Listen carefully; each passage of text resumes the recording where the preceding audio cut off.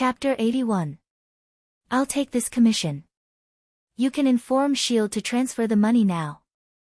After that, Rog left the office directly with the Flying Thunder God and came to the roof of a building near Abomination.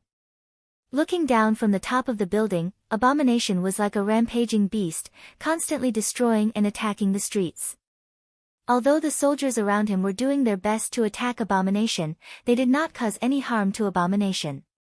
Instead, they made Abomination more violent. In other words, he was more excited. Looking at the pedestrians fleeing around him and the soldiers who were nervous but could not retreat, Abomination couldn't help laughing wildly.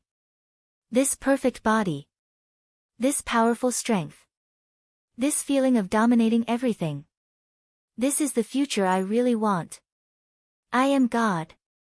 Just as Abomination was fantasizing about the beautiful scene in the future, a liquid bullet hit his right face like lightning, leaving a visible scar on his face. Water release water iron cannon technique. The one who launched the attack was none other than Rog, who had just jumped from the top of the building. At this time, Rog was only wearing a 3-tomo mask, but Abomination recognized him at a glance. It was this guy who defeated Hulk. After seeing that the attacker was Rog, Abomination did not launch an attack as casually as before, but looked at Rog seriously. This guy defeated Hulk. If I defeat him, it proves that I am stronger than Hulk. I am the strongest. After a series of illogical thoughts, the Abomination was driven by its instincts and sprinted towards Rog. In the eyes of others, Abomination was like a prehistoric behemoth running towards Rog. In Rog's eyes, Abomination was like a green pet dog running to its owner. 10 meters, 5 meters, 3 meters, 1 meter. When Abomination came to a meter in front of him, Rog threw the flying Thor kunai in his hand very casually. Although Abomination knows that Rog has the ability to teleport, at this distance, he has absolute confidence that he can punch Rog into a meat patty. However, things did not develop as he had imagined. Rog disappeared. When his right fist was only a few centimeters away from Rog, Rog disappeared. After sensing Rog's disappearance, the Abomination immediately withdrew its fist and turned around. The scene of Rog hitting Hulk with Odama Rasengan left a very deep impression on Abomination. He didn't want to encounter Hulk's original scene. Abomination was not like Hulk, personally experiencing the power of Odama Rasengan, because Rog did not use Odama Rasengan at all. After turning around, Abomination saw Rog and the flying Thor kunai that had just been thrown out by Rog. Before he could realize what had happened, the scene in front of him changed in an instant. What appeared in front of him was no longer the chaotic street, but a forest he had never seen before. Rog did not intend to solve Abomination in New York City, so he took Abomination directly to one of the forests where he practiced Mokuton. Throwing out the flying Thor kunai, Flying Thunder God's second stage, leaving the flying Thor technique on Abomination, and then teleporting them here together. Before getting the immortal body, Rog's mastery of the Flying Thor second stage was not particularly proficient, so he rarely used the Flying Thor second stage in battle. But after getting the immortal body, he found that his mastery of the Flying Thor second stage had an inexplicable improvement. Now as long as he wants, he can Flying Thunder God's second stage anytime and anywhere, and he doesn't have to worry about the possibility of failure. After bringing Abomination to this unknown forest, Rog did not give him any time to think and directly used Mokuton Wood Dragon technique. A long hook-nosed wood dragon, more than 10 meters long, emerged from the ground and completely entangled Abomination with lightning speed. Like Hulk, Abomination didn't take this wood dragon to heart at first, but he soon found that his thoughts were a little too naive. Don't struggle, unless I'm willing to let you out, you can't break free. After saying that, Rog also let the wood dragon bite Abomination hard. Although this will not cause any harm to Abomination, Rog still did it. For no reason, just to provoke Abomination. His physical strength was rapidly disappearing uncontrollably, and the wood dragon was getting tighter and tighter. It wasn't until this time that Abomination finally understood why S.H.I.E.L.D. had entrusted Rog to capture Hulk. In terms of results, Abomination's speculation was correct. But in terms of the actual situation, Hulk was a little worse than he is now. After all, what Hulk enjoyed at the beginning was not the wood dragon technique, but one Odama Rasengan after another. I won't talk nonsense with you. I have a contract scroll here. After signing it, you will be my psychic beast. When I need you, I will summon you to come out and fight for me. In return, you will have a certain amount of freedom and will not be hunted down by S.H.I.E.L.D. and General Ross. Rog took out the psychic blood contract scroll that the system gave him last time and opened the side that needed to be signed. Sign your head. Although Abomination didn't know what a psychic beast meant, he knew very well that this blood contract must not be signed. Signing it would be worse than death. Whether you like it or not, you have to sign it today. As soon as his voice fell, Rog increased his chakra output and accelerated the speed at which the wood dragon absorbed Abomination's physical strength. It didn't take long for Abomination, who was originally active as if injected with stimulants, to become extremely weak, and his whole body exuded a dying aura.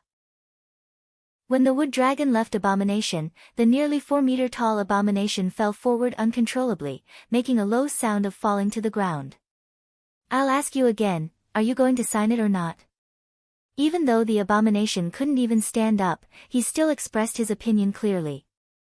Although Rog can directly control Abomination to sign a contract with Sharingan, this is not a long-term solution after all, and he can't pay attention to Abomination's situation at all times. So he decided to solve all the problems at once. Wood release, wood puppet technique.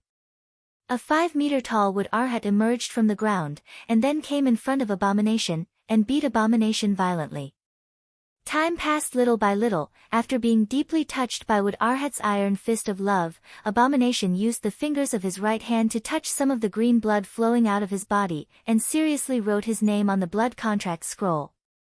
When Abomination finished writing his name, Rog opened his attribute panel and looked at the column of Psychic Beast. Psychic Beast, Punisher Frank, Edo Tensei State, Abomination Bronski. Chapter 82. Looking at the information displayed in the property panel, Rog nodded with satisfaction, and then said to the Abomination lying on the ground, "From now on, you are my summon beast. Under normal circumstances, I won't restrict your freedom, but you'd better control your temper and don't make trouble everywhere.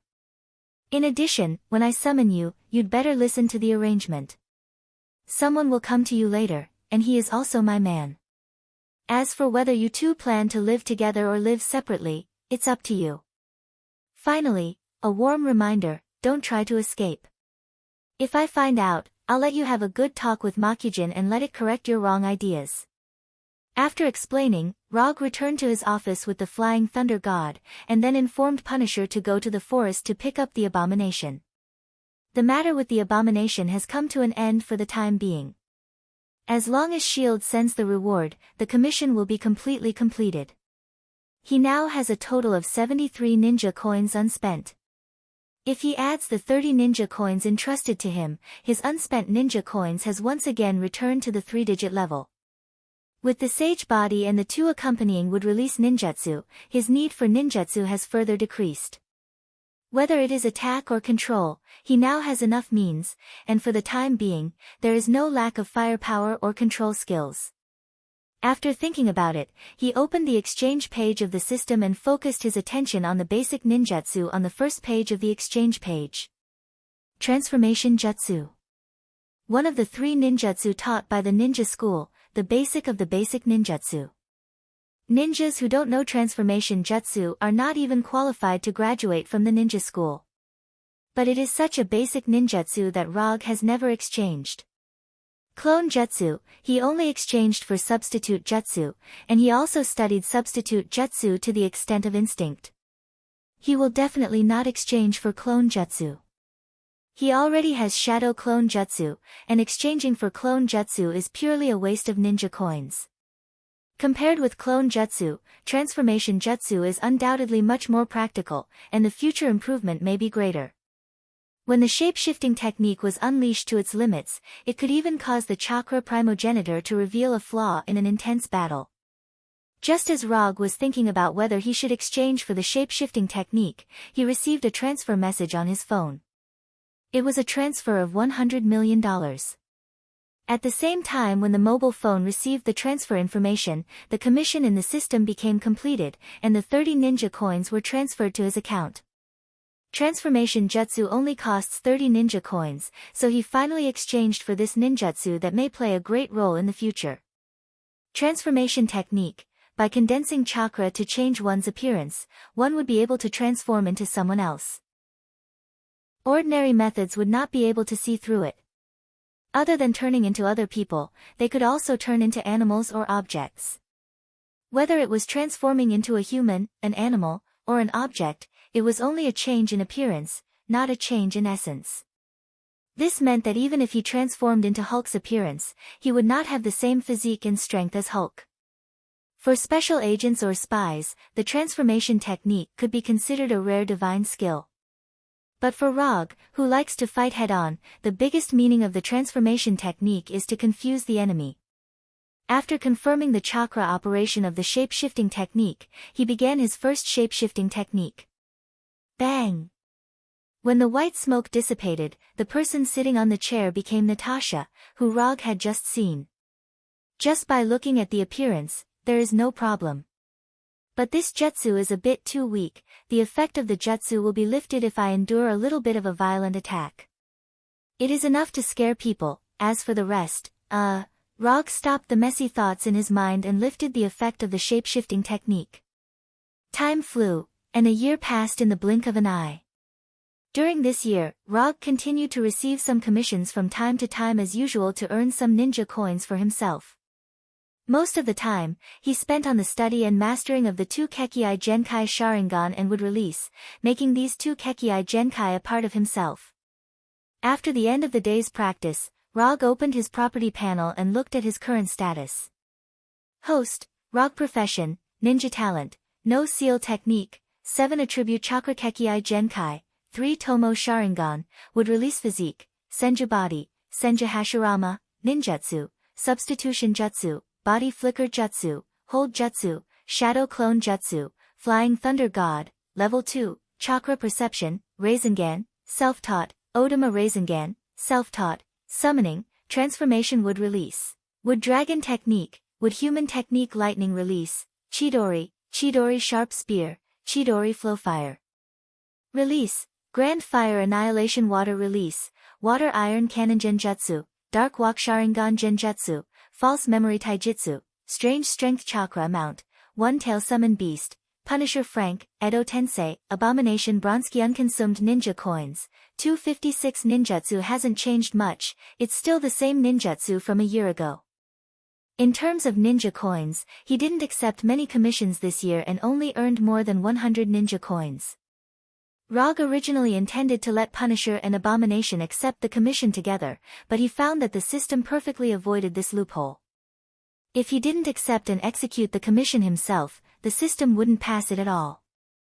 Even if he accepted the commission and arranged Punisher and Abomination to do it, the system would cancel the commission that has passed the judgment and deduct 5 ninja coins from him. After losing a few ninja coins, he decisively dispelled the idea of being lazy and honestly performed the commission himself. Among them, the biggest change is the amount of chakra he has. According to his judgment, with the Senju body, he should be able to get more than 100 calories of chakra after 1 year of practice. But he found that he somewhat underestimated the Senju body from Hashirama. In the past year, his chakra amount has successfully increased from 102 calories to 300 calories. Then, the system changed the measurement unit of chakra amount to tail. As for the current chakra amount, it's equivalent to a Chibi Shikaku's chakra amount, or Kyubi Karama's chakra amount or Jubi's 1 tail. He can't judge for the time being. The increase in chakra amount also brought another benefit. The power of the ninjutsu he can use now is far beyond the power of a year ago. In other words, he was now even stronger than before. Chapter 83. Although he now has 256 ninja coins, Rog doesn't have any ninjutsu or items that he particularly wants to exchange for. Even the commission scrolls that he usually consumes the fastest, he still has 5 of them, so he won't have any need to exchange for them in a short time. Just as he was considering whether to continue to expand his business scope, he received a call from Frank the Punisher. Since turning Abomination into his own psychic beast, Rog has formed a team with the two of them and asked them to collect some more peculiar metals outside. At the same time, he asked them to occasionally act as messengers of justice and maintain social security in the United States. Simply put, he asked them to find trouble with the local gangs from time to maintain justice and generate income for the firm. Because of their hard work, the firm's operating income has improved significantly, and even attracted the attention of the IRS. If it weren't for S.H.I.E.L.D's silent suppression of this matter, Rog would have been invited to tea by the tax bureau early in the morning. Of course, in return, Rog finally had an informal meeting with S.H.I.E.L.D's director, Nick Fury, and reached a consensus on certain issues. "My lord, we found the hammer that fell from the sky that you were talking about. As you expected, S.H.I.E.L.D's people found the hammer and built a simple research base around the hammer. The hammer the Punisher was talking about was Thor's Mjolnir. Although Rog knew that Thor's hammer would appear in New Mexico, he didn't know when Thor's hammer would fall. So half a year ago, he took the simplest and most crude approach, that is, he sent both Punisher and Abomination to New Mexico and asked them to keep an eye on the situation there.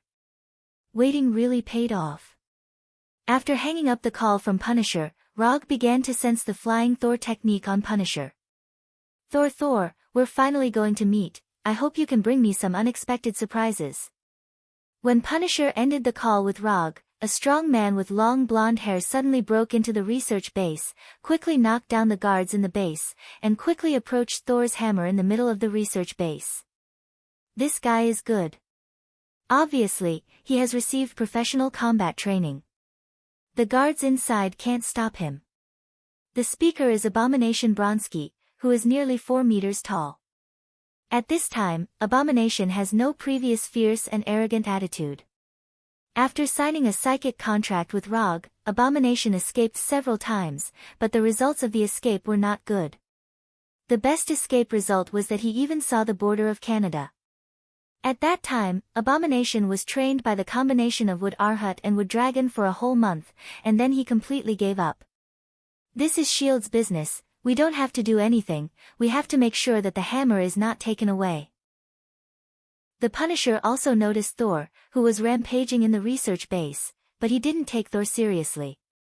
Although Thor showed superb combat skills, in Punisher's view, he is at the same level as S.H.I.E.L.D's elite agents. Without his divine power, Thor really has nothing particularly noteworthy. Not only does he not have the power of Thor, but he doesn't even have the super strength and physique that an Asgard should have. Just as Thor invaded the research base, several lightning bolts suddenly flashed in the dark night sky, followed by heavy rain. "One person go to the commanding heights, bring a weapon." At this time, the person in charge of this research base is none other than Agent Coulson. Although Thor's invasion caught S.H.I.E.L.D. by surprise, S.H.I.E.L.D. is a professional agency after all. The entire base instantly entered a state of alert, and more agents were chasing Thor. "What's the situation?" After issuing the order, Coulson came to the command room and asked. The hammer emitted a huge amount of electromagnetic waves. The system can't record it. The equipment can barely maintain it. The interference from this thing is too great. After listening to the report, Coulson took out the walkie-talkie and said, "Barton, talk?" "Sir, do you want me to stop him? Or do you want to send more people to kill him?" Barton stood in the basket of a crane and said calmly while pulling the composite bow in his hand. "Wait for my order." Coulson did not issue an order to attack and walked quickly in Thor's current direction. After knocking down all the S.H.I.E.L.D. agents on the road, Thor finally came to the center of the research base, only a few meters away from Thor's hammer. Looking at Thor's hammer, Mjolnir, who has been with him for more than 1,000 years, a gratified smile appeared on Thor's face. "As long as I can lift Thor's hammer again, I can regain the power of Thor. I am Asgard's Thor." Just when Thor thought he was about to end the test given to him by Odin, a strong black man more than 2 meters tall suddenly appeared in front of him and then gave him a heavy punch, knocking him to the ground. "You're quite big." Thor, who was knocked down, quickly stood up and said, "But I've knocked down bigger ones." As soon as his voice fell, Thor's right fist hit the big black man in the face and the two instantly fought. While Thor and the big black man were fighting inextricably, Rog also teleported to the front of the two Punishers. "Sir, are we going to join the battle too?"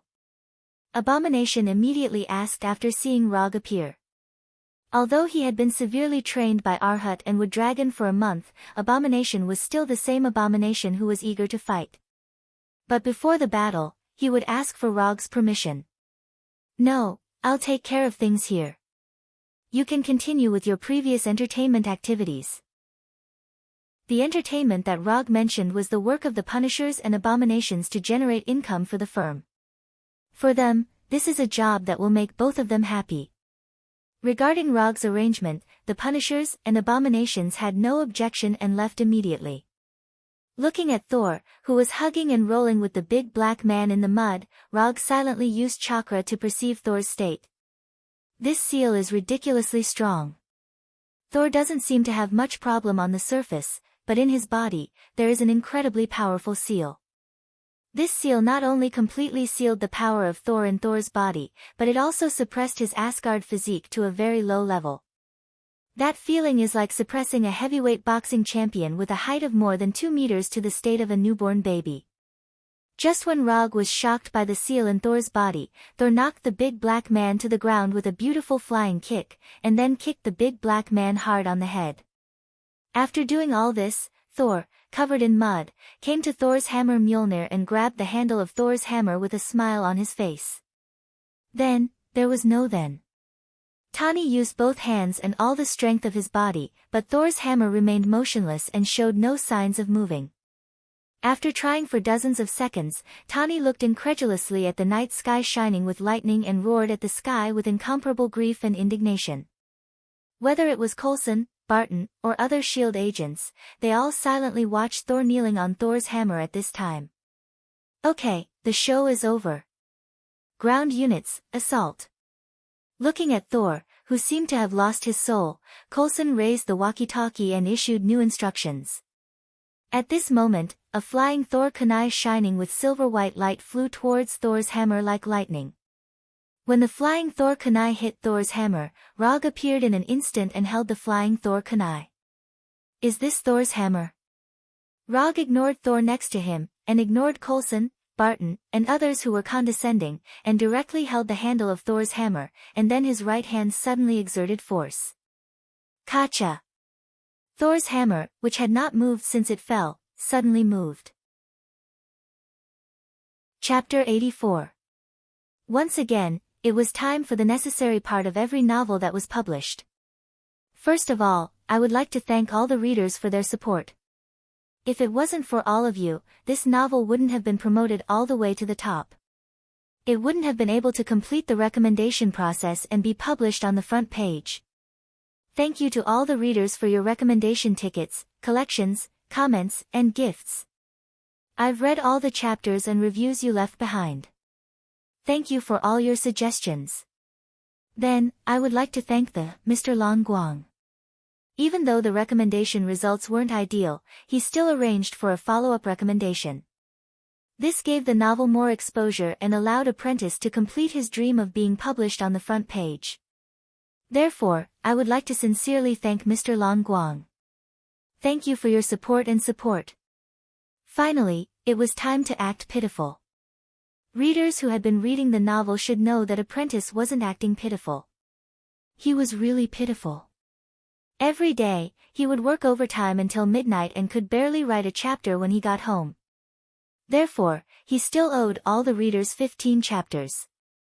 These 15 chapters would be repaid on the second day after the novel was published. He would finish repaying them within 10 days. Because there weren't many updates, many readers chose to read the novel first. Apprentice could understand this. After all, Apprentice did the same when he was reading the novel. However, the data on the first day of publication, which is the first subscription, has a very, very important and decisive effect on the subsequent development of a novel. Therefore, The Apprentice is here to plead with the readers, when the novel is published tomorrow, can you subscribe a chapter first? Just one chapter would be enough. Really, just one chapter would be enough. The chapters after that could be taken care of slowly. However, For the first VIP chapter tomorrow, Apprentice hopes that all the readers would subscribe to it. This was very, very important. Please. Due to his hand speed and his stockpile of manuscripts, the Apprentice was unable to release 10 or 100 chapters like other authors. However, he would release at least 5 chapters tomorrow, which was a 10,000-word update. He hoped that the readers would be a little happier after reading it. Currently, the book's collection data was 244. Normally, the subscription ratio would be around 10:1. However, Apprentice wasn't that ambitious. Because there were some parts that weren't written particularly well, Apprentice would be satisfied if the subscription ratio was around 15:1. As long as the average subscription exceeded 1,600, every 100 subscriptions would add a chapter. If the average subscription exceeded 2,000, the daily minimum would increase from 2 to 3 chapters. If the average order could exceed 3,000, which meant that it was a premium product, the minimum daily order would be at least 4 chapters. Although this didn't seem possible, one had to have some dreams. Perhaps this dream would come true like Infinite Tsukimi. Next was the reward system. For the time being, every division master would be rewarded with 1 chapter, which was 10,000 rewards plus 1 chapter. Finally, I'll sell my misery to the readers. The 24-hour subscription result was very, very, very important. Even the readers who were reading books hoped that they would be able to subscribe tomorrow.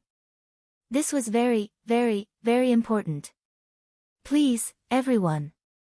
Tomorrow at noon, I'll officially update the VIP chapter. Whether it's a hit or a flop, it all depends on the readers. Chapter 85.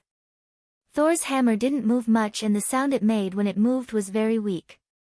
But even so, the movement of Thor's hammer still shocked everyone present. This hammer can actually be picked up. Coulson, Barton, and other S.H.I.E.L.D. agents all showed an incredulous look.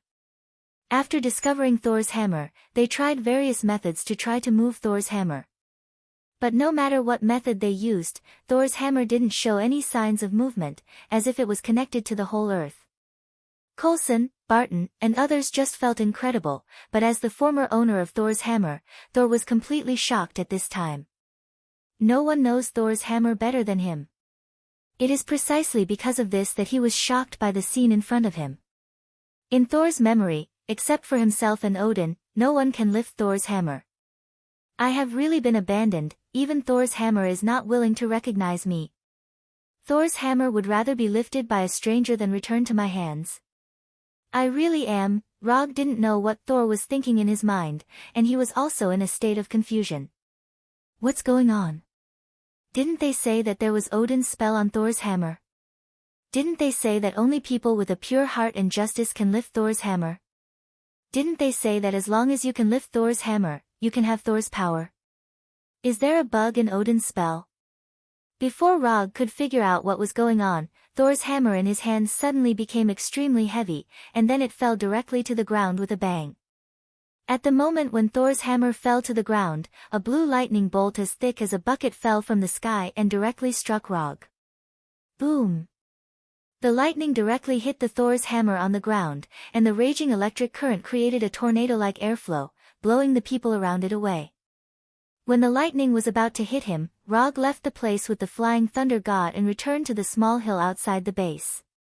At this time, he was very glad that he had left a Thor kunai here before he went to the research base. The speed of that bolt of lightning far exceeded his expectations.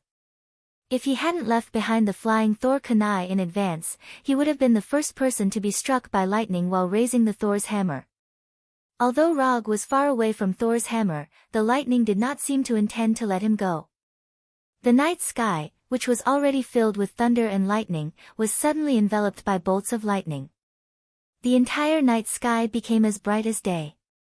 Without giving Rog any time to think, the lightning in the night sky seemed to have a life of its own, attacking him one after another. Boom boom boom boom, he was inexplicably struck by so many lightning bolts, and each one was thicker than the last. Rog did not hesitate and made a decision in an instant. Flying Thor. Because there were no other flying Thor spells around the research base, Rog could not repeatedly jump around the lightning bolts. The coordinates he was teleported to this time was the Punisher, who had already left this place. At this time, the Punisher and the Abomination were heading to a nearby town, and were discussing which city to go to next to generate income. When Rog reappeared, they were slightly stunned. Then, they understood why Rog appeared. The next second after Rog appeared, several bolts of lightning suddenly fell from the night sky and hit the Punisher and the Abomination in front of Rog. As for Rog himself, he returned to the small hill outside the research base through the flying Thor. Most of the lightning bolts struck the small hill, making the originally normal-looking hill look like it had been bombarded by missiles. As for the remaining lightning bolts, they struck the Punisher and the Abomination. One of them had a body of filth, and the other had thick skin, so Rog was not particularly worried about the condition of the two of them. After confirming that there were no more lightning bolts in the night sky, he pulled out the flying Thor kunai from the ground, and then slowly walked towards the research base. Don't touch things that don't belong to you, or you'll be struck by lightning. Although Rog had not yet figured out what happened just now, he had already made up his mind to not touch the Thor's hammer for no reason. And in the short period of time when he mentioned the Thor's hammer, he felt as if he was being watched by a great existence. But he was not sure if this gaze came from Odin, the father of the gods, or from an existence he did not know for the time being. Anyway, no matter what, Mjolnir was currently on his list of things that he should never touch unless absolutely necessary. After coming to the research base again, Rog enjoyed the warm hospitality of S.H.I.E.L.D. More than a dozen heavily armed guards raised their weapons and aimed at his head. Don't do anything stupid, just inform your supervisor Coulson directly. Although these S.H.I.E.L.D. guards did not know the true identity of Rog, they silently reported the situation after hearing the name of Coulson. It didn't take long for Coulson to walk out of the base and come directly to Rog. What are you doing here? Coulson looked at Rog with a little vigilance. Although S.H.I.E.L.D. is now in a friendly cooperation stage with Rog, he knows very well that this so-called cooperation may be suspended at any time. I heard that you found a very strange hammer, so I came to take a look. By the way, if you don't mind, I want to take the guy inside. Coulson didn't know the true identity of Thor at all. They just thought of Thor as a secret agent of a certain country. As for why this secret agent took the risk of robbing the hammer, they haven't figured it out yet. At this time, Thor is being held in a temporary interrogation room. He is covered with mud and is in a complex state of loss and shock. Loss is because he found that he had lost the recognition of Thor's hammer and lost the hope of becoming Thor again and returning to Asgard. Shock is because he found that Thor's hammer can be lifted by a Midgardian, that is, an Earthling, which is something that even Asgard people can't do.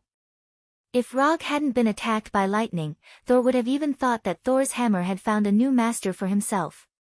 Just when Thor was full of doubts, Loki in a handsome suit suddenly appeared in front of him. Loki, why are you here?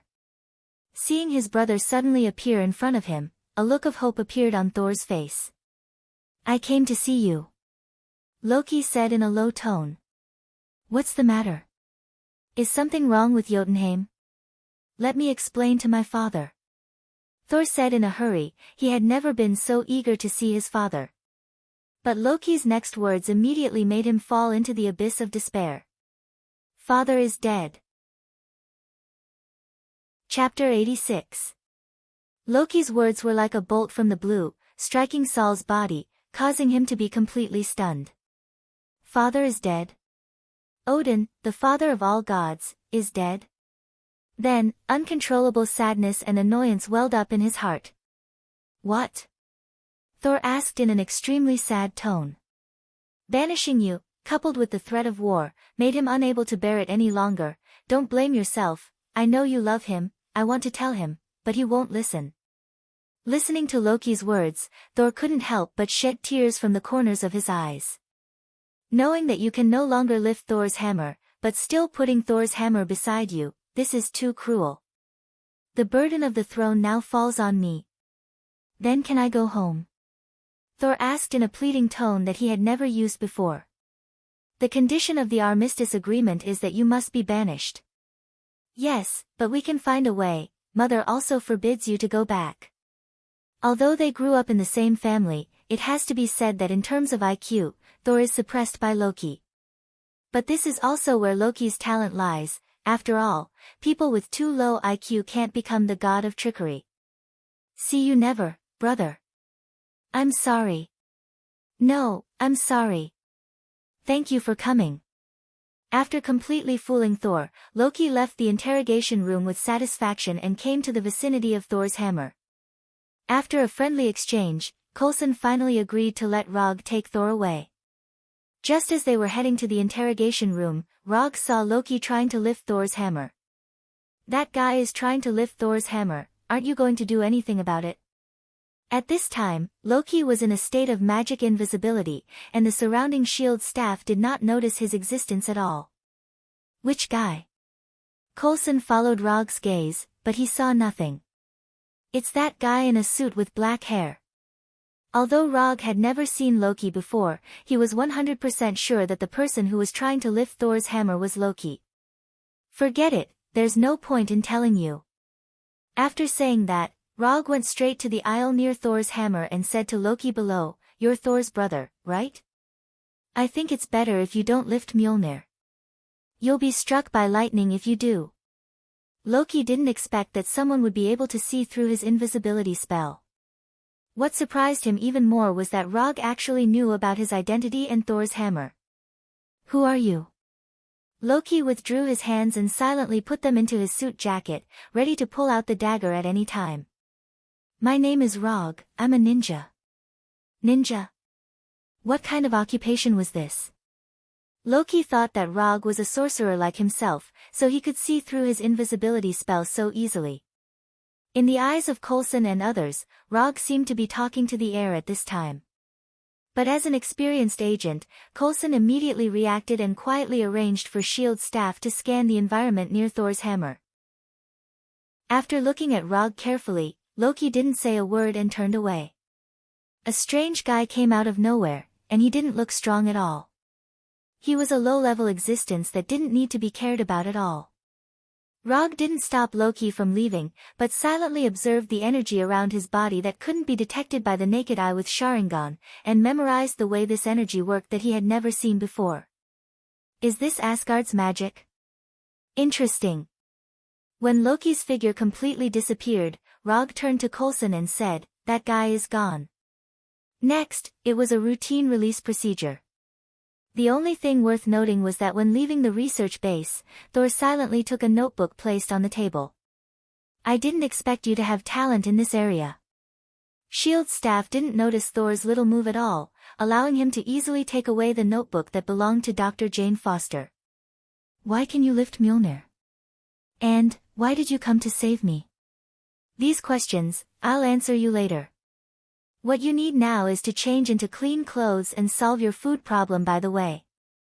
More than an hour later, in a 24-hour chain restaurant in Anticapuant, Rog, Thor, and Dr. Jane Foster looked at each other and maintained a strange silence. "Who are you?" Thor took the lead to break the silence. "My name is Rog, I'm a private detective." Rog didn't say that he was a ninja, because if he said that he was a ninja, he would have to explain what a ninja was later. This would make the topic more complicated. Private detective?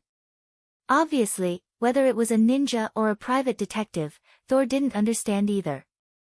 You can understand it as a person who gets paid and then helps others solve their problems. Rog explained simply. "I see, it's similar to mercenaries." Although Asgard didn't have a private detective, there were mercenaries, so Thor quickly understood the profession of a private detective. Strictly speaking, private detectives and mercenaries were two completely different professions. But no one cared about these small details now. "Why can you lift Mjolnir? This is not something that Midgard people can do." You're a bit of regional discrimination. Although Asgard has a longer history, Midgard is not a backward place. And whether or not you can lift Mjolnir has nothing to do with Asgard. As long as your father's spell recognizes it, anyone can lift it.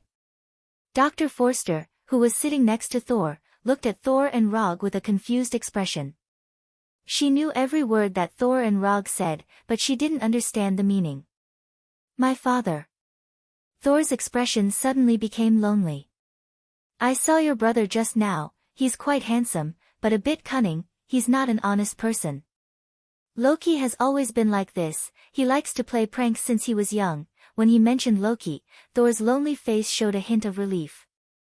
Looking at Thor's current appearance, Rog couldn't help but sigh. They were both raised by the same parents, how could their IQs be so different? He had intended to remind Saul tactfully and let him know that Odin was still alive. But now, he gave up on that plan. Your father is not dead yet. Don't underestimate him. He is the father of all gods, a powerful existence in the entire universe.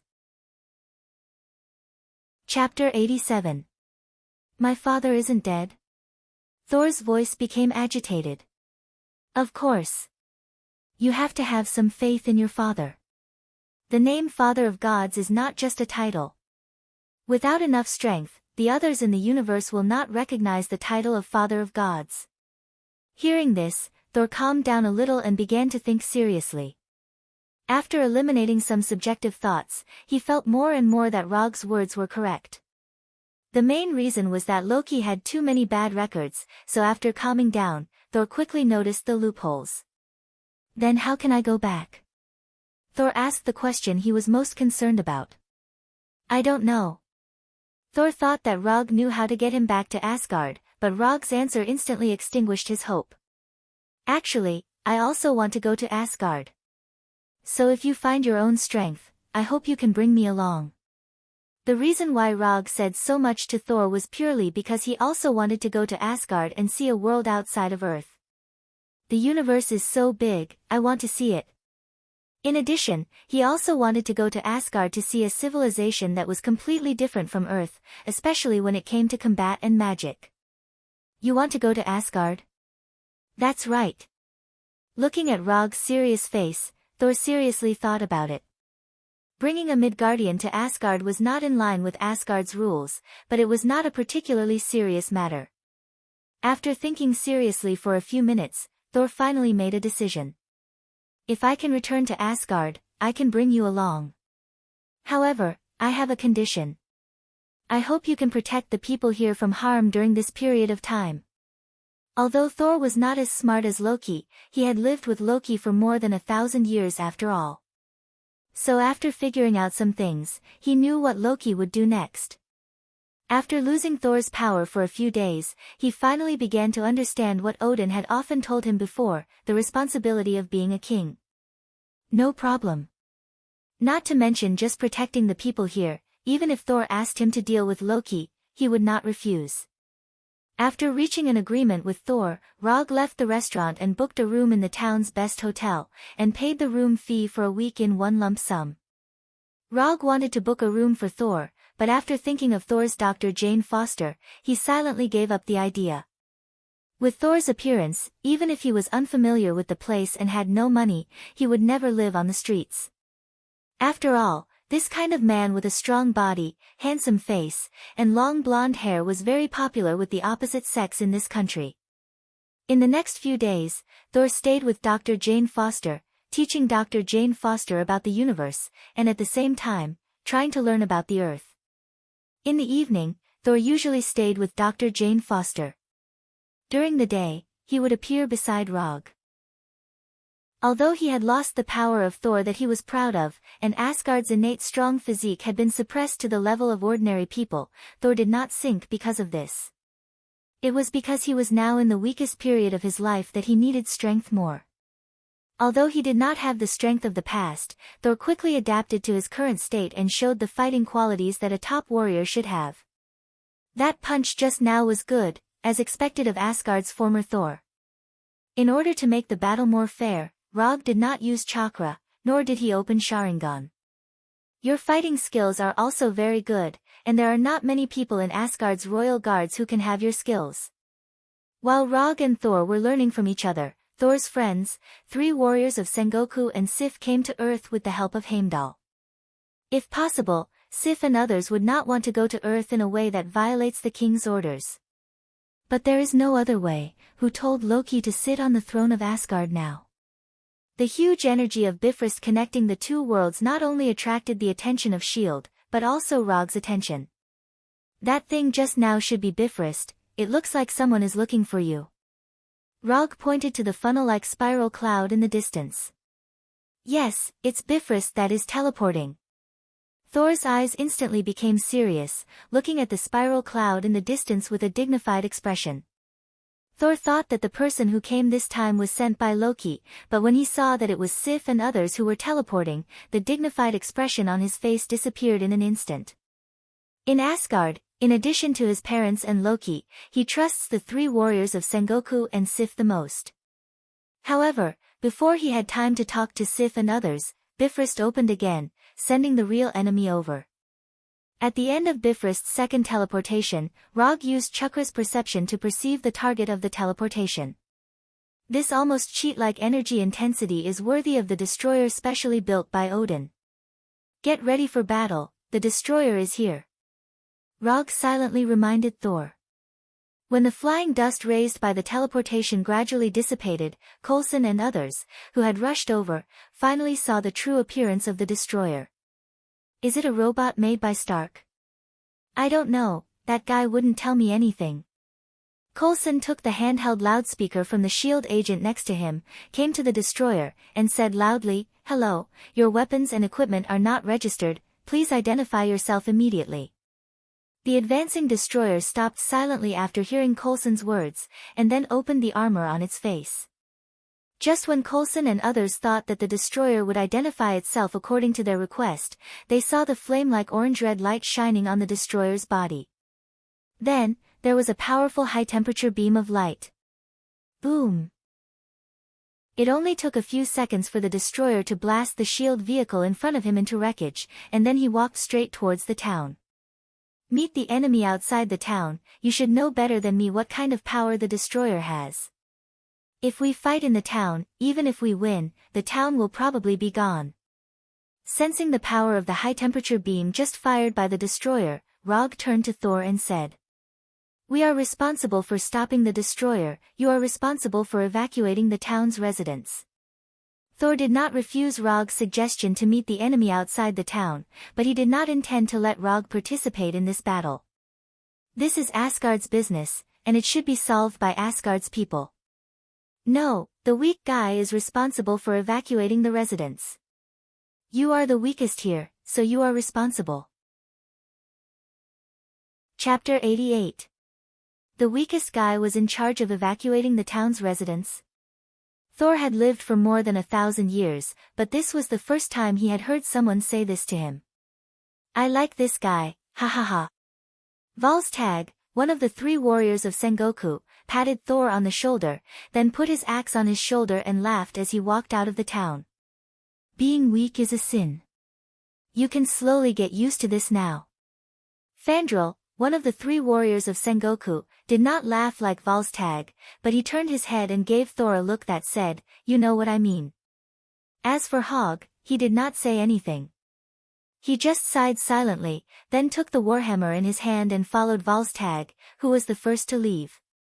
Sif had wanted to fight the destroyer with the three warriors of Sengoku, but after seeing Thor's helpless expression, she decided to stay and evacuate the town's residents with Thor. After saying this, Rog used the body flicker technique to leave the town. He was not willing to let go of the opportunity to fight the destroyer. The destroyer was an ultimate weapon personally created by the Father of Gods, Odin. It was originally created to resist the invasion of Earth by the celestial gods. But after its creation, the most important thing the destroyer did was to guard Asgard's palace treasury. Although the destroyer had not officially fought against the celestial gods, it was enough to make people pay 120% attention to the ultimate weapon that Odin had entrusted with such a heavy responsibility, even if it did not have any dazzling achievements. The destroyer's main material was URU metal, and its energy source was Odin's divine power. This meant that the destroyer not only had an incomparably strong defense, but also had an almost inexhaustible energy.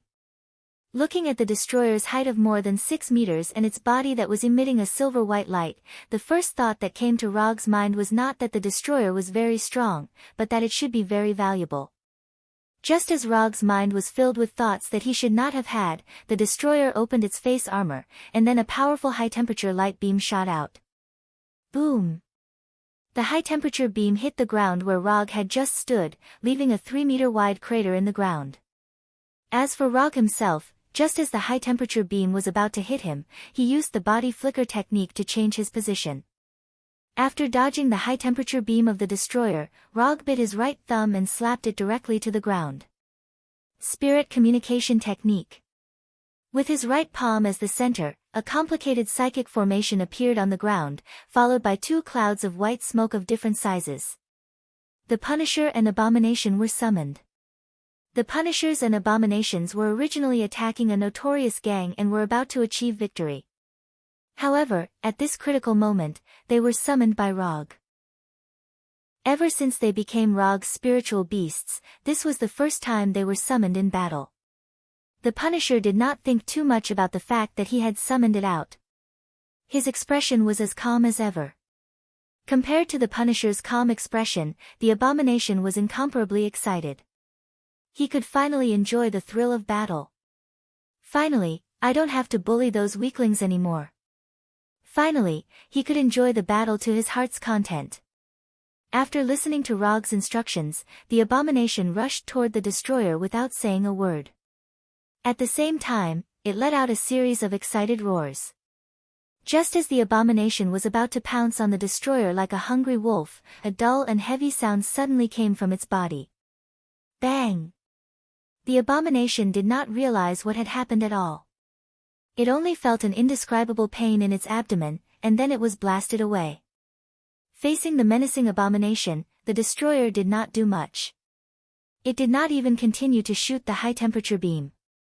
The only thing the destroyer did was to raise its right leg and kick the Abomination after the Abomination entered its attack range. Then, the Abomination was kicked away. After flying more than 100 meters, the Abomination fell from the air and slammed into the ground. The destroyer was actually so strong. Seeing the Abomination being kicked away so easily, Rog realized that he seemed to have underestimated the destroyer. If it was him who was kicked just now, Rog couldn't help but take a breath. However, he wouldn't be kicked by the destroyer like the Abomination. Only the Abomination, whose mind is full of fighting, would fight the destroyer in such a reckless way. After taking a look at the Abomination who was kicked out, Rog turned his attention back to the destroyer. Facing the destroyer, a fighting machine with almost no obvious shortcomings, it is the stupidest tactic to confront it with brute force. The Abomination has proved this very well. In that case, let's use speed to determine the outcome. Rog opened Sharingan in an instant, and then threw a flying Thor kunai at the destroyer. Although the destroyer saw the flying Thor kunai, it didn't take the flying Thor kunai seriously. In its judgment, the flying Thor kunai is the kind of weak attack that will not cause any injury even if it is hit. Clang! The flying Thor kunai hit the destroyer's chest without any suspense, making a crisp sound of metal collision, and then bounced away. At the moment when the flying Thor kunai was bounced away, Rog's flying thunder god came to the front of the destroyer and grasped the flying Thor kunai with his left hand. Odama Rasengan.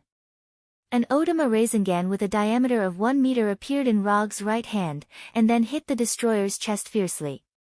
Although the destroyer has a certain degree of self-thinking, Rog's attack is completely beyond its scope of understanding. The destroyer didn't even have time to launch a high-temperature beam before it was hit by Rog's Odama Rasengan. The twisting and tearing ability of Odama Rasengan fell completely on the destroyer, and the 6-meter-tall destroyer flew out in an irregular spiral shape. The destroyer's limbs and body were quickly twisted, as if the whole body was disrupted and then reorganized randomly. However, the destroyer that was knocked away quickly stood up again, and under Rog's gaze, the twisted limbs and body were restored to their original appearance. Is this okay? The destroyer's characteristic structure makes it immune to the damage of Odama Rasengan. Except for making it a little embarrassed, Odama Rasengan did not cause much damage to it. Odama Rasengan did not play the expected effect, and Rog did not care too much about this. He raised his hand and used another ninjutsu. Wood release, Wood Dragon Jutsu. The destroyer is not Abomination or Hulk, so when he used Wood Dragon Jutsu, he did not hold back at all.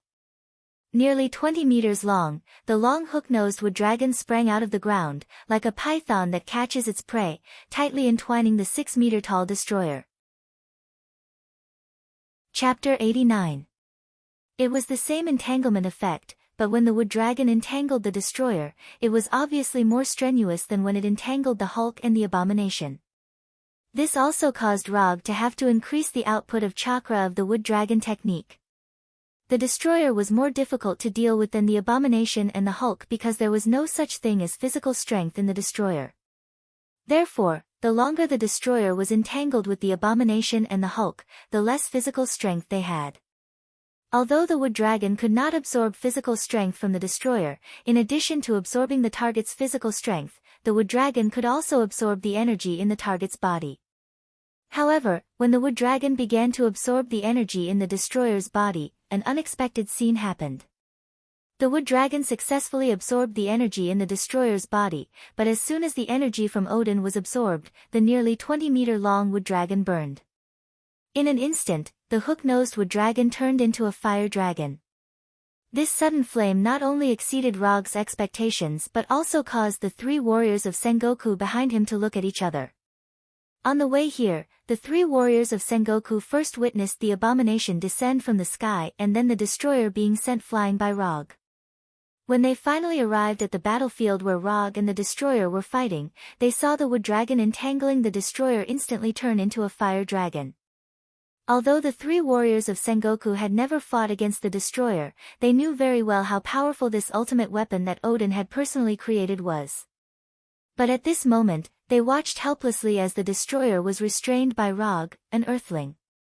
Although the wood dragon entangling the destroyer had turned into a fire dragon, the wood dragon showed no signs of burning or breaking.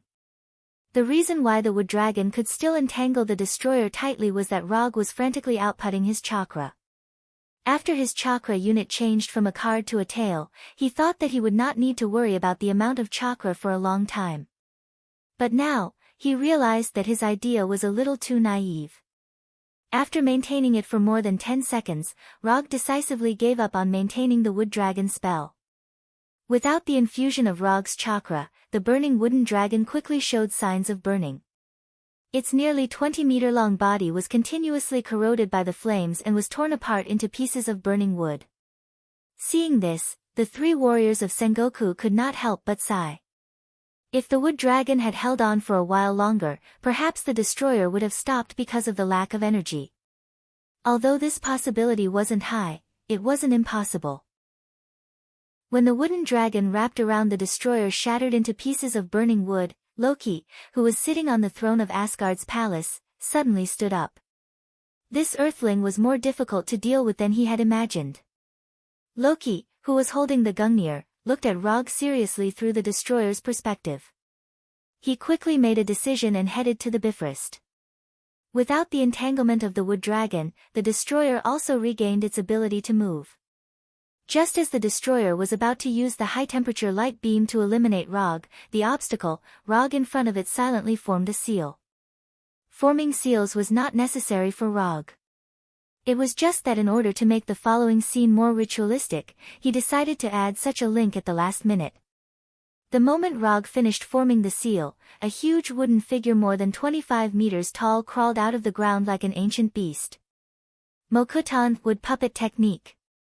Looking at this huge wooden figure that was 4 times its height, the destroyer's self-awareness immediately made an extremely dangerous judgment.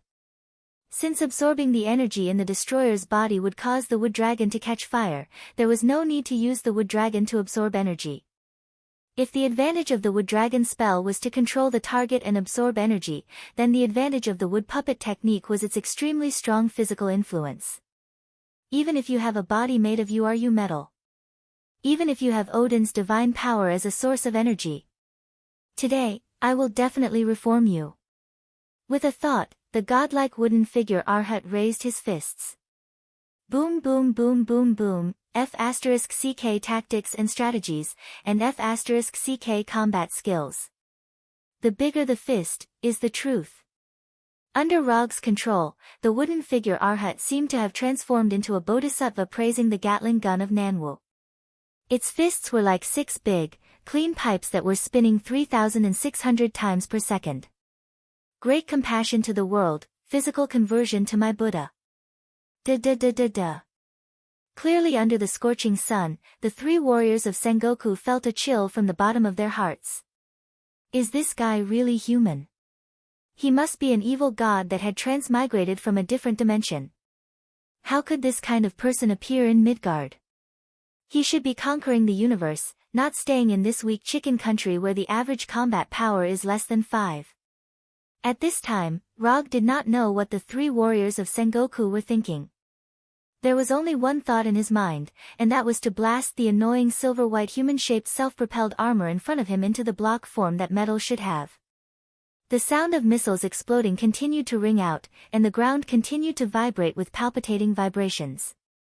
Coulson and the others, who had first encountered the destroyer, also rushed over at this time. Then, like the 3 warriors of Sengoku, they looked at Rog, who was emitting a light blue light all over his body, with a shocked expression.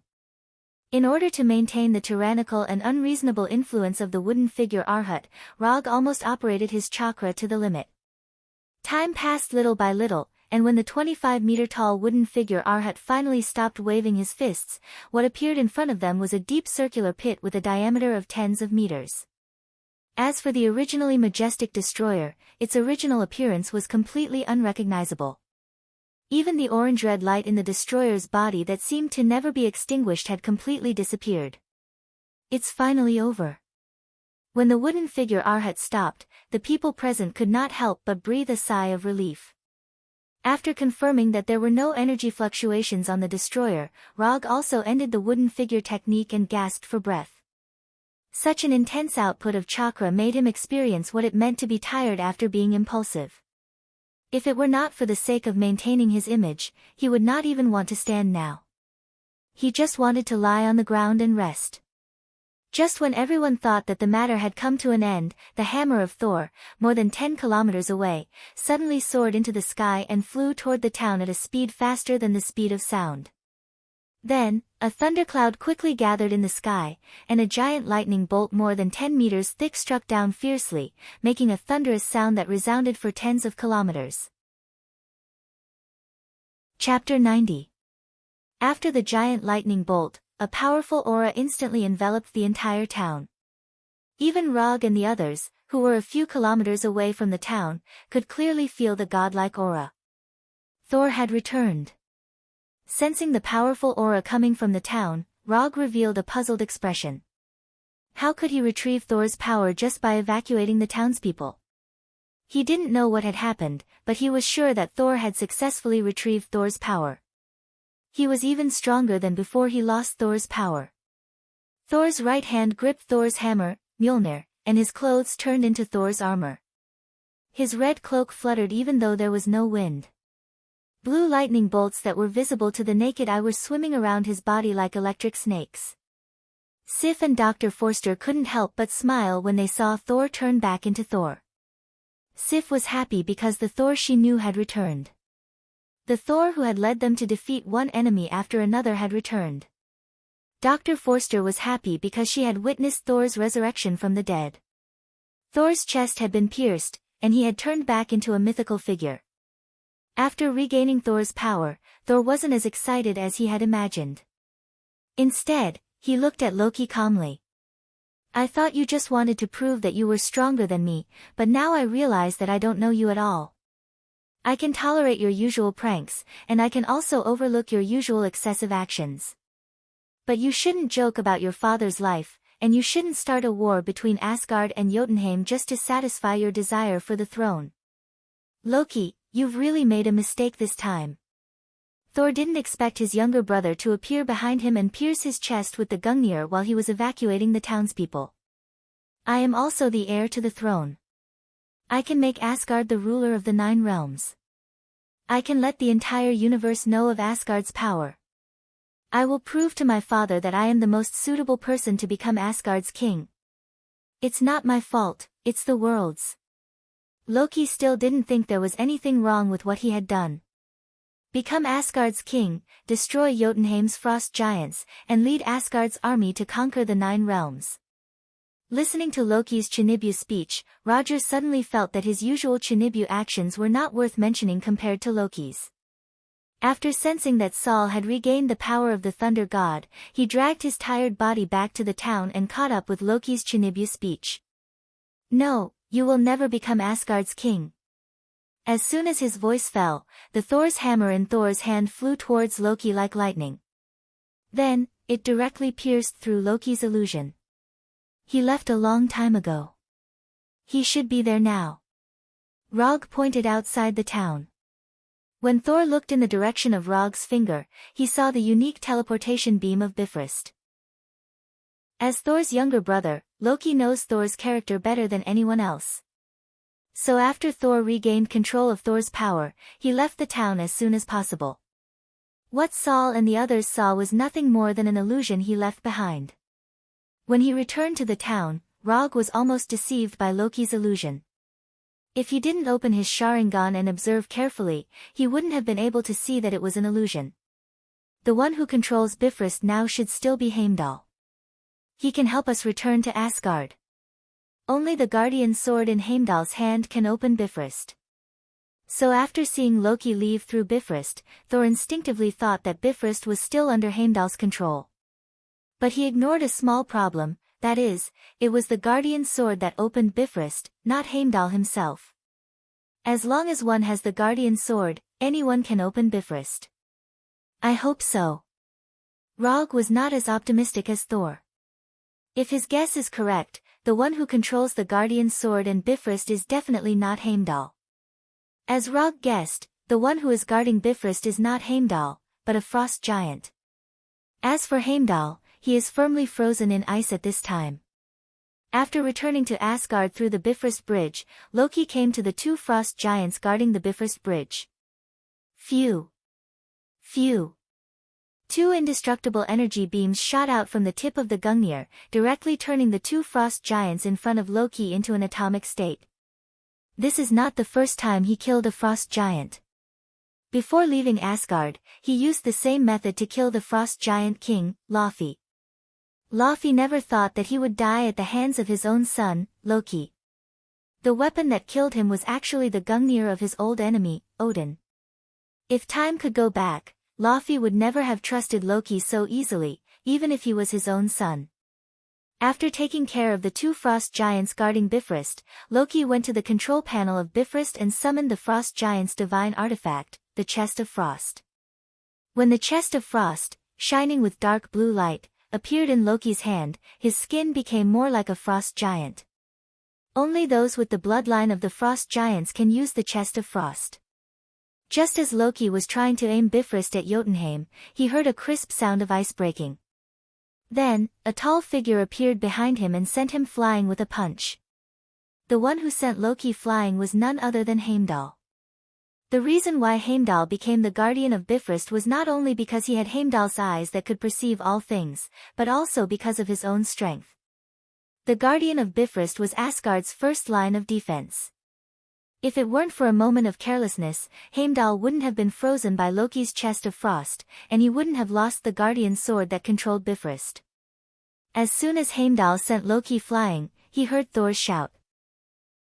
Heimdall ignored Loki, who was sent flying, and pointed Bifrost at Thor on Earth, opening the interstellar teleportation.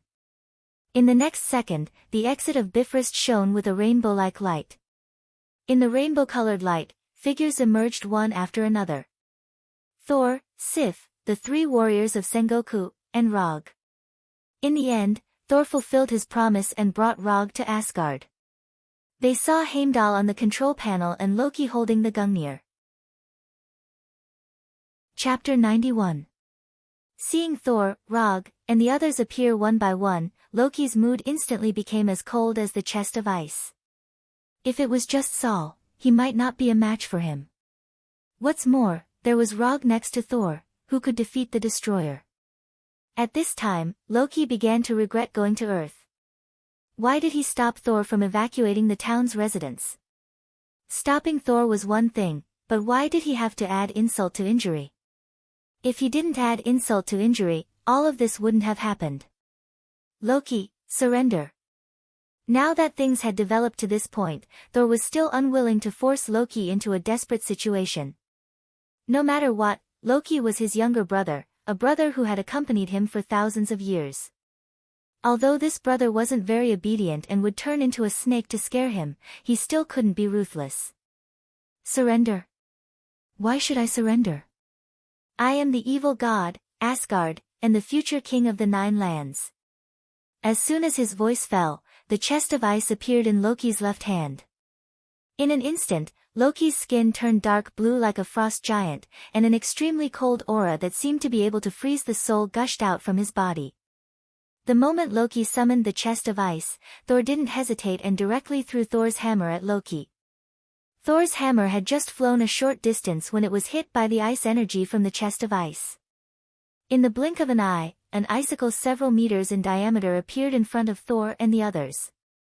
Thor's hammer was completely frozen by the icicle. After freezing Thor's hammer, Loki didn't stop attacking. Instead, he increased the energy output of the chest of ice. Although Loki didn't like to use force to solve problems, at a time like this, he didn't mind using this barbaric and violent method to get rid of all the people in front of him. As the divine artifact of the frost giants, the chest of ice had the power to freeze an entire planet. Although Loki couldn't unleash the full power of the chest of frost, it wouldn't be a problem for him to freeze Bifrost.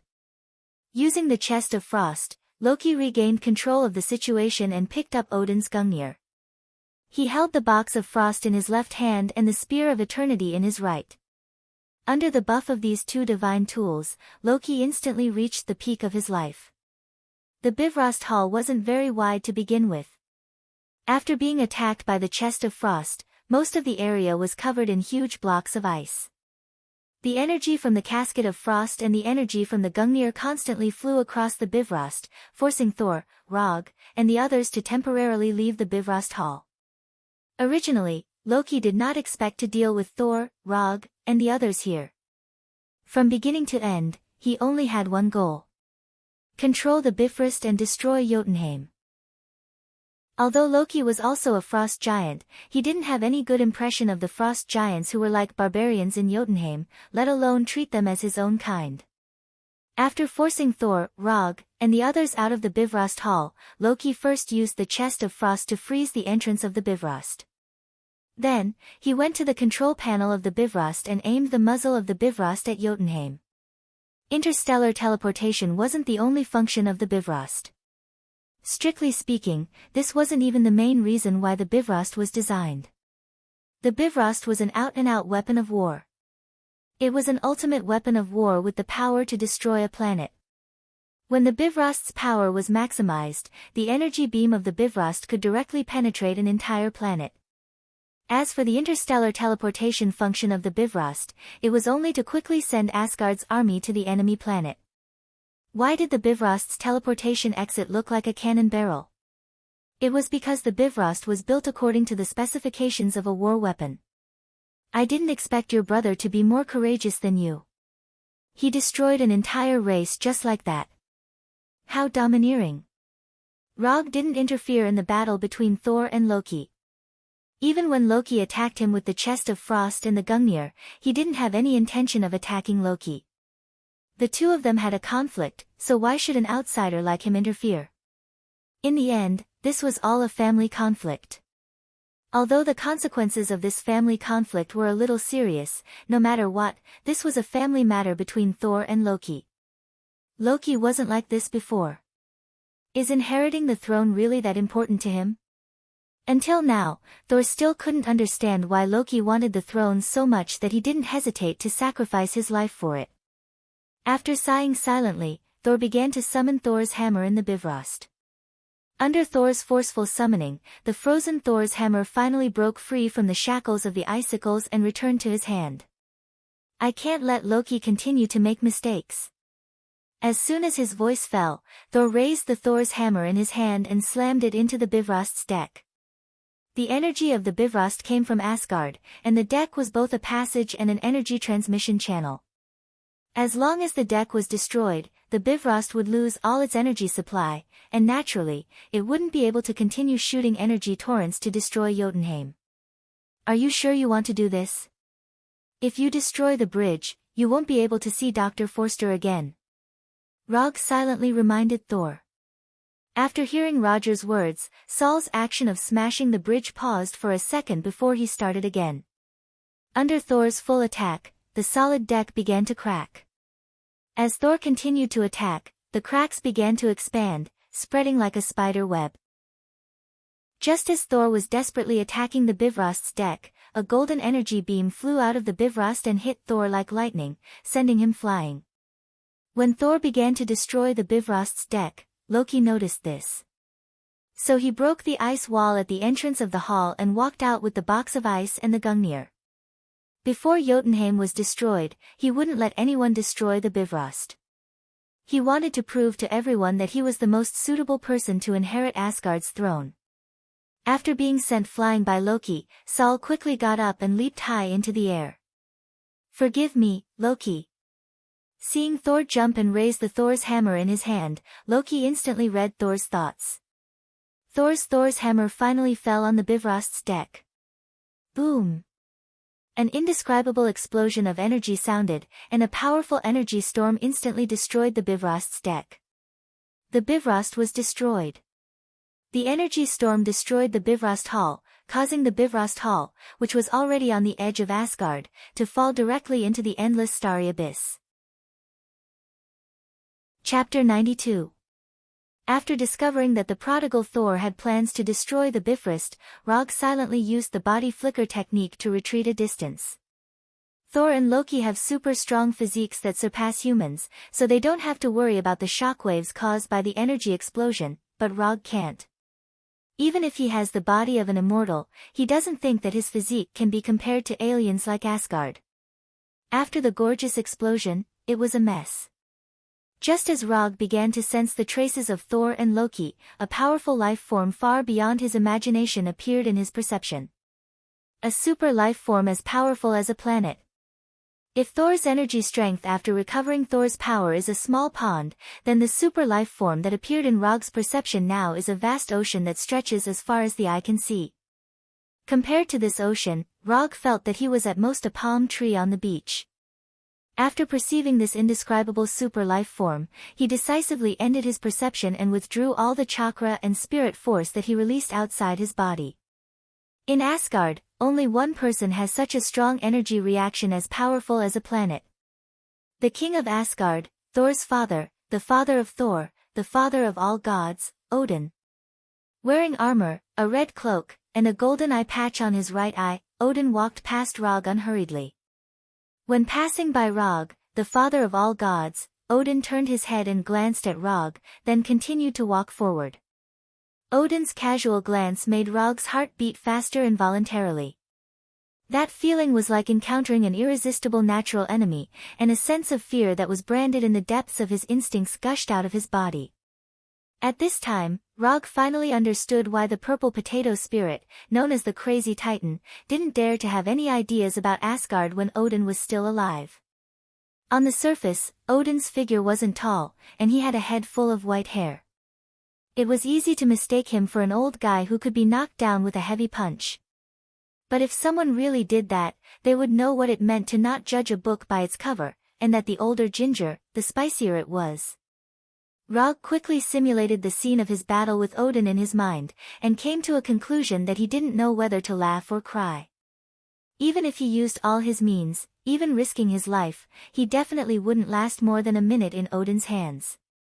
This was under the situation where Odin didn't use Gungnir and magic. After seeing Odin's arrival, the three warriors of Sengoku, Heimdall, and the others bowed slightly and took the initiative to make way. Although Thor and Loki, who were sent flying by the energy storm, didn't suffer any serious injuries, the energy storm directly sent them to the edge of Asgard, blowing them into the endless starry abyss. At this moment, Odin came to the edge of the broken Bifrost, and grabbed the two brothers, one in each hand, and brought them back. His casual manner made it seem as if he had casually caught two restless monkeys. Looking at Odin in front of him, Loki no longer had the madness and arrogance from before, and said in a childlike tone, "I can do it, father, I can really do it." "No, Loki." Although Odin's tone was very calm, to Loki, it was like the Gungnir that hit his heart hard. He was completely denied. Loki revealed a bitter smile, and threw the Gungnir in his hand onto the Bifrost, silently took a few steps back, and then leaped. Loki's decisiveness not only exceeded Odin's expectations, but also shocked Thor. Odin continued to attack, intending to capture Loki, the naughty child, again. However, he had failed. Odin's left hand, which was formed by energy, directly passed through Loki's figure. An illusion. What Odin caught was only an illusion left behind by Loki. When the illusion was shattered, Loki's figure appeared in the depths of the starry sky, and then completely disappeared in the collapsed spatial passage. The god of trickery, Loki, used an illusion to fool the father of gods, Odin, and used his last stubbornness to protect his self-esteem. Loki used a suicidal method to put an end to this family dispute. More than 10 minutes later, in the meeting hall of the Asgard Palace, Thor, Rog, Sif, the three warriors of Sengoku, and Heimdall stood in the hall without saying a word. On the throne above the hall, the father of gods, Odin, who held the Gungnir in his hand, also did not say a word, silently sizing up Thor and the others standing below. After a long silence, the father of gods, Odin, finally said, "Although Loki did wrong, he paid the price for it. This matter ends here. Thor will be responsible for the damage left behind by Loki. The order of the 9 realms must not fall into chaos because of this. Heimdall will be responsible for the reconstruction of the Bifrost. As for Rog, before the reconstruction of the Bifrost is completed, you can stay in Asgard, but you need to assist Thor in maintaining the order of the 9 realms." Rog had no objections to Odin's arrangement. Even if Odin threw him back to Earth now, it would be a very normal thing. But obviously, after knowing what Rog had done before, Odin was willing to fulfill this Earthling's small wish. After waking up from the state of Odin's sleep, Odin learned everything through his pets, Fokin and Fog. It was because of this that he agreed to Thor's request and did not send Rog back to Earth immediately. When night fell, a small banquet was held in a banquet hall in the Asgard Palace. The theme of the banquet was very simple, to celebrate the return of Thor and Thor. But as the main character of the banquet, Thor did not stay in the banquet for too long. Instead, he went to the wall outside the palace alone and stared at the distant starry sky. As the main character of the banquet, leaving alone in the middle of the banquet is not a good habit. Not long after Thor arrived, Rog's voice came from above him. Like Thor, Rog stayed in the banquet for a while and sneaked out. He couldn't stand the exaggerated flattery of the 3 warriors of Sengoku, and at the same time, he couldn't stand the terrifying alcohol tolerance of the people of Asgard. Thor raised his head and looked in the direction of the voice, then saw Rog sitting on the edge of a stone pillar more than 10 meters tall. "Do you think Loki is a good person?" Thor suddenly asked. "This world is not black or white, and people are not bad or bad. So, I can't give you an accurate answer. But I think that although Loki is not a good person, he is definitely not a pure bad person. You are his brother, you should know better than me what kind of person he is." Chapter 93. Odin asked Thor to maintain the order of the 9 realms, but in reality, the only thing that needed to be maintained was the order of Warnerheim. As long as Asgard was there, order would never be lost. Jotunheim, the home of the Frost Giants, was the country that suffered the most from this family dispute. However, the Frost Giant King Laufey had just died at the hands of Loki, so even if these Frost Giants had any ideas that they shouldn't have, they lacked the strength to do so. Muspelheim, the country of the flame giant Surtur, had the possibility of falling into chaos again, but it was only a possibility. Without the eternal fire, Surtur didn't have the strength to threaten Asgard, so he could be ignored for the time being. Midgard, or Earth, was a country blessed by the will of the universe, so it didn't need Asgard's protection. Svartalfheim, the home of the Dark Elves, was now in ruins, so it couldn't fall into chaos even if it wanted to. Alfheim, the Elven Kingdom, was a peaceful elven kingdom. Compared to fighting, the elves who stood aloof from worldly affairs preferred to grow flowers and plants. As long as you didn't provoke them, they wouldn't bother with you. As for Nidavel and Hyre, one was the home of the dwarves, and the other was the kingdom of the dead, so they didn't need to be too concerned. Only Vanaheim, where the Vanaheim gods were located, would have the ambition that they should not have after the Bifrost was destroyed. As Aseri's archenemy, Warner Protoss had the power to contend with Asgard's army. If Asgard hadn't produced two wise kings, Bal-Air and Odin, Warner Protoss wouldn't have been suppressed by Aseri for thousands of years. The destruction of the Bifrost meant that Asgard could no longer send troops to Warnerheim as quickly as before. For Warner Protoss, who had been itching for action, this was simply a super gift from the goddess of luck. On the third day after the destruction of the Bifrost, Warner Protoss began to expel Asgard's troops. The war between Aseri and Warner Protoss reignited in Warnerheim. After receiving the urgent military information from Warnerheim's garrison, Asgard immediately entered a state of combat readiness and was ready to send troops at any time. Is there a blacksmith with better craftsmanship here, who can enchant? I want to make a set of armor that suits me. According to Thor's instructions, Sif prepared a set of Asgardian armor for Loge. However, Rog didn't really like this shiny golden armor with a cape. The design style of the armor had an extremely obvious Asgardian style. It was golden and shiny, bright enough to be eye-catching and flashy enough. But this wasn't to Rog's. As a ninja, how can he wear this kind of armor to the battlefield? This is simply an insult to the ninja profession. The dwarves of Nidavel are the best blacksmiths, but without the Bifrost, we can't go there right away. As for enchantment, this is an ability that only a few high-level blacksmiths have. As far as I know, only the dwarf king Eitri can do it. The father of gods and the queen also have the ability to enchant, but you, Sif didn't say the second half of the sentence, but Rog knew what she meant. It's better for a small character like you to not have such unrealistic fantasies. Although the father of gods Odin and Queen Freya had the ability to enchant equipment, it wasn't a privilege that everyone could enjoy. Even Sif herself only had a magic longsword enchanted by Odin. The enchantment isn't urgent. I have some strange metals here. If possible, I hope to use these metals to make a set of armor that suits me before we depart. As soon as his voice fell, Rog cast the summoning technique in the room and summoned the vibranium from the summoning scroll.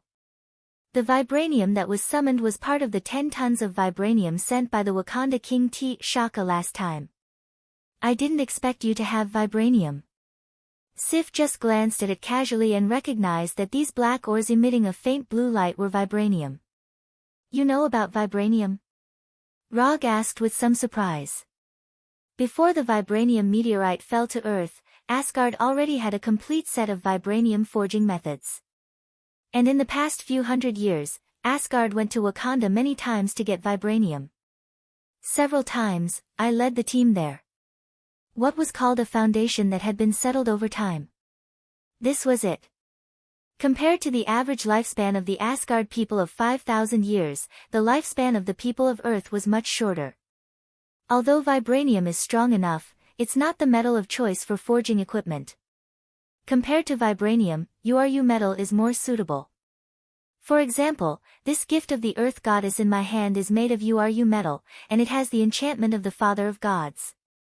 Sif pulled out the longsword hanging at her waist and waved it beautifully in front of Rog. The silver-white blade was gorgeous in design and at the same time guaranteed lethality. Just by looking at it, Rog could tell that this longsword was made by a master. I also know that vibranium's energy conductivity is extremely poor, but I only have this vibranium on hand. Why don't you give me some URU metal? Since they were already in Asgard, it was reasonable to bring back some of Asgard's specialties. After hearing Rog's words, Sif suddenly had the thought of stabbing this guy to death with her sword. Asgard did have a lot of URU metal, but no one would complain about having too much of such a precious metal. Even the palace guards of Asgard had not been completely equipped with URU metal. Only a small number of elite warriors could obtain a piece of equipment made of Uru metal. Sif calmed herself down and prepared to reject Rog's sudden request. However, just as she was about to speak, she suddenly remembered something. Rog was about to go to Warnerheim with Thor. If he had better equipment, then the pressure on Thor would be less. After thinking seriously for a few minutes, Sif gave her own reply. It's impossible to give you the Uru metal directly, but if you want, I can ask the blacksmith to add some Uru metal into your armor. Since Log wanted to forge a new set of armor, all he had to do was add some Uru metal to it. No problem. Rog had just finished his sentence when he summoned a draft of the armor from the mediumship scroll.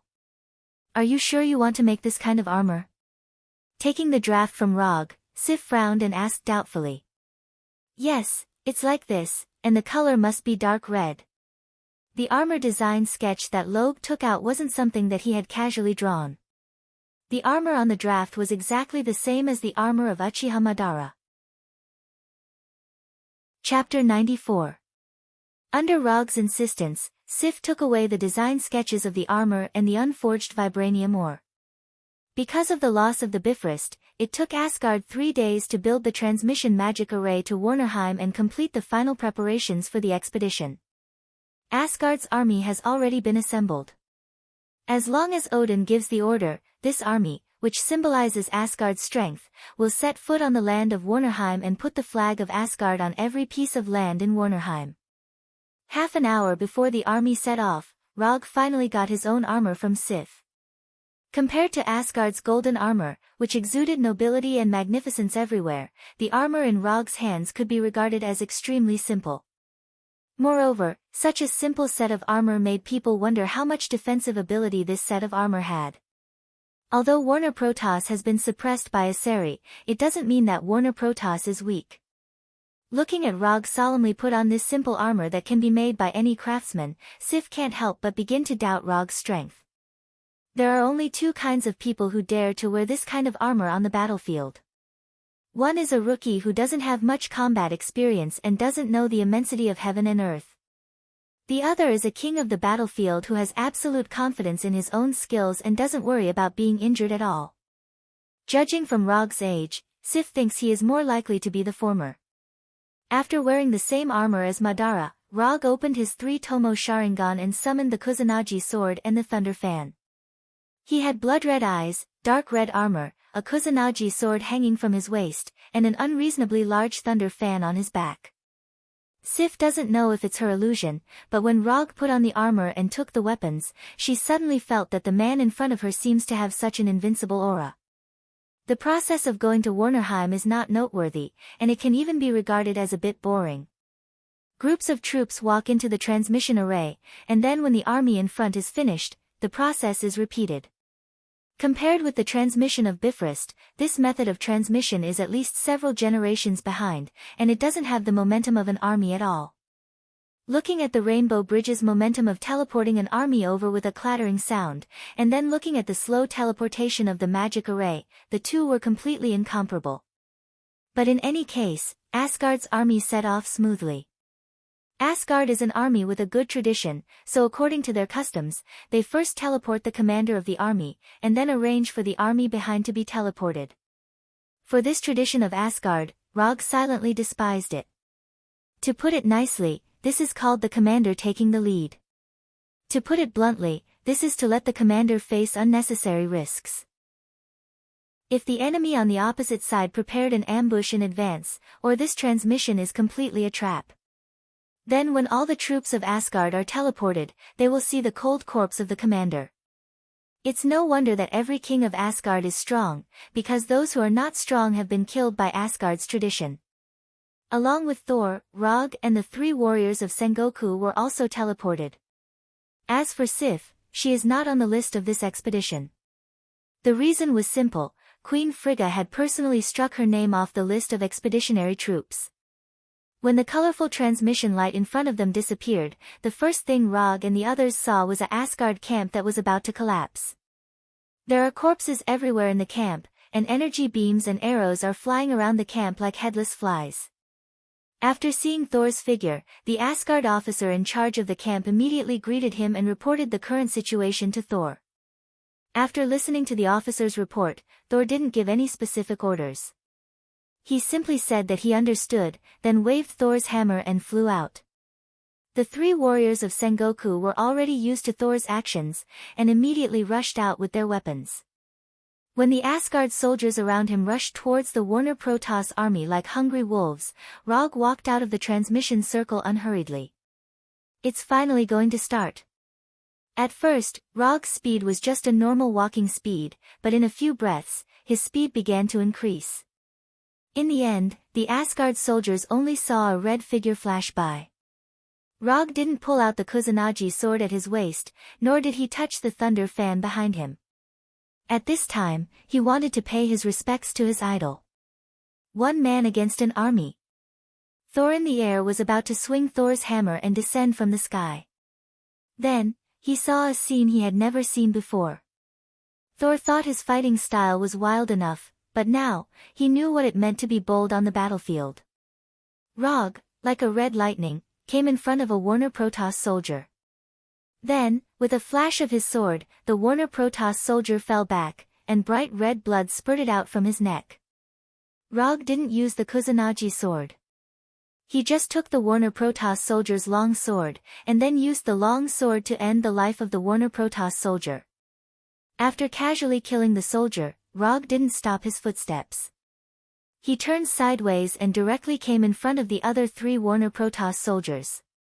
Chi! Chi! Chi! The three Warner Protoss soldiers didn't realize what happened at all. The last scene that appeared in their eyes was a beautiful and fatal arc. In the blink of an eye, Rog had already killed 4 enemies. After killing the 3 Warner Protoss soldiers, Rog released his right hand that was holding the sword, and grasped the spear in the hands of one of the Warner Protoss soldiers.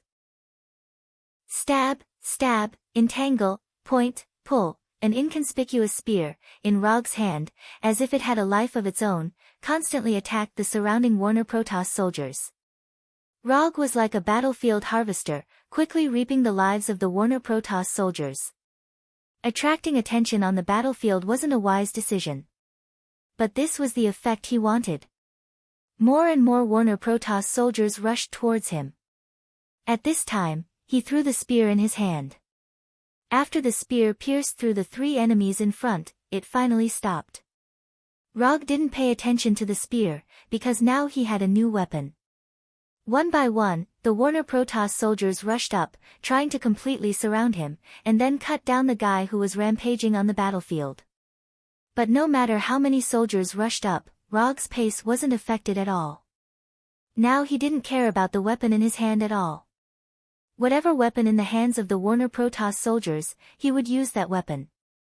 Sword, axe, hammer, spear, no matter what weapon it was, as long as it was in his hands, it could exert amazing power. As more and more enemies besieged him, his Sharingan also turned faster and faster. The dynamic visual ability of the Sharingan was perfectly displayed at this moment. With a simple glance, he could see all the movements of these soldiers. With a wave of his hand, he could take away the lives of these soldiers. Rog's battlefield rose bloomed. Chapter 95. The crazy Rog not only attracted the attention of the Warner Protoss soldiers, but also shocked the Asgard soldiers. When they knew that Rog was an Earthling, the Asgard soldiers couldn't help but look down on him. An Earthling with a short lifespan, a weak physique, and an underdeveloped technology couldn't be a strong person.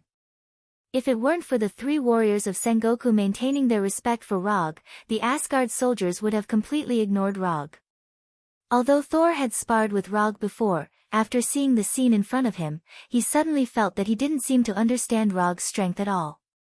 On the entire battlefield, except for the 3 warriors of Sengoku who had witnessed Rog violently beating up the destroyer, everyone else showed an expression of disbelief. Compared to the scene of Rog controlling the more than 20 meters tall wooden Arhat Orla destroyer, this scene in front of them was just child's play.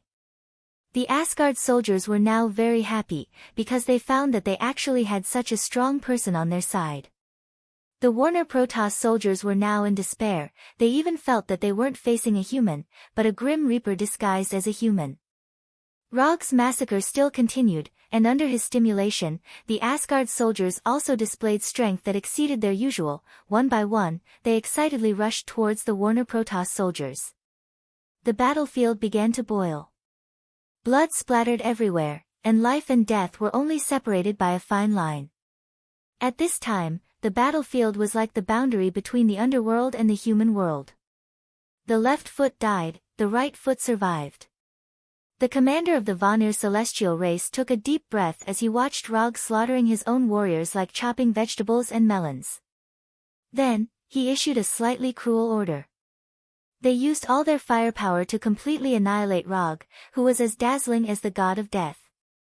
Although Rog was surrounded by a large number of soldiers, compared to killing Rog, the death of these soldiers was completely negligible.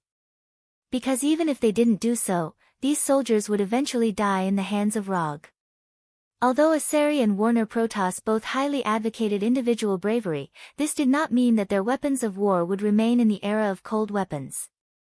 Following the command of the Warner Protoss commander, a squad of artillery soldiers carrying energy cannons quickly arrived on the battlefield, and then aimed the cannons with a diameter of more than 10 centimeters at the constantly dancing Rog. Rog discovered the existence of the artillery squad as soon as they were in formation. Boom boom boom boom.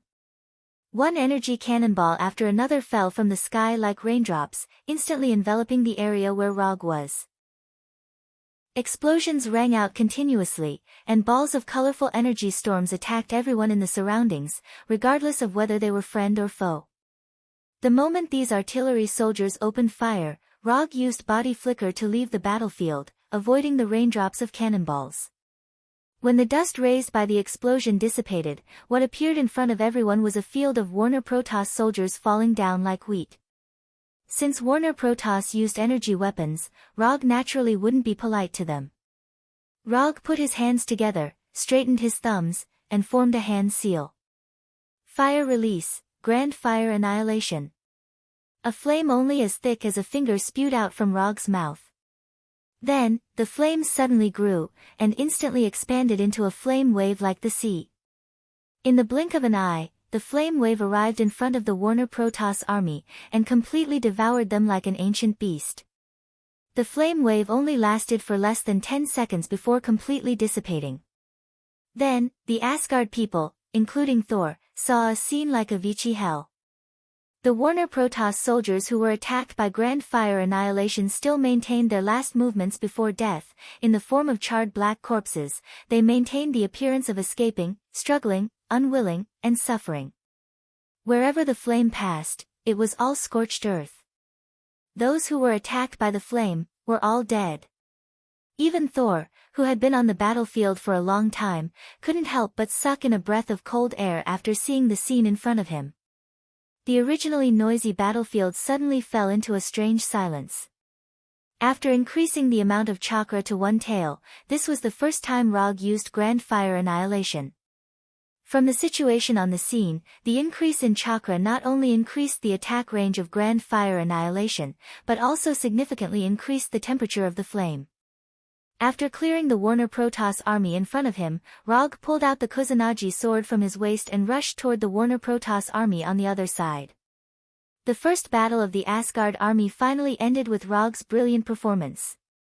According to the post-battle statistics, the Warner Divine race had lost 2,000 men in this battle, including 200 of the Warner Divine race's trump card bloodshed warriors.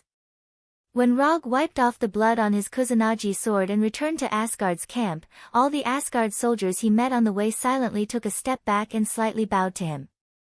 Who said that Earthlings can't fight? When Earthlings go crazy, they are crazier than Asgard's craziest four-clawed devil beast. With just a simple camp defense battle, Rog established a higher position in the hearts of these Asgard soldiers than the three warriors of Sengoku. The bigger the fist, not only is the truth, but it is also the best way to gain respect. After arriving at the commander's tent in the middle of the camp, Rog saw Thor with an ugly expression and the three warriors of Sengoku who didn't say a word. As for the other commanders, he didn't know any of them. Although Asgard's advance camp was defended, this was the only camp that Asgard still had in Warnerheim. When Asgard was preparing for war, the Warner Protoss almost went all out and captured all of Asgard's camps. This meant that the army in this camp was all of Asgard's troops in Warnerheim. We lost 22 camps, and now the whole of Warnerheim is under the control of Warner Protoss. If we want to restore order here, then not only do we have to recover the lost camps, but we also have to drive Warner Protoss back to their homeland. This means that what is in front of us now is an army of more than 100,000 Warner Protoss. Even with all 23 camps, the total number of Asgard's troops in Warnerheim was just over 50,000. Before leaving, Thor was already mentally prepared for the worst. But he didn't think that the situation in Warnerheim would be this bad. It's only 100,000 people. We have 4,000 people now. As long as each of us kills 25 enemies, it's not that difficult. After listening to Thor's words, Rog gave his own suggestion. Wasn't it a simple matter to kill 25 people? Chapter 96. One person killing 25 people. That's right, that's easy. Easy my ass. If Asgard's soldiers had that kind of strength, Warnerheim would have become Asgard's vassal state long ago, and there wouldn't be so much trouble. If Rog hadn't just shown such amazing combat strength, the Asgard's commanders would definitely have thrown him out of the tent. Ugh. That's still quite difficult. Let's take it one step at a time. Let's take care of the 3 closest camps first, then we'll think about the rest. Thor opened his mouth and pulled the topic back, preventing Rog from making more crazy suggestions. After a detailed study of the terrain of the 3 nearby camps and the comparison of their military strength, Thor quickly came up with a follow-up battle plan. What Thor usually did most of the time was to charge into the enemy's army with Thor's hammer, and then use his own strength to forcefully break the enemy's formation. But this didn't mean that he only knew how to charge and break through enemy lines, and didn't know anything about tactics and strategy. No matter what, he was a prince who grew up receiving the elite education of the royal family. He didn't lack the ability to command and strategize that a king should have. It's just that before he was exiled by Odin, he advocated personal bravery more. After listening to Thor's battle plan, Rog suddenly felt that Thor's tactics were quite similar to Sun Tzu's Art of War's concept of win by surprise. After Thor finished arranging the specific battle plan, the dozen or so commanders left the tent and began to mobilize the troops and prepare for the battle. When only the 5 of them were left in the tent, Thor, the 3 warriors of Sengoku, and Rog, Thor said to Rog, "Your performance on the battlefield today was very dazzling and amazing. But I hope that you can control the degree of killing a little. Sometimes, it's not a bad idea to directly kill the enemy's commander." From the perspective of defeating the enemy, Thor didn't have any objections to Rog's approach, and would even encourage him to do so. However, the problem was that their expedition this time was to restore the original order of Vanaheim, not to exterminate the Vanaheim gods. So he hoped that Rog could control his actions a little. Defeating the enemy's army was enough, there was no need to kill them all. It was not Asgard's style to be ruthless. You're the commander, you have the final say. On the surface, Roger agreed to Saul's request, but in his heart, he was thinking about something else. Odin grew old and became merciful. If he was young Odin, he would never have taught Thor this philosophy. Wherever the Asgardian army pointed, it was the territory of the king. Asgard's reputation was built on the bones and blood of his enemies. Comparing the style of the goddess of death to Thor's current request, the difference between the two was like the difference between a cold-blooded tyrant and a kind king. Asgard's army in the camp was divided into 3 groups, each heading to their respective target. It was unknown whether it was because Thor trusted Rog's promise or because he didn't want to see, but he did not arrange for Rog to be in the same group as himself. At this time, the one with Rog was Hogun of the 3 warriors of Sengoku. As for Volstagg and Fandral of the 3 warriors, they led another army. According to Thor's arrangement, the 3 armies would attack the 3 camps at the same time, cutting off the possibility of the 3 camps helping each other. Although Rog was one of the commanders in name, in reality, only Hogun was in charge of this army. Thor originally wanted to let Rog participate in the command, but he actively refused. What a joke, he was someone who could even lose to the simplest machine in strategy games. Letting him command the army was basically asking the army to go for free. After a long journey, Rog and the others finally arrived at the forest near the target camp. There aren't many guards in the camp, only less than 2,000. And more than half of them are hired mercenaries, so their actual combat strength is a little weaker. Hogan explained to Rog. For an earthling like Rog, his understanding of the Warner Protoss was basically the same as zero. Those who wear different clothes are mercenaries. Their origins are very complicated. Some are space pirates, and some are wanted criminals on their respective planets, so it's okay to be a little cruel when facing them. These interstellar pirates and wanted criminals were not welcome on any planet. Simply put, even if they were killed in the cruelest way, there would not be any negative impact. Understood. Seeing that Rog was ready to fight at any time, Hogan also ordered the army behind him to prepare to attack. However, at this moment, a 5-meter-tall rock golem stood up from the camp and walked straight to the camp gate. Behind this rock golem, there were more than 20 smaller rock golems. Why is there a Cronin warrior here? Hogan's face became extremely ugly. A Cronin warrior? Leave these rock golems to me, you take care of the other targets. As soon as he finished speaking, Rog teleported out of the forest and directly appeared in front of the 5-meter-tall Cronin warrior. With a body made entirely of rocks and a giant hammer that was even bigger than Log's body, this Cronin warrior was basically a self-propelled siege weapon. Roger's sudden appearance startled the Cronin warrior. Then, he yelled at Roger, "Sir, you're coming." Unfortunately, Rog did not learn the alien language and could not understand what the Cronin warrior was saying. However, after seeing the Cronin warrior use his hand to make an uncivilized gesture, Rog disappeared again. Odama Rasengan. Rog suddenly appeared in front of the Cronin warrior and slapped the 1-meter diameter Odama Rasengan in his right hand onto the warrior's face. Boom! Amidst the violent explosion, pieces of shattered rock scattered in all directions like raindrops. Under the terrifying impact and twisting force of the Odama Rasengan, the 5-meter-tall Cronin warrior involuntarily took a few steps back and then fell down uncontrollably. When the Cronin warrior fell down, people realized that the Cronin warrior's rock head had completely disappeared. One-hit kill. The Cronin warrior, known as the meat grinder of the battlefield, fell just like that, without any resistance.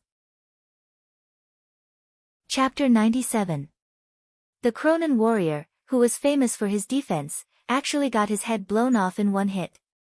And the one who got his head blown off was a Cronin warrior who was more than 5 meters tall and had the potential to become a lord. What happened to the world?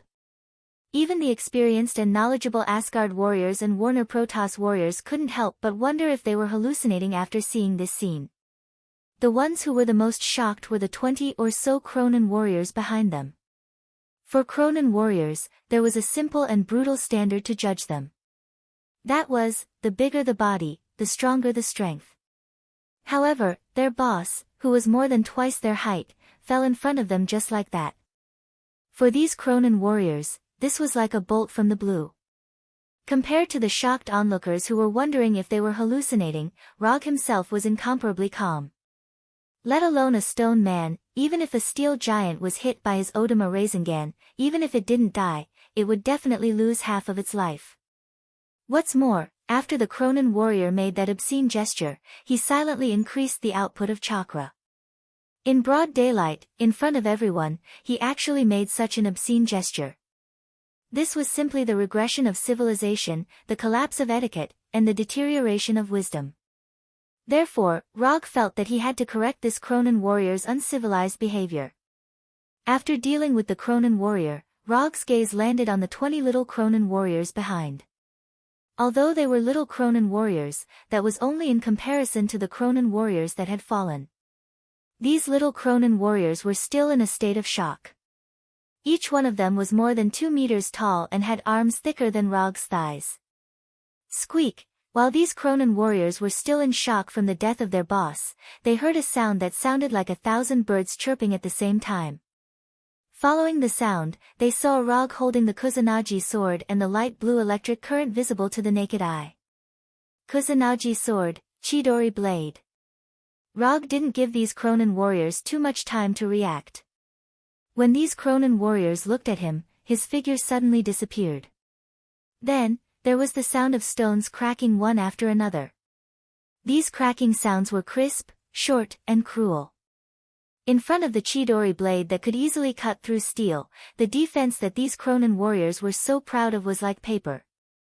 As the Kusanagi swords continued to slash their bodies, a smooth cut appeared on their rocky bodies. Then, under the influence of gravity, their stone bodies were split in half and fell heavily to the ground. There was no blood splattering everywhere, and no internal organs flowing all over the ground.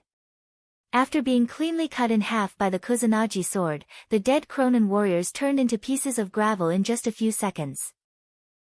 Compared to the Kronen warriors, the first Kronen warrior's body's Chidori was the warrior's. Rog didn't know if this was a reflection of strength, or if there was some kind of mutation in the warriors. He only glanced at the warrior's body for a moment, then turned his attention back to the rest of the Kronen warriors.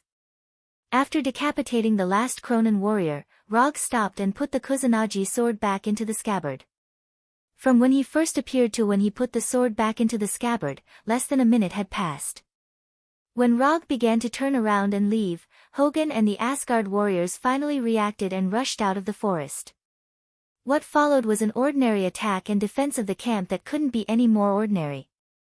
After dealing with the Kronen warriors, Rog didn't participate in the next battle. Instead, he went to a big tree and sat down casually. Although Asgard's warriors didn't have as many enemies in the camp, whether it was in terms of equipment or individual strength, the Asgard warriors had the upper hand. Other than the Kronen warriors, the other enemies in the camp couldn't arouse his interest at all. Although the mercenaries all looked different, and the color of their blood was also different, that was all there was to it. Looking at the one-sided battle in the camp, Rog began to feel curious. Was Warner Protoss really qualified to be Asari's enemy?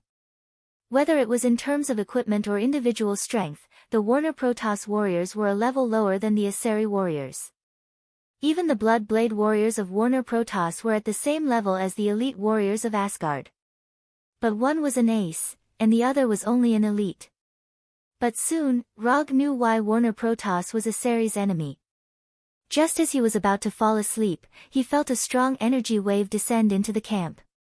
He opened his eyes and saw a huge tornado with a diameter of nearly 10 meters. This sudden tornado didn't differentiate between friend and foe and attacked everyone in the camp. Then, the entire camp was ravaged into ruins. When the tornado disappeared, Rog saw 3 men wearing light blue armor and green cloaks. Chakra perception. Without any hesitation, Rog decisively used chakra perception and began to sense the 3 enemies that didn't look like ordinary enemies. This energy intensity is very good. Rog, who had a bored look on his face, instantly became extremely spirited and eager to give it a try. Compared to the ordinary Warner Protoss warriors, these 3 enemies that suddenly appeared not only had stronger strength, but Rog also felt the aura of a storm from them. This kind of aura, Rog also felt from Thor. The difference was that Thor's aura was lightning, but what he felt now was the aura of a storm. After the tornado ended, the 3 enemies that suddenly appeared raised the spears in their hands at the same time. The originally clear sky was suddenly shrouded by dark clouds and torrential rain poured down. Along with the torrential rain, there was also a tornado strong enough to blow away Asgard's warriors. If these 3 people didn't appear, Asgard's warriors would be able to completely take over the camp in a short time. But now, Asgard's warriors were constantly blown away by the tornado, and the great situation that they created before was suddenly cleared. Water release, water iron cannon. Chapter 98. Amidst the storm, the liquid bullets fired by the iron water cannon technique were inconspicuous and didn't attract any attention. However, in the next second, the enemy in the middle was sent flying, and the light blue spear in his hand was also thrown to the side. The moment the enemy was sent flying, the storm that was like a natural disaster instantly disappeared, as if everything that happened just now was just an illusion. Looking at the enemy that was sent flying, Rog slightly frowned. He had originally thought that this liquid bullet would be able to take the enemy's life and complete a surprise kill. But in the end, the liquid bullet fired by the iron water cannon technique sent the enemy flying, and then left a fist-sized dent in his chest armor. The iron water cannon technique, known for its penetrative power, was blocked just like that. After the storm stopped, Hogg led the Asgard warriors out of the camp and quickly came to Rog's side. These are the three storm brothers of Warner Protoss. From left to right, they are Fry, Ford, and Freya. They are the descendants of Njord. They control the power of the storm, and the three of them are extremely good at fighting together. They are famous among the Warner Protoss. Hogun briefly introduced the three storm brothers. Then what's the situation now? When Hogun led the Asgard warriors out of the camp, the three storm brothers also reorganized their team. But they didn't let the Warner Protoss warriors launch an attack. Instead, they let the team stay in front of the camp's gate. King against king, general against general. It seems that they intend to use the method of battle formation to determine the outcome of this battle. Although Rog didn't experience the so-called battle formation, after seeing the three storm brothers take the initiative to walk in front of the battle formation, he immediately understood the meaning of battle formation. Using the result of the battle between the two generals to determine the outcome of the battle. This kind of battle formation was not uncommon on Earth. From the development of Earth's civilization, this kind of battle formation might have been passed down to Earth by Asgard. 1 against 3. Go, I'll support you in spirit. After that, Rog silently took a few steps back and made an inviting gesture to Hogun. Since it was a battle between generals, it would definitely be a battle between the commanders of both sides. Hogun was the current commander of this Asgard army. After seeing Rog's "I'm very optimistic about you" expression, Hogun almost couldn't help but smash the warhammer in his hand directly at Rog. What kind of joke was this? They were facing the three storm brothers. Even if the three warriors of Sengoku were here, they might not be able to win, let alone him. Although this kind of method seemed to be more civilized and could prevent the death of ordinary soldiers, it was still not enough. But the problem was that if they lost, the commander would be the one to die. Glancing at Rog, then turning his head to look at the three storm brothers not far away, Hogun quickly made a decision. Under everyone's gaze, Hogun raised the warhammer in his hand and pointed it at the storm brothers. Then, he turned around and ran. Who said that warriors who used warhammers weren't good at speed? Hogun used his own actions to prove that even with a warhammer, he could still run very fast. Hogun's action unsurprisingly caused a wave of boos. Even the Asgard warriors couldn't help but sigh after seeing this scene. Hogun didn't care about the boos of the Warner Protoss warriors. Compared to the preciousness of life, a little bit of boos was nothing. Rog also didn't expect Hogun to make such a move, which made him have a trace of doubt about Asgard's martial spirit.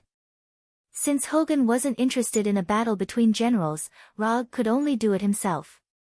Moreover, he just happened to have a little interest in the so-called storm force. Although the nature and manifestation of the energy were not the same, from his point of view, the storm force was a bit similar to wind release and water release. The only difference was that after Chakra's wind and water attributes fused, it would become ice release. Rog casually walked to a place about 20 meters in front of the three storm brothers, then pulled out the Kusanagi sword from his waist. At the same time as he pulled out his Kusanagi sword, the three storm brothers also raised their spears and pointed them at him. Then, Rog disappeared in front of the three storm brothers. Now that they were in the middle of a war, it was unnecessary to report his name. The second after Rog disappeared, Ford, who had just been hit by his water iron cannon technique, didn't hesitate and directly stabbed his spear at the empty space in front of him. Ford's reaction was very fast, and his combat intuition was sharp enough. However, Rog's speed was faster. Body flicker technique. The moment Ford stabbed with his spear, Rog changed the direction of his sprint and directly rushed to the left side of Fry. Kusanagi sword, Chidori blade. As soon as the sound of birds rang out, the Kusanagi sword wrapped in light blue electric snakes appeared in front of Fry. Just as the Kusanagi sword was about to cut Frey's neck, a 1-meter thick tornado attacked from the right side of Rog. Woo! In the end, the Kusanagi sword couldn't cut Frey's neck, and Rog was attacked by the tornado and revealed himself. The one who summoned the tornado wasn't Ford, who was standing in the middle, but Freya, who was on the right. Until now, Rog finally understood the true meaning of Hogun's words that the Storm Brothers were very good at fighting together. From the moment he launched his attack to the moment he was forced to reveal himself, it had only been less than 2 seconds. However, in these short 2 seconds, the 3 Storm Brothers displayed a tacit understanding, directly interrupting Rog's rapid attack. When he was forced to reveal himself, Ford and Fry did not hesitate and immediately rushed forward to entangle him. Dang dang dang dang dang dang, the sound of metal clashing continued as Log's Kusanagi sword clashed with the Storm Brothers' spears. Rog originally thought that the Storm Brothers were more proficient in magic attacks, but judging from the current situation, they were more proficient in close combat. The attacks of the 3 Storm Brothers were incomparably fierce. The 3 spears continuously stabbed towards Rog from different directions. Whether it was the power and speed of the attack, or the angle and timing of the attack, they were all impeccable. Even Thor had no choice but to retreat in the face of the Storm Brothers' joint attack. But Rog is not Thor, and he has the Sharingan. Relying on the dynamic vision of the Sharingan, Rog blocked every attack of the Storm Brothers. Don't underestimate people too much. 1 against 3, Rog not only did not choose to retreat, but also took the time to counterattack. As if they felt that Rog was difficult to deal with, the Storm Brothers suddenly accelerated their attack rhythm. The 3 of them moved forward at the same time, further reducing Rog's area of activity. Finally willing to come in. Although the actions of the Storm Brothers reduced Rog's area of activity, it also gave him an excellent opportunity to counterattack. Lightning Release, Chidori. Chapter 99.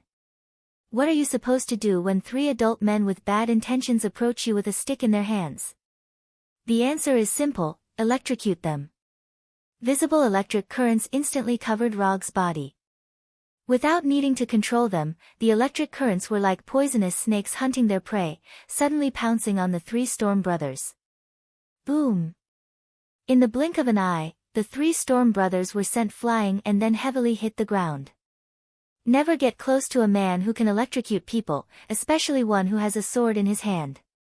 After using Chidori to send the 3 Storm Brothers flying, Rog did not hesitate and directly attacked Ford, who was closest to him. The Kusanagi sword wrapped in electric currents came in front of Fry, and then it was blocked by Frey's spear. Even in a situation where he could not move, Ford still made a defensive posture at the last moment, using the spear in his hand to block the Kusanagi sword that was about to cut his neck. Relying on his battle instincts honed over the years, Ford fought for a precious chance to survive. As for the rest, he just needed to leave it to Fry and Freya. Just as Ford predicted, after discovering that he was attacked, Fry and Freya raised the spears in their hands, and 2 tornadoes gushed out from the tip of the spears, directly attacking Rog's back. Fry and Freya's attack was just right before Rog's second attack. If he continued to attack Ford, he would also be hit by the tornadoes behind him. Should he finish him off, or should he leave? The answer was to leave. The 2 tornadoes swept past Rog's position like lightning, then dissipated into the air. After teleporting away, Rog did not continue to attack the Storm Brothers. Instead, he allowed the 3 of them to gather together. You are very strong. But you are not a match for the 3 of us. If you want to blame someone, blame yourself for being alone. Fry, who was standing in the middle, said to Rog. At the same time, he raised the spear in his hand, ready to attack at any time. To be able to remain unscathed under the joint attack of the 3 brothers and even launch 2 extremely threatening attacks, such an opponent was worthy of them going all out. Are you bullying me with numbers? Since that's the case, I'll show you what a real 1 versus 3 is. As soon as he finished speaking, Rog used the shadow clone technique. Bang bang bang bang bang, after 8 clouds of white smoke, 8 identical shadow clones appeared beside the main body. What kind of spell was this? Looking at the 8 shadow clones around Rog, the 3 Storm Brothers couldn't help but stare blankly. This was not an illusion, but a physical clone. After discovering that the shadow clones beside Rog were not illusions, the Storm Brothers silently gripped the spears in their hands. One Rog was hard enough to deal with, and now there were 8 more. Can this world still be good? Compared to the vigilant faces of the 3 Storm Brothers, Hogan had an indifferent expression. Ever since he saw Rog's wood puppet technique and wood dragon technique, his evaluation of Rog had increased explosively. Even if Rog now turned into Sif's appearance, he wouldn't be surprised. When the shadow clones appeared, Asgard's soldiers were silent for a few seconds, and then burst into loud cheers. The second round begins now. As soon as Rog finished speaking, he and the 8 shadow clones disappeared from everyone's sight. In the next second, they appeared around the 3 Storm Brothers. 9 Kusanagi swords surrounded by lightning snakes stabbed towards the 3 Storm Brothers at the same time. Although the Kusanagi swords in the hands of the shadow clones can't be compared to the real Kusanagi swords, but if they were stabbed, they would still die. The Storm Brothers didn't dare to have the slightest carelessness. The 3 of them stood back to back and waved the spears in their hands. After the fight just now, Rog also grasped some information about the Storm Brothers. The Storm Brothers can indeed summon hurricanes and storms, but they can't do it in close combat. This also meant that the 3 Storm Brothers could only choose between long-range damage and melee combat. As long as the attack is fast enough, the Storm Brothers won't have the chance to release the power of the storm. And speed is what Rog is best at. Originally, the scene of the 3 Storm Brothers besieging Rog has now turned into a scene of 9 Rog besieging the 3 Storm Brothers. Rog and the Shadow Clone's attack speed is getting faster and faster.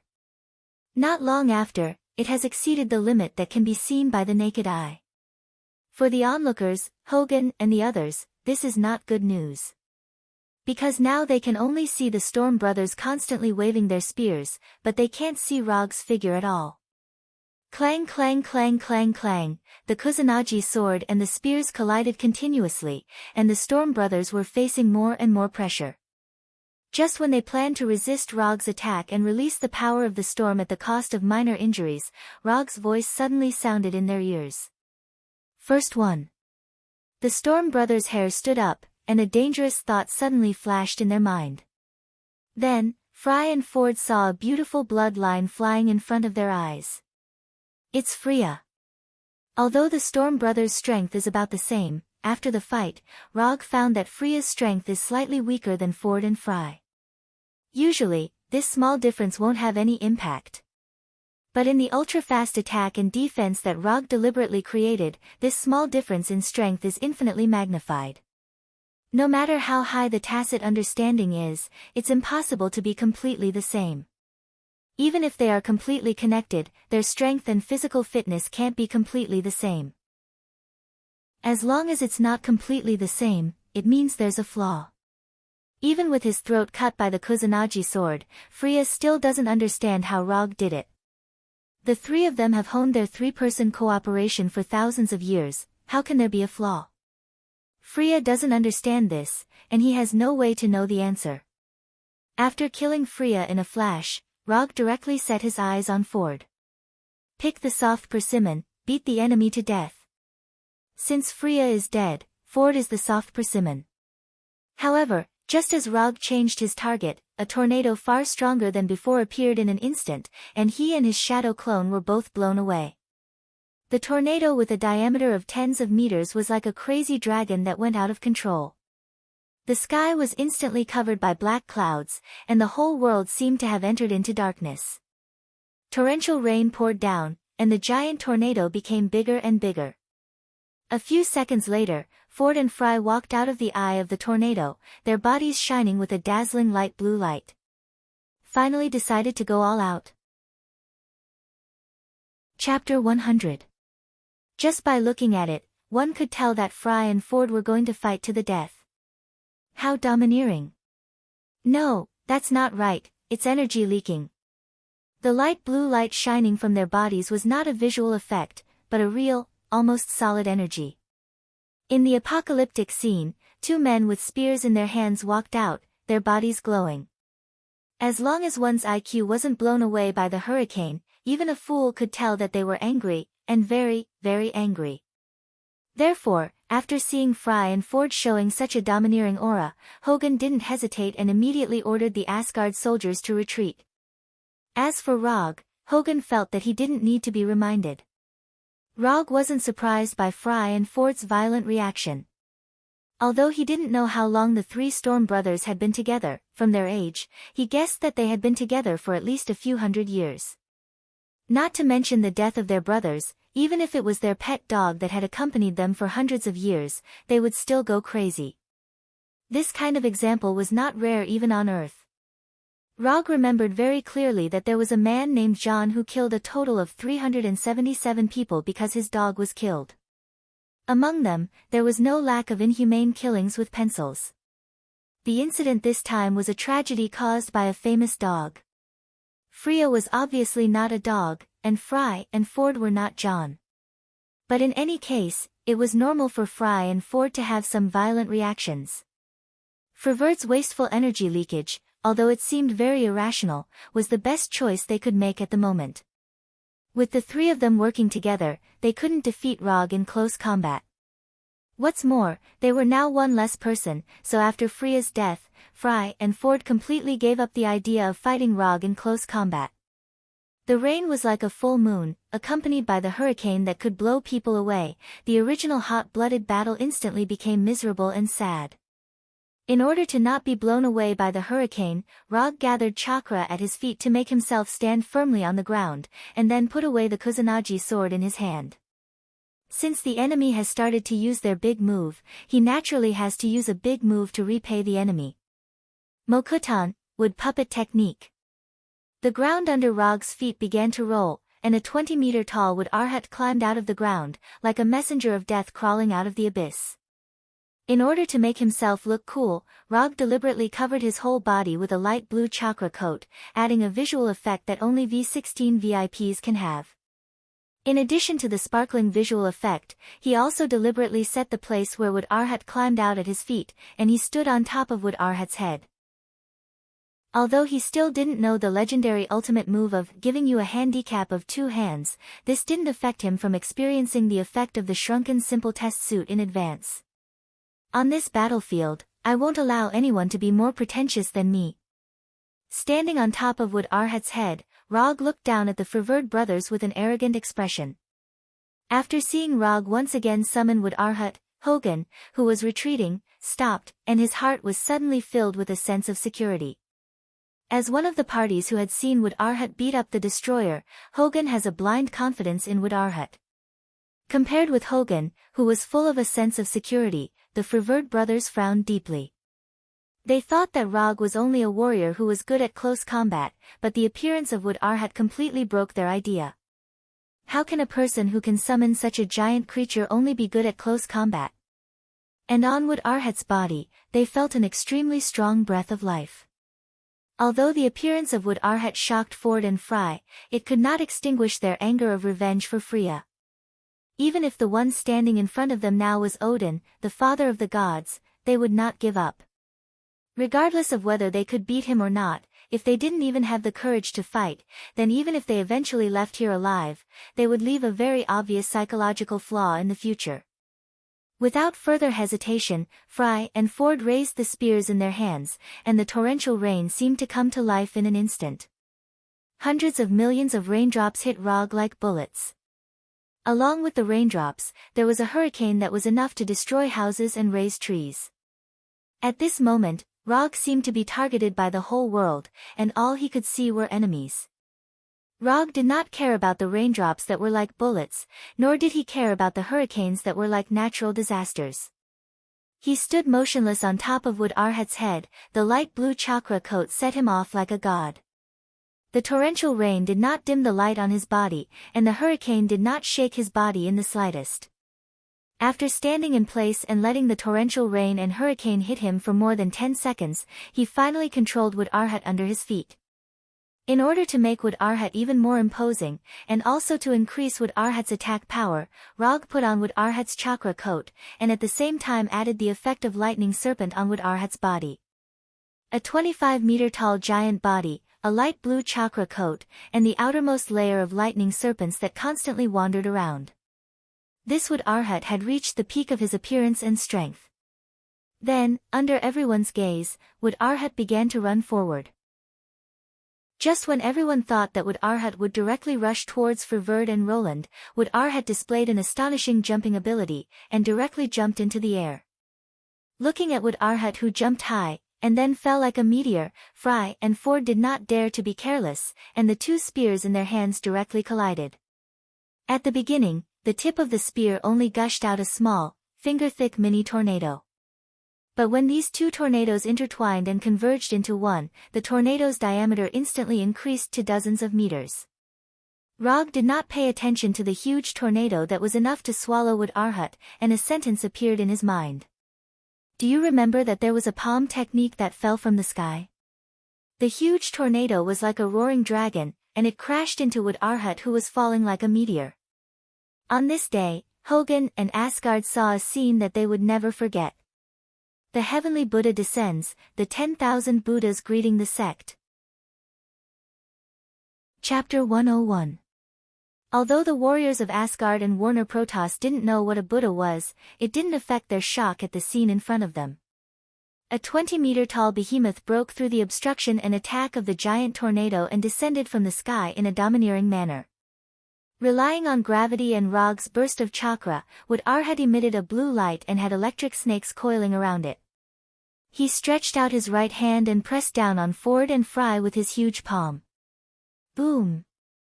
A huge sound like a nuclear bomb exploding suddenly rang out, and the entire ground shook violently. When the shockwave from the explosion completely dissipated, Hogun and the others could finally see the scene in front of them clearly. The 20-meter-tall Wood Arhat stood proudly, and in front of Wood Arhat was a deep pit with a diameter of tens of meters. Although they couldn't see Ford and Fry, it wasn't hard to guess the fate of the two brothers just by looking at the blood stains on Wood Arhat's right hand and the two broken spears that pierced into his palm. With just one palm, he completely wiped out the two famous Warner Protoss brothers, Fry and Ford. The three Storm brothers were all dead.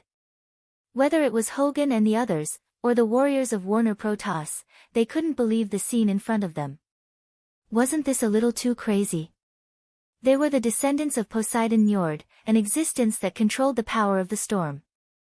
They were powerful beings that were famous in both Warner Protoss and Asari. It wasn't that the three Storm brothers couldn't die in battle, but the way they died was too humiliating. It was so humiliating that even Hogun, their enemy, felt it was a pity. Freya was a little better, at least he died with a little dignity. But Ford and Fry, looking at the blood stains on Wood Arhat's palm, Hogun suddenly sighed. He now remembered something Rog said to him before, something he didn't understand before. Sir, times have changed. The times have really changed, to the point where even a veteran like Hogun had the idea of retiring. Although they couldn't accept that Fry and Ford died in this way, the warriors of Warner Protoss still fulfilled their traditional promise, put down their weapons, and admitted defeat. When the warriors of Warner Protoss put down their weapons and admitted defeat, the mercenaries they hired suddenly betrayed them. We're just here to make money, what does glory have to do with us? For these mercenaries who used to be space pirates and wanted criminals, glory was worthless. So they decisively chose to retreat, or in other words, escape. Hundreds of mercenaries suddenly scattered, running in different directions in twos and threes. The actions of the mercenaries undoubtedly gave the warriors of Warner Protoss a slap in the face, completely trampling what little glory they had left. Thus, a battle between the warriors of Warner Protoss and the mercenaries broke out. The warriors of Warner Protoss picked up the weapons on the ground, and then pointed them at the mercenaries who were their comrades a dozen seconds ago. Although the warriors of Warner Protoss didn't have as many mercenaries, in terms of actual combat power, each of them had the strength to take on a few mercenaries. The warriors of Warner Protoss used their actions to prove the huge gap between professional soldiers and amateur soldiers. The warriors of Asgard didn't intervene in the civil war between the warriors of Warner Protoss and the mercenaries. They just lined up near the camp, and then silently watched the scene in front of them.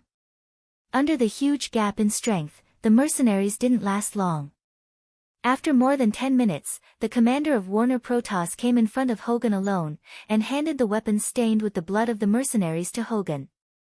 After Blockhead Arhat killed the two brothers Ford and Fry, Rog directly sat on top of Blockhead Arhat's head, and began to think about a serious problem. Although the storm power of the three storm brothers wasn't particularly strong, it had a very obvious nature of natural energy. Whether it was the tornado or the rainstorm, it wasn't the power of the three storm brothers themselves. What they did was to use the storm power in their body to trigger the resonance of natural energy, and then through the manipulation of natural energy, they created tornadoes and rainstorms that were far stronger than their own energy. Although Rog didn't lack chakra now, compared to the natural energy that filled the whole world, the amount of chakra he had was not worth mentioning.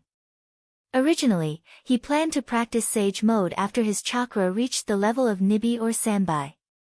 But the appearance of the three storm brothers made him plan to advance his plan. The Sage Mode inheritance can be chosen from Mount Mayaboku, Ryuchi Cave, or Shikatsu Forest. The exchange price is 400 ninja coins. The price of Sage Mode wasn't high, and he still had 256 ninja coins. If he wanted to exchange, as long as he was willing to spend a few months or half a year, he could get the 400 ninja coins needed for the exchange. To exchange, or not to exchange, that was the question. After thinking about it for a few minutes, he finally made the decision to advance his plan. Since he had to exchange sooner or later, he might as well solve this problem before returning to Earth. Mastering Sage Mode earlier was also a good thing for him. After night fell, Hogun and Rog received the latest information from Thor and Fandral. Like them, when Thor and Fandral attacked the camp, they also encountered the reinforcements sent by Warner Protoss. Although the process was a bit difficult, they finally took the camp smoothly and completed the established plan. Including the initial advance camp, Asgard now has 4 camps, which can be regarded as the initial foothold. Thor also specifically told Rog to avoid too bloody killing in the process of the battle. It seems that Thor was still worried about Rog, worried that he would accidentally do something excessive. Asgard came to maintain the order of Warnerheim, not to start a full-scale war. Rog did not take Thor's instructions to heart at all. Well, although Odin asked me to assist Thor in maintaining the order of the 9 realms, as you know, I'm a private investigator. When he heard the word private investigator, Hogun was stunned. Let me put it another way. I'm not Asgard's man, so I'm different from you. I don't have military pay. Therefore, in the upcoming battle, I hope that we can cooperate in another way. Although Hogun looked like he only knew how to fight, when he heard the word military pay, he immediately clenched the wallet on his belt. They had not known each other for a long time, so if it was about borrowing money, then forget it. Although Hogun did not speak, Rog understood what he meant. I don't want to borrow money. What I mean is, if you need me to fight in the next battle, you can commission me. My fee is very cheap, especially for you. I can give you a discount you can't imagine. Chapter 102. Mission. Are you planning to be a mercenary? Hogun, who was originally vigilant, suddenly looked distressed after hearing Rog's words. Are you betraying the warrior's honor? How can you be a mercenary? You're degenerating yourself. You won't be able to go to the Hall of Valhalla after you die like this. Before Rog could speak, Hogun had already started persuading him with righteous words. It's just that Hogun's persuasion skills are a bit difficult to explain in a few words. What do you mean I won't be able to go to the Hall of Valhalla after I die? I'm still very young, and I don't have any plans to die in battle. As for the warrior's honor, I don't have a damn warrior's honor. I'm a ninja. I'm the kind of ninja who spits fire and occasionally rolls a meatball. Although that's what he thought, Rog still said, strictly speaking, I'm still a little different from a mercenary. A mercenary's main job is to kill and set fires, but I'm different. I can accept other kinds of missions besides killing and setting fires. For example, do you have any unfulfilled wishes? Or do you have a sister who's been missing for many years? Even if you want to see your ex-girlfriend whom you've broken up with for many years, that's also possible. After listening to Rog's explanation, Hogan shook his head fiercely, obviously unable to accept Rog's words. Either you give me the military pay I deserve based on my current strength, or you give me the military pay I deserve. Or, you can accept the form of commission that I propose. Choose one, there's no other choice. I'm an Earthling, I have no obligation to fight for Asgard. Looking at Rog's serious and irrefutable expression, Hogan seriously considered the huge amount of salary that matched Rog's combat strength. In the end, he still agreed to use the form of a commission in exchange for Rog's help. If it's a commission, it should be reimbursed, right? After resting in the camp for 3 days, Hogan and Rog went to the next target according to Thor's plan. In order to avoid the disastrous result of losing 3 camps in one day, Warner Protoss gathered more than 20,000 troops to support the front line in 3 short days. According to the latest information, the next target of Rog's attack, Curran Castle, already had more than 8,000 troops stationed there.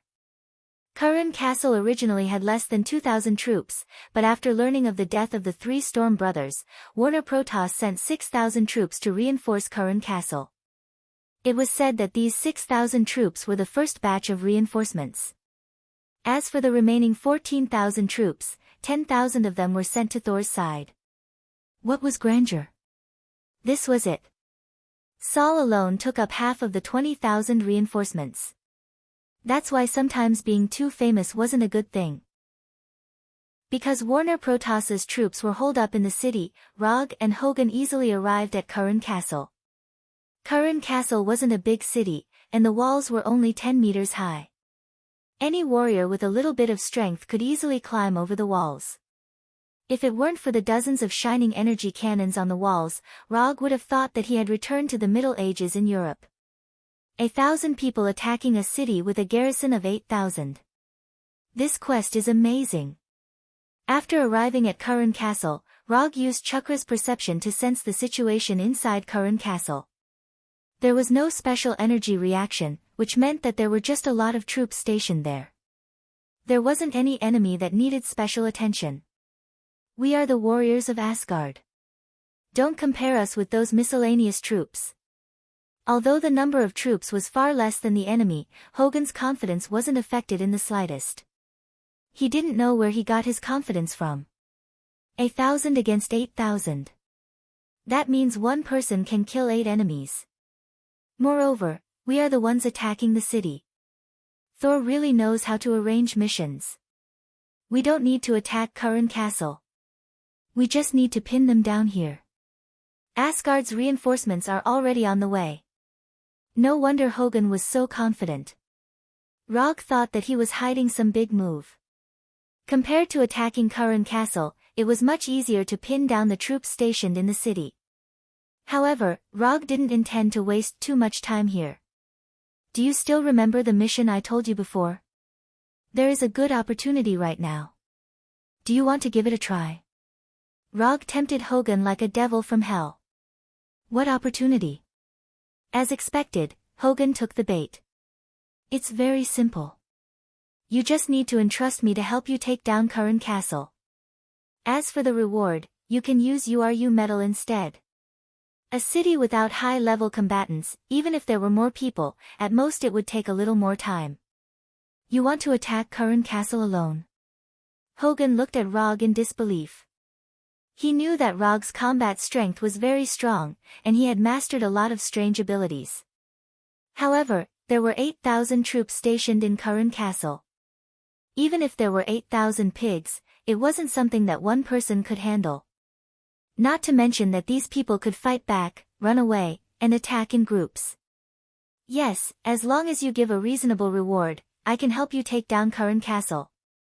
Even though he had seen Rog fight several times, Hogan still couldn't believe that Rog could take down Curran Castle alone. Write down the content of the mission and the reward. Anyway, if I can't complete the mission, you won't lose anything. As long as I pay some URU metal, I can get Curran Castle. This deal is profitable no matter how you look at it.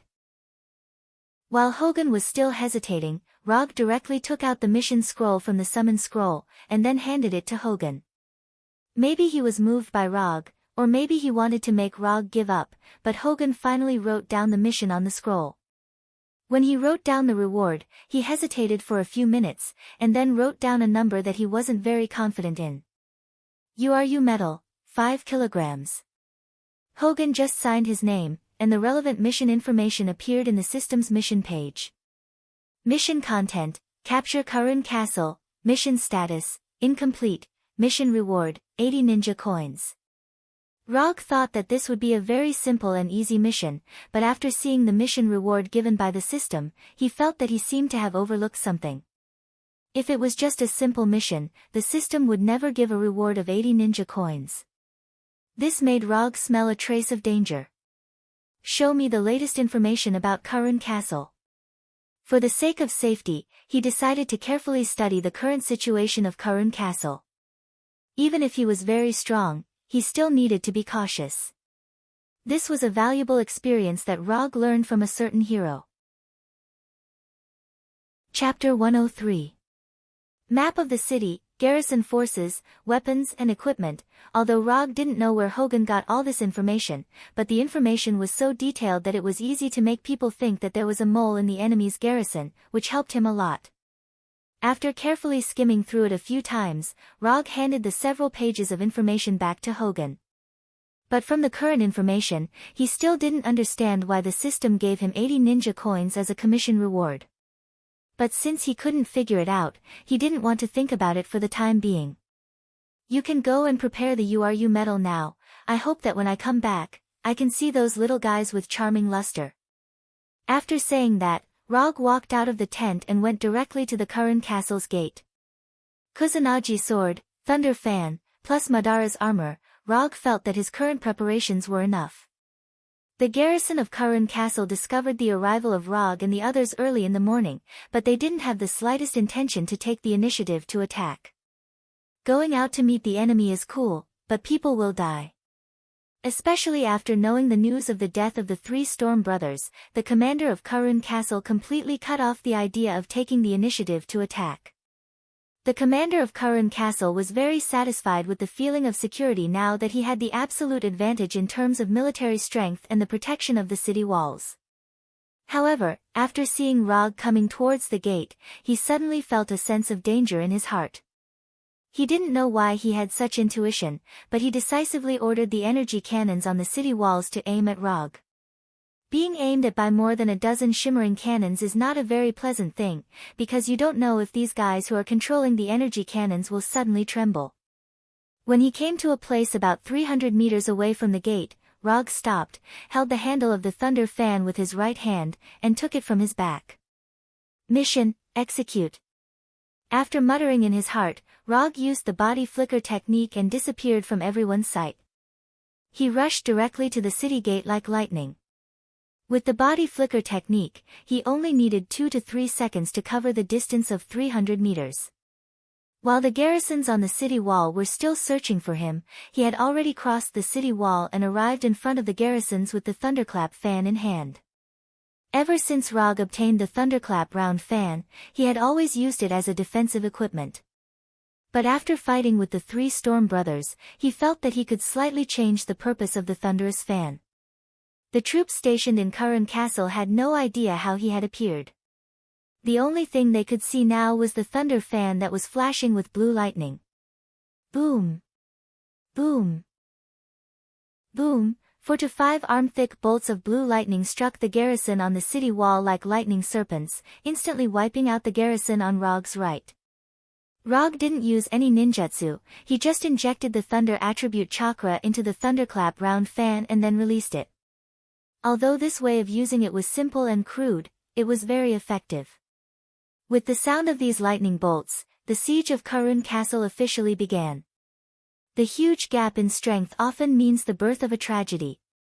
When Rog came to the city wall of Karun Castle, his personal performance began. In the face of these garrisons who were far weaker than him, Rog was like a hungry wolf rushing into a flock of sheep. Although the garrisons of Karun Castle tried to stop Rog, they soon found that it was completely impossible. No matter how many of them went up, Rog could always break through their encirclement in the first time and then give them several lightning bolts. What made them even more desperate was that with the passage of time, Rog's speed seemed to be getting faster and faster. They were now completely unable to see Rog's figure. All they could see now was one lightning bolt after another, and an unreasonably large fan. It wasn't until today that the garrisons of Curran Castle learned that the fan can also kill people. Looking at Rog slaughtering the garrisons on the city wall like cutting vegetables and melons, the commander of Curran Castle had a tangled look on his face. As long as one's eyes weren't blind, it was very clear that there was a huge gap in strength between the garrisons and Rog. Although he was the commander of Curran Castle, he had to admit that his men were no different from ants in front of Rog. In an extraordinary world, without high-end combat power, this was the result of the scene in front of him. Thinking of this, the commander of Curran Castle couldn't help but curse in his heart. After those bastards in the military knew that the 3 Storm brothers had died in battle, they refused to send high-end combat power over.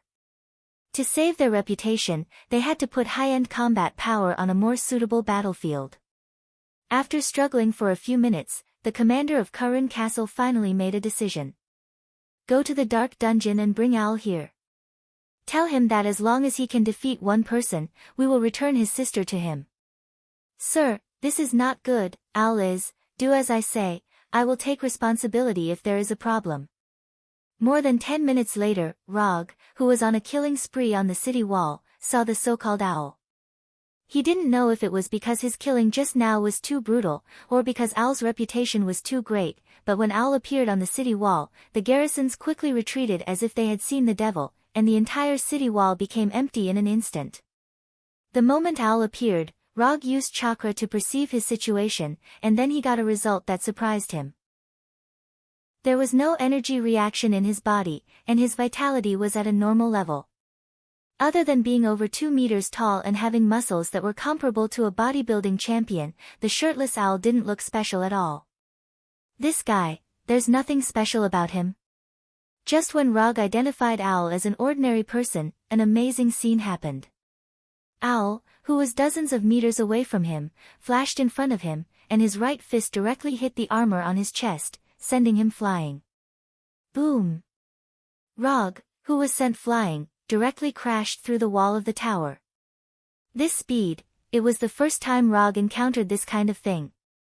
Until now, he still didn't figure out what had just happened.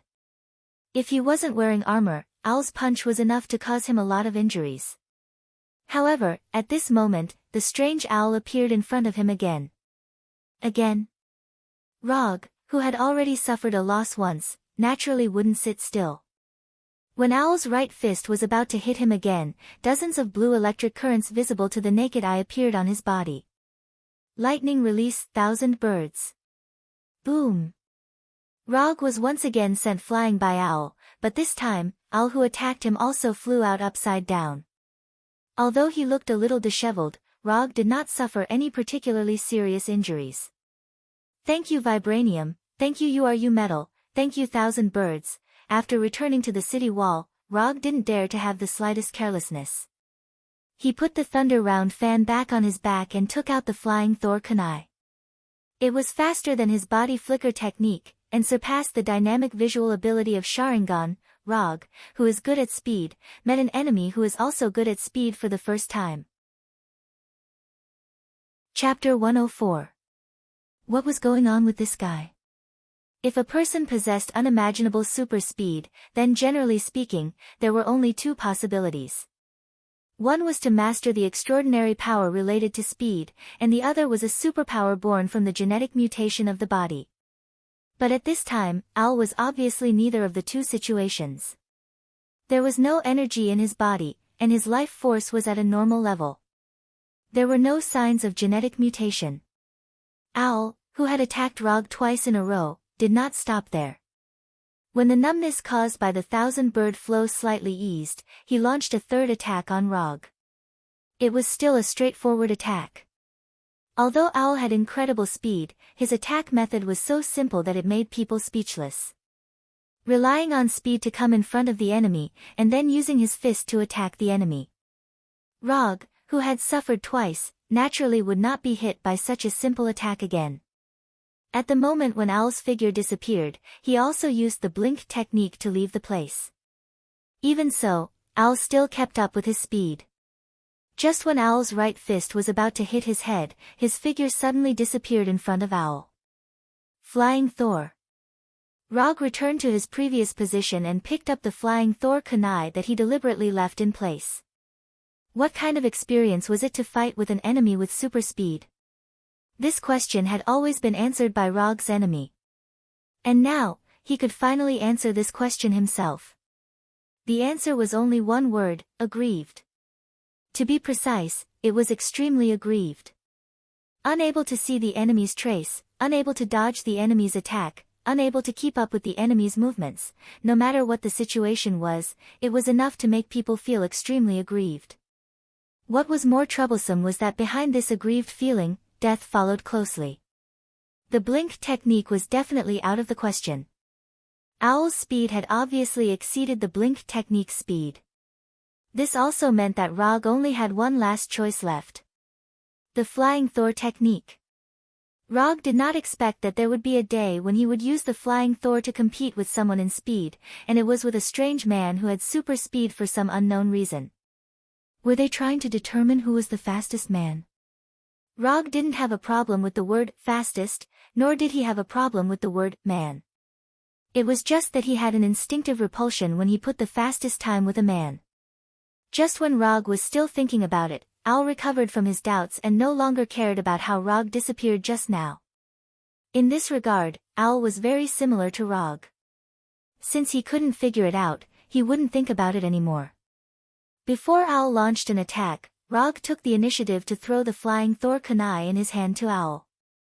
After throwing out the Flying Thor kunai, he didn't care whether the kunai hit Owl or not. Instead, he used the body flicker technique to leave the place, and then took out another Flying Thor kunai. Although the speed of the Flying Thor kunai is very fast, it is obviously not impossible to hit Owl. Owl just tilted his body slightly and avoided the Flying Thor kunai flying towards his head. But just when he had just avoided the first Flying Thor kunai, the second Flying Thor kunai also came in front of him. Then the third, the fourth, the fifth. It wasn't until after throwing out 8 Flying Thor kunai that Rog stopped this seemingly meaningless attack. Because each time the Flying Thor kunai was thrown from a different angle, these Flying Thor kunai that Owl dodged were inserted in different positions on the city wall.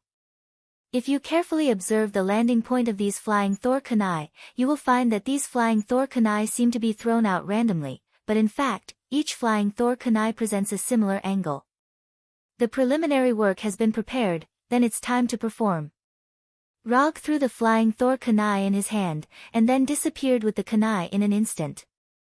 Although Owl didn't know what Rog was going to do, at the moment when Rog disappeared, he also entered an incredible state of speed. From the perspective of a bystander, Rog and Owl seemed to have completely disappeared, and the entire city wall became empty in an instant. So, an awkward scene happened. Whether it was the garrison on the Kurren castle or the Asgard soldiers outside the city, they could only silently stare at the empty city wall like fools, and then pray for the appearance of Rog and Owl. If it weren't for Rog and Owl's figures occasionally appearing on the city wall, they would even suspect that Rog and Owl had already left the Kurren castle. Rog repeatedly jumped between the Flying Thor kunai, and Owl would also appear in front of him at the moment when he finished teleporting. Then, he would jump again and again, and Owl would start to chase again. The whole process seemed to be very harmonious. After all, no one could touch each other, and naturally, there would be no so-called battle. Owl was like a hound that would never be tired, constantly chasing Rog, the prey. Although Rog could stop and counterattack, he didn't have such an idea at all. Before figuring out why Owl had such incredible speed, he would not have the intention to attack Owl. Until now, he finally understood why the system gave 80 ninja coins as a commission reward. An enemy with super speed is more difficult to deal with than an enemy with super physique. On the surface, Rog was just using the Flying Thor to constantly teleport to avoid being hit by Owl. But in fact, he was silently perceiving everything in Owl's body through chakra perception. This was the first time he was perceiving an enemy so seriously. Almost after Chakra Perception's perception ability was exerted to the limit, he finally perceived a trace of abnormality in Owl's body. Every time Owl entered super speed, a mysterious force would appear in his body. This force would only appear for a short few milliseconds, and then completely disappear. It was this mysterious force that only existed for a few milliseconds that gave Owl unreasonable super speed. After figuring this out, Rog immediately came up with a new battle plan in his mind. If Owl's super speed was his own ability, then Rog could only have a real speed competition with him. But since this speed was given to Owl by the mysterious force, then things became a lot simpler. After all, the power that doesn't belong to oneself is unreliable. Rog intended to let Owl experience what is called his own power. Chapter 105. In the face of an enemy like Owl who relies on external forces, the best way is to use a seal. But the problem is that Rog doesn't know how to use a seal now. So he chose the second plan. The second plan is also very simple, that is, to directly choose a war of attrition. Because Owl's super speed is not his own ability, it means that his super speed is uncontrollable. This uncontrollable does not mean that he can't control his super speed. It means that he can't decide the duration of his super speed. If he is lucky, he can maintain this super speed until the battle is over. If he is unlucky, he will be beaten back to his original form in the next second and become an ordinary person again. After making the decision, Rog stopped the previous repeated flying Thor teleportation and stopped directly on the edge of the wall, waiting for Owl's arrival. Although Owl had unimaginable super speed, it was a pity that he did not have the combat skills to match this super speed. Owl's tactics are always so straightforward, perhaps in his heart, this kind of straightforward attack is enough to solve all the enemies. When Owl rushed toward himself again, a light blue lightning struck straight at Owl. Raitun, Chidori Iguchi. Although Owl's combat skills are not worth mentioning, it is not difficult for him to avoid the attack of Chidori Iguchi. Just when Owl sideways to avoid the lightning tip of Chidori Iguchi, Rog's right hand suddenly waved, and Chidori Iguchi directly swept toward Owl. In order to avoid being hit by Chidori Iguchi, Owl can only change his forward posture and let the left side dodge. From the beginning to the end, Rog didn't expect Chidori Iguchi to hit Owl.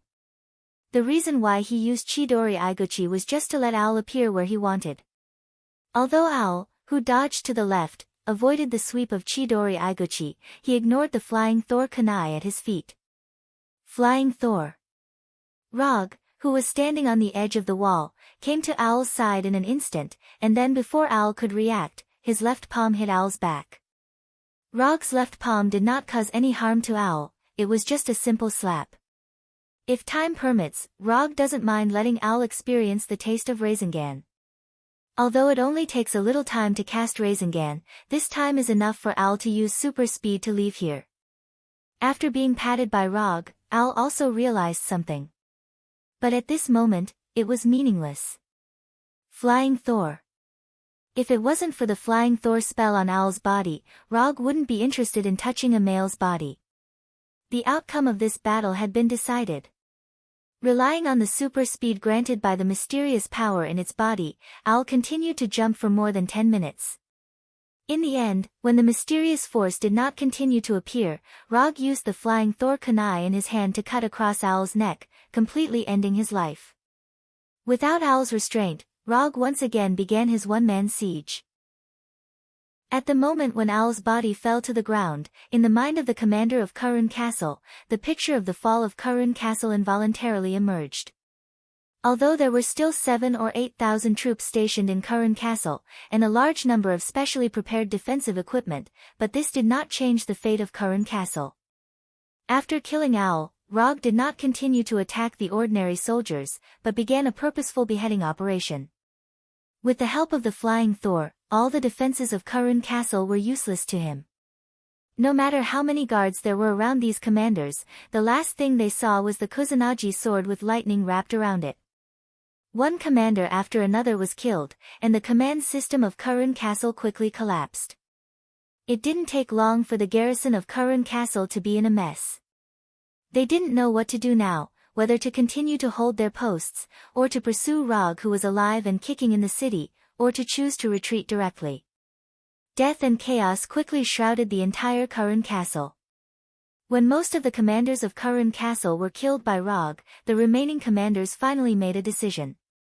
Give up Curran castle, preserve the strength, and prepare for a future counterattack.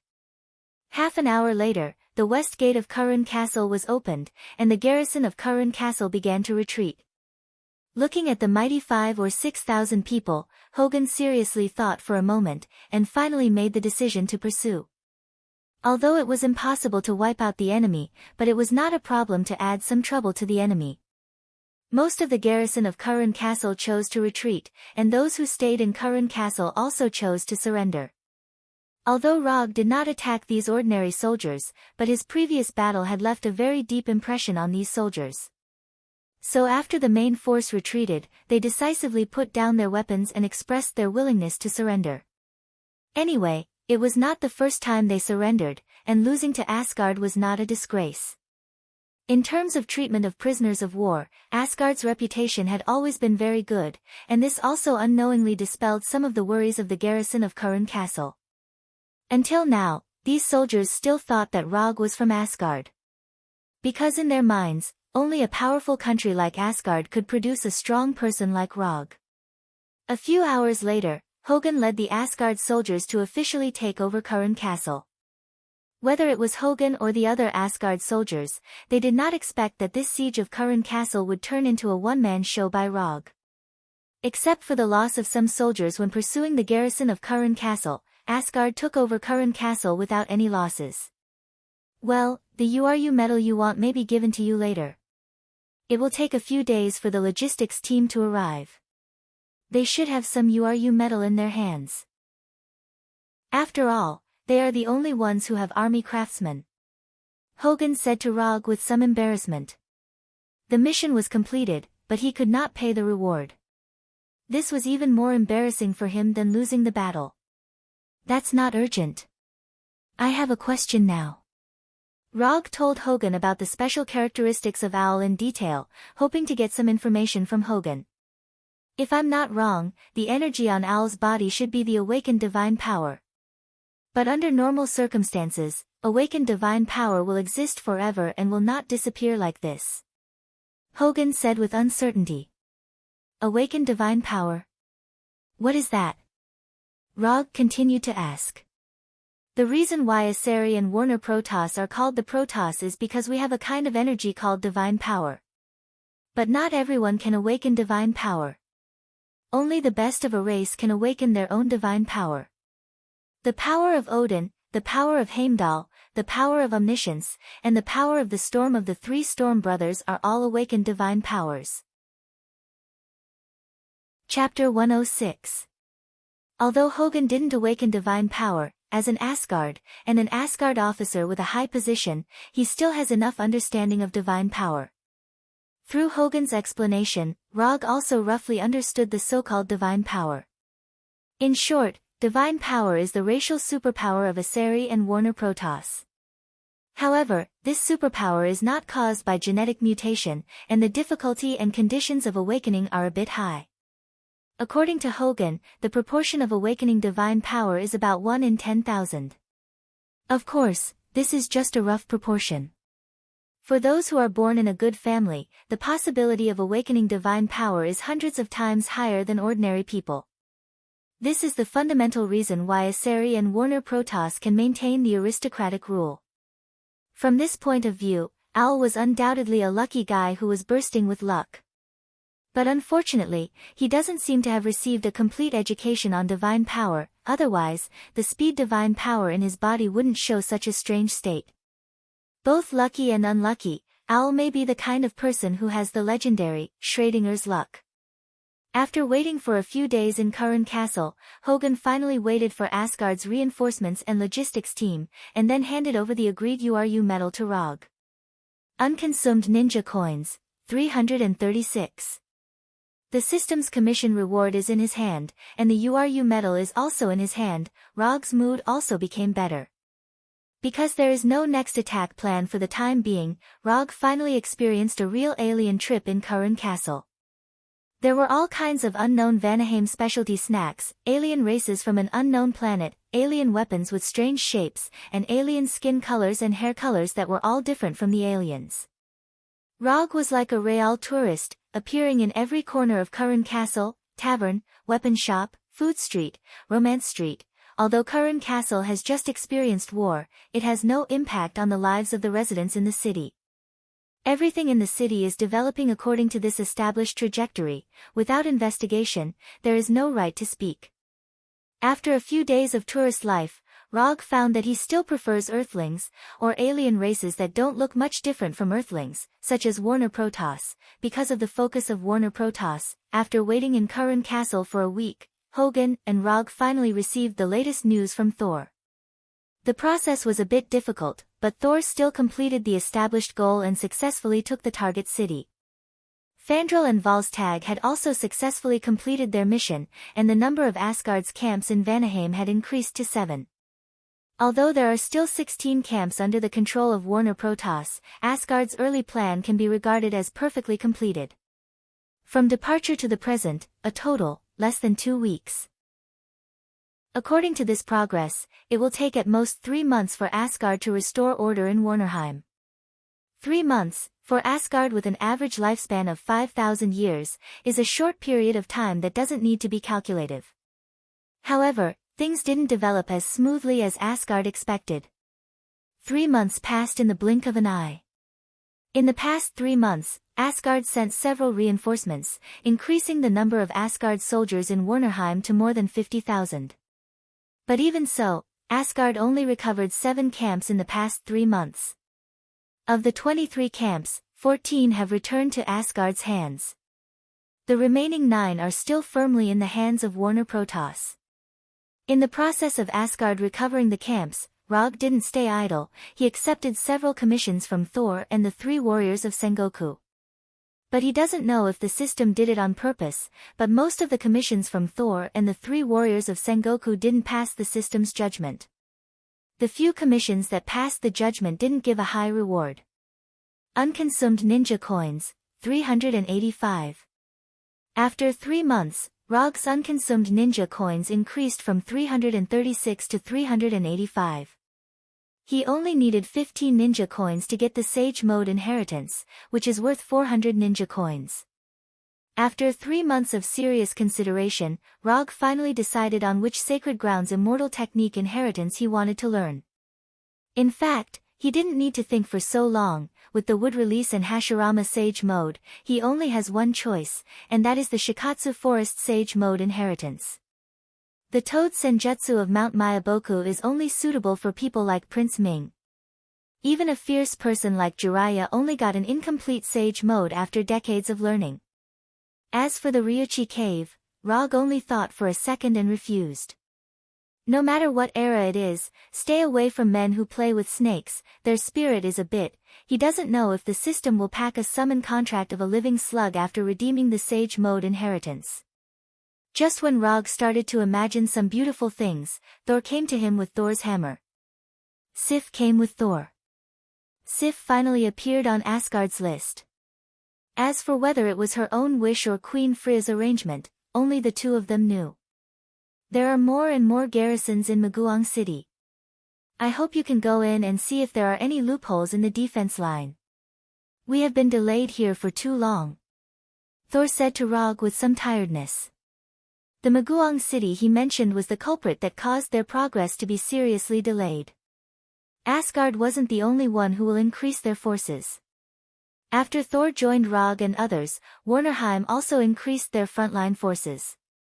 There are now more than 40,000 garrisons in Maguang City, and there is no lack of Warner Protoss's high-end combat power. Maguang City is one of the 5 main cities in Warnerheim. It has high walls and many soldiers, and it is easy to defend and difficult to attack. What's more troublesome is that this is a place that has to be fought for. Whether they can take down Maguang City directly determines whether Asgard can successfully recover the rest of the camp. In the past 3 months, Asgard spent most of his time attacking Maguang City. It has been almost 2 months since the day of the attack. In the past 2 months, Thor has climbed the walls of Maguang City more than once, but he was beaten back. Thor is a series Thor, and Warner Protoss naturally has their own Thor, and more than one. Now in charge of commanding the Maguang City garrison is Warner Protoss's 2 Thor, 2 female Thor. In other words, the twin female Thor, Victigny and Weigelf. Chapter 107. Unlike Thor, who currently needs Thor's hammer to control his own thunder power, Victigny and Weigelf can already use their own thunder power without any external help.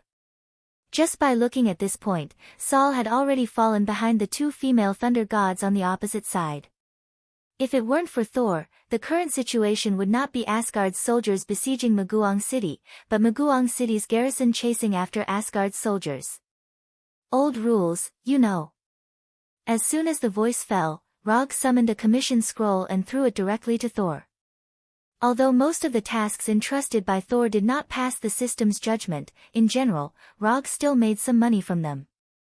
You may make a profit, but I will never lose. Commission content: sneak into Maguang City to inquire about the defense line intelligence, commission status, incomplete, commission reward, 10 ninja coins. When Thor finished writing the commission content, a new commission appeared on the system's commission page. Glancing at the information on the system page, Rog frowned slightly. The difficulty of the commission is not high, but the commission reward is a bit low. Even if this commission is completed, there are still 5 ninja coins left from the 400 ninja coins needed to exchange for the immortal art inheritance. On purpose. The system is definitely on purpose. Although the commission reward is a bit lower than what I expected, but no matter how small the mosquito leg is, it's still meat. Saving ninja coins, isn't this the same thing? Before leaving, Rog glanced at the reward on the scroll. 10 kilograms of URU metal. It's not too much, not too little, it's enough. Since accepting commissions, Rog has asked for URU metal as the commission reward every time. This also led to a bit of an awkward situation. Those precious weapons that originally needed to be repaired with URU metal have not been repaired because of Rog. Those who can use URU metal weapons are basically famous in the army, so in addition to Thor and the 3 warriors of Sengoku, those officers with damaged weapons have a lot of complaints about Rog. If it weren't for Rog's strength far beyond them, maybe these officers would sneak into his tent in the middle of the night, and then, after throwing the commission scroll into the summon scroll, Rog left the tent and walked in the direction of Maguang City. As a ninja, sneaking is the foundation of the foundation. This was especially true for Log, as infiltration was his specialty. What is the perfect sneak? As long as the witnesses are killed, it is a perfect sneak. Said a certain assassin who didn't want to reveal his name. Said confidently. Once, Rog was also a loyal fan of the Kong-style sneak method. But after coming to Warnerheim, his sneak method has changed slightly. In the end, he is still a ninja, so after mastering the transformation jutsu, he returned to the normal way of sneaking. More than 10 minutes later, a Warner Protoss soldier came out of the forest outside Maguang City, then took advantage of the night to climb over the wall of Maguang City and entered Maguang City. In the City Lord Hall of Maguang City, the 2 sisters Victigny and Weigelf were carefully looking at the topographic map outside the city, and from time to time, they asked other generals next to them. At this time, Weigelf, as the younger sister, suddenly frowned. Sister, something may happen tonight. After hearing Weigelfa's words, the City Lord Hall instantly quieted down. Although Weigelfa's strength is weaker than her sister Victigny, she has a strong 6th sense that is completely unreasonable. Raise the level of alert, change the temporary password of the entire army, double the number of patrols. Without any hesitation, Victigny immediately issued the latest order. Anything that can make Weigelf have an intuition is not a trivial matter. This has been unquestionably confirmed in the past 1,000 years. The next second after Victigny issued the order, more than a dozen generals quickly left the City Lord Hall and began to implement the latest order. Can you predict who it is? Is it Thor or Rog? Victigny asked. I don't know, but I think the possibility of it being Rog is higher. Weigelf said with some uncertainty. After hearing Rog's name, Victigny's face became extremely cold, like an iceberg that has not melted for thousands of years. If you want to pick the person in the opposite Asgard army that she wants to kill the most, then Victigny will always have only one answer, and that is Rog. Even Asgard's commander, Thor, has to be ranked behind Rog. The reason why Victigny hates Rog so much is purely Thor's fault. A month ago, Thor gave him a commission to go to Maguang City's database to get a copy of Maguang City's construction log. It was a very simple commission, and it didn't require fighting and killing, as long as he got the information. Originally, this commission was indeed very simple. But Thor and Rog did not expect that someone would fall asleep in the database. And this person was not someone else, but the highest commander of Maguang City. As a commander, it was normal for him to learn about the defense of the city in the database. Because he was too tired, it was also normal for him to fall asleep in the database. The only abnormal thing was that the book that Victigny pressed under her hand happened to be the Maguang City's construction log that Rog wanted to steal. The next thing was very simple. Rog and Victigny fought in the database, and the final result was that Rog smoothly took away the city's construction log. It's just that when he picked up the city's construction log, he was a little disgusted. The construction log that was covered with saliva on the cover was something that anyone would dislike. Moreover, before the Flying Thunder God left the database, he said a very normal sentence, but it completely ignited Victigny's anger. "You're already such a big man, and you're even the commander of an army, but you still sleep and drool like a child, sigh." Originally, this sentence was nothing, but coincidentally, when Rog said this sentence, the defenders near the database just arrived at the scene. As for what happened later, Rog wasn't too clear. The only thing he could be sure of was that from the next day onwards, as long as he appeared on the battlefield, Victigny would chase him crazily with the two-handed greatsword that was not much smaller than his round fan. Rog, who was walking in Maguang City, suddenly sneezed, and then glanced around vigilantly. "It can't be that bad, right? I just came in." Although Rog didn't fight much with the two sisters, Victigny, he knew very well how terrifying the intuition of the sister Weigelf was. Weigelf was the only person he had met who could see through his shadow clone and transformation technique. Chapter 108. To be precise, she didn't see through it, but she used her incredible sixth sense to directly distinguish between the original body and the avatar. As for the transformation technique, it was the same. Even if he turned into the most inconspicuous guard, Weigelf would still be able to recognize him. This was a bit unreasonable, and what was even more troublesome was that Rog had no way to deal with it. After entering Maguang City, Rog was like a real patrol soldier, constantly moving forward in the city. In order to make himself look less lonely, he also deliberately summoned 9 shadow avatars and let them disguise themselves as patrol soldiers. As a result, a standard patrol team was born.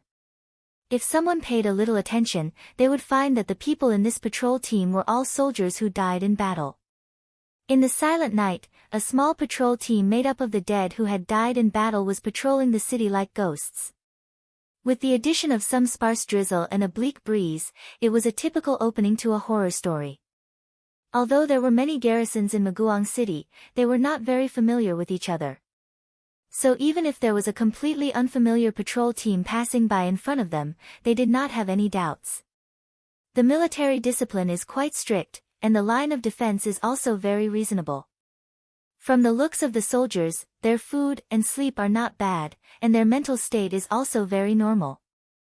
Generally speaking, this is a good army with good combat effectiveness. After pretending to patrol for more than an hour, Rog came to a conclusion that he already knew. If the level of the garrison in Maguang City was not good, even with the 2 female Thor Victigny and Weigelf, they could not stop the attack of the Asgard soldiers. Could it be that he could only go back like this tonight? Although no matter whether the loopholes in the line of defense were found or not, it would not affect the final judgment of the commission. But coming here in the middle of the night and then leaving without doing anything was not in line with Rog's character.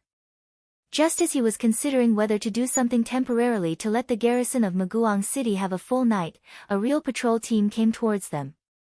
"Password." Rog wanted to bring his doppelganger team over, but the leader of the opposing team asked for the password. Rog didn't answer, he just silently opened his Sharingan. Sharingan, Genjutsu.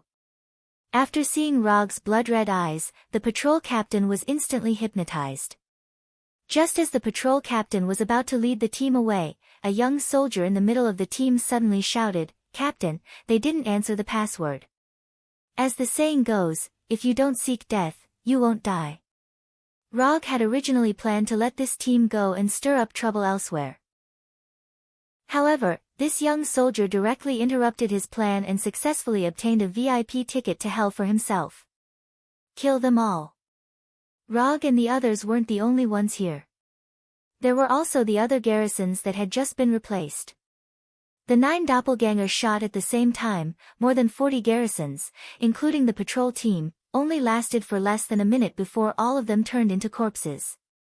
When the doppelganger killed all the surrounding witnesses, Rog removed the doppelganger and quickly left. Although the garrisons didn't have time to send out an alarm signal, their bodies would be found sooner or later, so Rog didn't bother to continue to disguise himself and directly rushed to the more valuable targets. If you want to quickly destroy the morale of an army, there are 2 ways. One is to carry out a decapitation operation and directly destroy the command system of the army. This is Rog's preferred method, but here, the difficulty of the decapitation operation is a bit high, so he directly abandoned this plan. As for the second method, it is to destroy the logistical support system of the army, that is, burn the military food. This kind of thing, Rog just did it once half a month ago, and he can be regarded as a skilled technician. Under the cover of the night, Rog moved forward quickly like a ghost. Although he still didn't know where the rations were hidden, it wasn't a difficult task for him to find them. Intimidation, threats, torture, hypnosis. After several efficient inquiries, Rog successfully learned the location of Maguang City's military food storage from a few unlucky guys. Because of his attack half a month ago, Maguang City no longer concentrated all the military food in one place, but stored it in 5 different warehouses. They have become cautious. The amount of military food stored in the 5 warehouses varied. Rog directly excluded the warehouse with the most military food and planned to go to the warehouse with the second most military food. Just as he took a few steps, he suddenly remembered something, and then took out an Asgard gold coin from his pocket. He saw him throw the gold coin, and then after confirming the front and back, he repeated this action 3 times.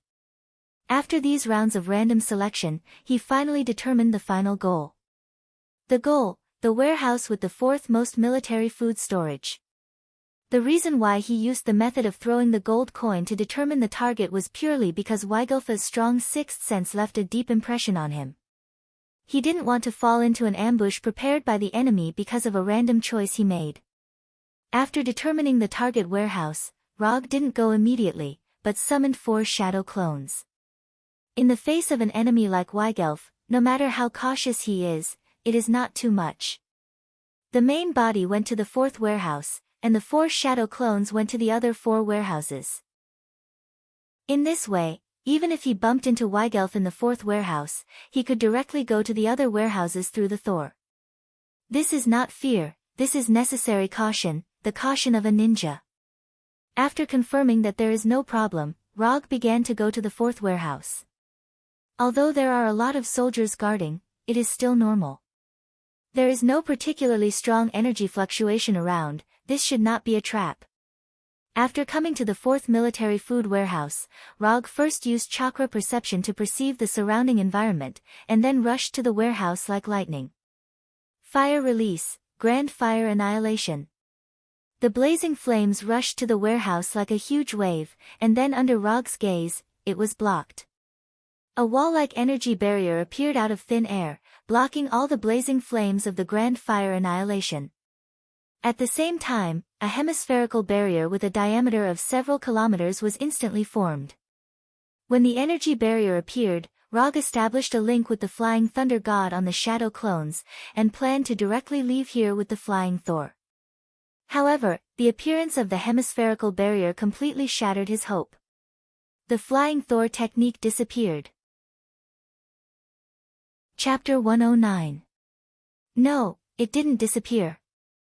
It's that the entire space was completely isolated. Although the strength of the shadow doppelganger is not as good as his main body, but to silently destroy his shadow doppelganger and erase the flying thunder god technique from the shadow doppelganger, it is definitely not something that the Vannas of Maguang City can do. To be able to break the connection of the flying Thor technique, only a barrier that also has the power of space can do it. So what is the function of this hemispherical barrier in front of him? It's very obvious.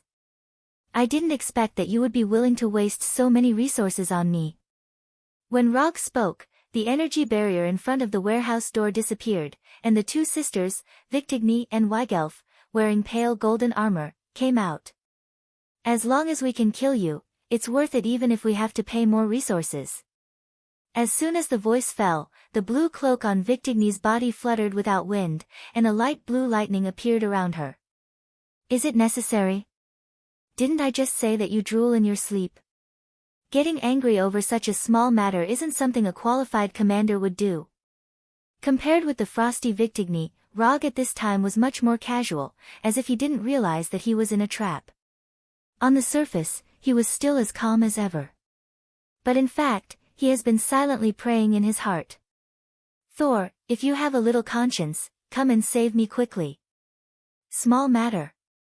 You actually think this is a small matter? After hearing Rog's words, the lightning on Victigny's body suddenly became thicker, and even her eyes flashed with a light blue current. Because of Rog's words, now the entire garrison of Maguang City knows that their commander drools when she sleeps. This news even began to spread in the capital of Warner Protoss. After living for so many years, Victigny felt the power of public opinion for the first time. Rog must die. Feeling Victigny's murderous intent, Rog directly summoned his Thunder Fan and Kusanagi sword, ready to fight at any time. Fortunately, he had the occult scroll with him. Otherwise, he could only use the flying Thor kunai to fight against Victigny. Although Victigny was a woman, she was a woman who had awakened the divine power of thunder. Moreover, she was a woman who was in a state of extreme anger. When facing such an enemy, one could never be too careful. Moreover, she had Weigelf, who had a strong sixth sense, by her side. The battle between the two female Thor from Warner Protoss and the upright ninja from Earth was about to start. Victigny didn't give Rog too much time to prepare.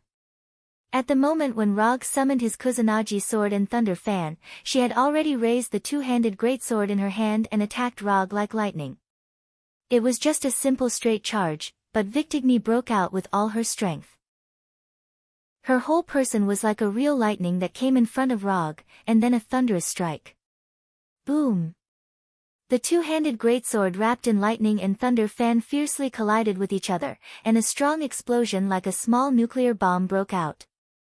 Victigny and Rog were blown away by the explosion at the same time. The powerful shock wave of the explosion also directly killed all the guards near the warehouse. This woman is really crazy. Even if most of the energy was absorbed by the Thunder Fan, Victigny's sword still made Rog's right hand slightly numb. If he didn't have Sage Body and used Strange Body technique at the first moment, Victigny's sword was enough to send him flying. Shadow Clone Technique. Before Rog landed on the ground, he quickly used Shadow Clone Technique. His whole person seemed to be infinitely multiplying, and instantly created 30 shadow clones. Of course, these shadow clones were not used to attack Victigny. In front of Victigny, who controlled lightning, these shadow clones were no different from balloons. As long as she released lightning once, she could take away most of the shadow clones. When these shadow clones appeared, they didn't hesitate and used body flicker technique at the first moment. Like a flock of frightened birds, they quickly disappeared from the warehouse. This hemispherical spatial barrier was like an independent space. It isolated Rog from the outside world's Thor technique. Since he couldn't connect to the outside world's flying Thor technique, then he could only set up flying Thor techniques inside the barrier. The 30 shadow clones that he just summoned were his flying Thor technique. The original body is still here. Those that left are all clones. Weigelfa's voice immediately sounded. Rog wasn't surprised that Weigelf could see through his shadow clones. However, even if the shadow clones were seen through, it wouldn't affect his plan at all. When the shadow clones scattered and ran in different directions of the barrier, one by one, Flying Thor techniques appeared in his perception. With the Flying Thor technique, the Flying Thor was the real Flying Thor. While the shadow clones were constantly setting up Flying Thor techniques, Victigny attacked Rog again. However, this time, she pounced on empty air. When the two-handed greatsword in Victigny's hand was 10 centimeters away from him, Rog activated Flying Thor and instantly disappeared from Victigny's sight. Admit defeat. This is already my home ground. You are not my opponent. Rog's voice sounded more than 10 meters away. However, Victigny obviously wouldn't stop here. The moment she saw Rog's figure, she once again waved her greatsword and rushed over. Victigny's speed was indeed very fast. However, for Rog, who already had enough coordinates to teleport, this speed was still too slow. Boom! A 10-meter deep pit appeared on the ground where Rog was standing. However, there was nothing in the pit other than gravel. Why bother? Rog sighed helplessly. Can't they just sit down and have a good chat? Why do they have to fight to the death? And Victigny, as the commander of Maguang City, shouldn't she put the city defense first? Why must she make things difficult for an upright ninja like him? It seems that she couldn't bear to see her sister Victigny being teased alone. Weigelf also joined the battle. Compared with Victigny's two-handed greatsword, Weigelf's weapon was much more normal. It was a one-handed rapier of normal length. When Victigny once again attacked Rog like a violent lightning, Weigelf also launched an attack at the same time. Boom! Victigny's attack once again missed, and a normal house was blasted into ruins. Through Flying Thor, Rog easily avoided Victigny's attack. But at the moment when he had just completed the teleportation, a strong intuition of danger emerged in his mind, prompting him to instinctively use Flying Thor again. Before teleporting away, he saw a rapier shining with electric light appear in front of him. Chapter 110. Referee, I want to report, someone here is cheating. Rog's teleportation coordinates at this time were randomly selected by him, but Weigelf seemed to have known that he would be teleported here and came here in advance. If his speed was slower, then the thin sword with electric light would have skewered his head like a stick of sugar-coated haws. Does your sixth sense have to be so strong? Do you want me to live? Although he avoided Weigelf's attack at the last moment, Rog couldn't help but break out in a cold sweat. This little girl was much more ruthless than her sister. Victigny had a fiery personality and was easily impulsive. This could be easily seen from the weapon she chose and the behavior she showed. Weigelf was just the opposite of Victigny. She was the kind of person who didn't talk much, but once she made a move, she was ruthless. Moreover, her speed was faster than Victigny. Compared with Rog, Weigelf was more like a professional assassin. In order to avoid such a situation, Rog did not continue to stay near the warehouse, but teleported to a roof hundreds of meters away. Until this time, Thor, who was outside Maguang City, finally found that something was wrong. He waved Thor's hammer and flew into the air. He saw a space barrier with a diameter of several kilometers suddenly covering an area of Maguang City, exuding a moonlight-like light. This kind of large-scale barrier consumed a lot of energy every second. Even if Maguang City had sufficient energy supply, this was an extremely extravagant and wasteful behavior. Thor silently looked at the space barrier, and a thought involuntarily emerged in his mind. Did Rog really just go to inquire about the defensive line of Maguang City tonight? Could it be that he, although he didn't know what Rog had done, as the commander of an army, Thor knew what he had to do now? The warriors of Asgard quickly mobilized, and a siege battle that was not part of the plan began. When Thor led the Asgard warriors to attack Maguang City, Rog was also thinking about the next tactic. Now, there were only two paths in front of him. The first method was to use the Flying Thor to constantly change his position until the spatial barrier ran out of energy. This method was also the most stable one at the moment. Other than being a little cowardly, there were no other shortcomings. The second option was to defeat the Victigny sisters, or use brute force to forcefully destroy the spatial barrier. If it was a one-on-one fight, whether it was Victigny or Weigelf, he had the confidence to win. But if it was 1 against 2, he didn't have much confidence. After all, neither of them were ordinary women. Even Thor, who was also good at discharging electricity, could not gain the upper hand when facing the two of them, let alone him, an earthling with a weaker body. As for relying on brute force to destroy the spatial barrier, this kind of thing was just a dream. If he had such strength, he wouldn't have been forced to dodge everywhere like he was now. Do you want to be a coward for a lifetime, or do you want to be a hero, even if it's only for a few minutes? He didn't know why, but this sentence suddenly appeared in his mind. This sudden sentence caused him, who was originally flashing away, to be slightly stunned. He was actually distracted in the battle. In the next second, Weigelfa's 2-finger-wide thin sword came in front of him. Clang! The tip of the sword flashing with electricity failed to stab Rog in the end, but it was blocked by the thunderous round fan. Seeing that her attack did not hit the target, Wiggle quickly retreated. Just at the moment when Weigelf had just made space, Victigny's 2-handed giant sword followed and slashed at Rog. Boom! The raging electric current was like an out-of-control dragon, attacking everything around it. The violent energy did not differentiate between friend and foe, attacking everything around it. Victigny took advantage of the situation and retreated, avoiding the violent energy storm.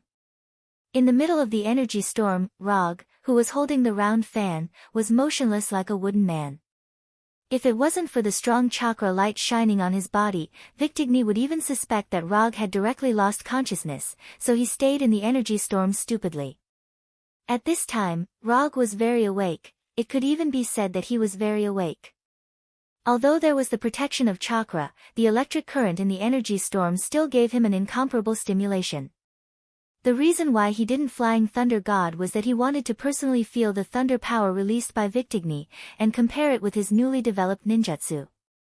Without the subsequent energy input, the energy storm, which used thunder power as the main energy source, completely dissipated in the air after more than 10 seconds. When the energy storm dissipated, Rog put the round fan behind his back, and directly condensed a Rasengan in his right hand. It was just an ordinary Rasengan, there was no change in nature, and the size was also the normal size of a palm. However, in the next second, Rog began to inject the thunder attribute chakra into the Rasengan. In the past, Crown Prince Kamui created the strongest ninjutsu of the wind release ninjutsu by injecting the wind attribute chakra, Futon, Rasen Shuriken. After fighting with the 3 Storm Brothers, Rog also began to develop his own unique Rasengan. Compared to Crown Prince Kamui, Rog was more proficient in thunder and fire release, so his Rasengan certainly couldn't be based on the wind attribute chakra. The Rasengan, which was originally the size of a palm, instantly expanded to the size of a basketball. At the same time, a light blue lightning appeared on the surface of the Rasengan, and it madly flowed irregularly, and showed a phenomenon of electric current discharge. Raiton, Spiral Railgun. Strictly speaking, this ninjutsu was in an incomplete state, because Rog didn't do any actual combat testing of this ninjutsu. However, it was obviously not the time to care about these small details. The moment the spiral railgun was formed, Weigelfa's 6th sense sent out a strong warning signal. Danger! Retreat quickly! Without any hesitation, Weigelf came to Victigny's side like lightning, and directly pulled Victigny's right hand, and quickly retreated. Looking at Victigny's figures retreating quickly, Rog slowly raised his right hand, and silently aimed the spiral railgun at the 2 sisters. The reason why he named this ninjutsu spiral railgun was, on one hand, because this ninjutsu had a super long attack range and super fast attack speed, just like a real railgun. On the other hand, it was his little faith. The electric sparks dancing on your fingertips are my undying faith in this life. Chapter 111. Only the super electromagnetic gun will last forever. Boom! The electromagnetic gun in Rog's hand disappeared in an instant. A light blue beam of light entwined with an electric snake emerged out of thin air and crossed the entire Maguang city. The electromagnetic gun first hit the two sisters, Victigny, and then it penetrated all the obstacles in the attack path without any reduction in power. Houses, enchantments, city walls, nothing could stop this light blue beam of light. It wasn't until it hit a small mountain more than 10 kilometers away from the city that the beam of light finally stopped. The next second, an orange-red fireball soared into the sky like the sun. The earth began to shake. The hurricane formed by the shock wave struck the surroundings like a tsunami. Wherever it passed, it was a mess. When the flames of the explosion dissipated, when everything began to return to calm, the hill that originally stood outside Maguang City had completely disappeared. Instead, there was a circular deep pit with a diameter of several kilometers. Electromagnetic gun, one shot, Seoul. Like a natural disaster, the battlefield that was originally fighting suddenly quieted down. The entire battlefield seemed to have been paused suddenly, and everyone couldn't help but look in the same direction. Is this really something that a human can do? Regarding the fact that Rog is an Earthling, it has been spread to Asgard and Warner Protoss as early as a few months ago. A guy who is active on the battlefield like he is on steroids and has super combat power, no matter where he is, he will be the focus of investigation. But after seeing the scene in front of them, they found that they still underestimated Rog. After the battlefield was strangely silent for more than 10 seconds, there was a burst of excited shouts. Those who shouted excitedly were all Asgard's soldiers. As for the Warner Protoss soldiers on the defending side, their faces were as ugly as they could be at this time. The existence of high-end combat power can not only improve the combat power of the entire army, but also greatly improve the morale of the army. The terrifying power of the electromagnetic gun raised the morale of Asgard to the peak in an instant. The siege of Maguang City also began once again amidst the howls of the Asgard soldiers. Unlike the excited Asgard warriors, Rog wasn't happy at all. The power displayed by the spiral electromagnetic cannon did not disappoint him. In fact, it had far exceeded his expectations. However, the after effects of the spiral electromagnetic gun were far beyond his expectations. Other than the numbness in his right arm, he couldn't feel anything. He couldn't even clench his fist. Not only that, the flow of chakra in his right arm was also severely obstructed. It felt like the F1 track had turned into a sidewalk. Don't be fooled by the fact that he was standing motionless like a peerless expert. In reality, his battle prowess had been severely reduced by several times. Fortunately, there was no one who would attack him now. Victigny and Weigelf, who were most likely to attack him, were now lying weakly in the ruins of the house, gasping for air. Especially Victigny, she was vomiting blood from time to time. Although the spiral electromagnetic gun didn't directly penetrate their bodies, even if they were just grazed by it, the powerful power of the spiral electromagnetic gun still brought unimaginable damage to them. If they hadn't awakened the power of thunder, their bodies would have been completely destroyed by the violent energy of the electromagnetic gun at the moment they were grazed by the spiral electromagnetic gun, and then instantly scorched and dissipated. The only fortunate thing was that Rog had not conducted any actual combat tests on the spiral electromagnetic gun ninjutsu before. So when he first used this ninjutsu, there was a small deviation in his accuracy. This was also one of the important reasons why Victigny could survive. At the moment when Rog had just fired the spiral electromagnetic gun, Weigelf received a death reminder from her intuition. But this reminder was meaningless. At the moment of firing, the spiral electromagnetic gun had already reached its maximum speed, and she had no time to dodge. So she could only watch helplessly as the spiral electromagnetic gun came in front of her, and then, Rog's current state wasn't very good, but Victigny's state was worse than his. After confirming with Chakra's perception, he began to walk towards Victigny. The enemy hero's health was low, and this was the best opportunity to take the last hit. After continuously using the body flicker technique, Rog came in front of Victigny and looked down at them lying on the ground. Now, they were no longer as majestic as before. If they weren't wearing armor, they would look like refugees who had been stranded in a foreign land because of the war. There was still a little difference. They were refugees with good figures and outstanding looks. Pulling out the Kusanagi sword from his waist with his left hand, Rog calmly said to the two of them, "In your next life, be an ordinary woman, and don't come to the battlefield again." After saying that, Rog raised the Kusanagi sword in his hand and stabbed forward. Just as he stabbed with the Kusanagi sword, a lightning bolt as thick as an arm fell from the sky and directly struck the Kusanagi sword in his hand. Boom! This sudden lightning bolt didn't hit the Kusanagi sword, but fell to the ground. You can't kill them, their mother is Gerwig.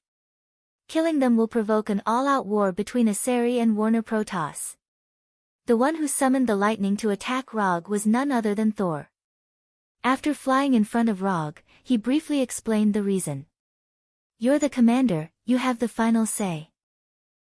Since Thor said so, Rog could only put away the Kusanagi sword and ignore Victigny and Sora.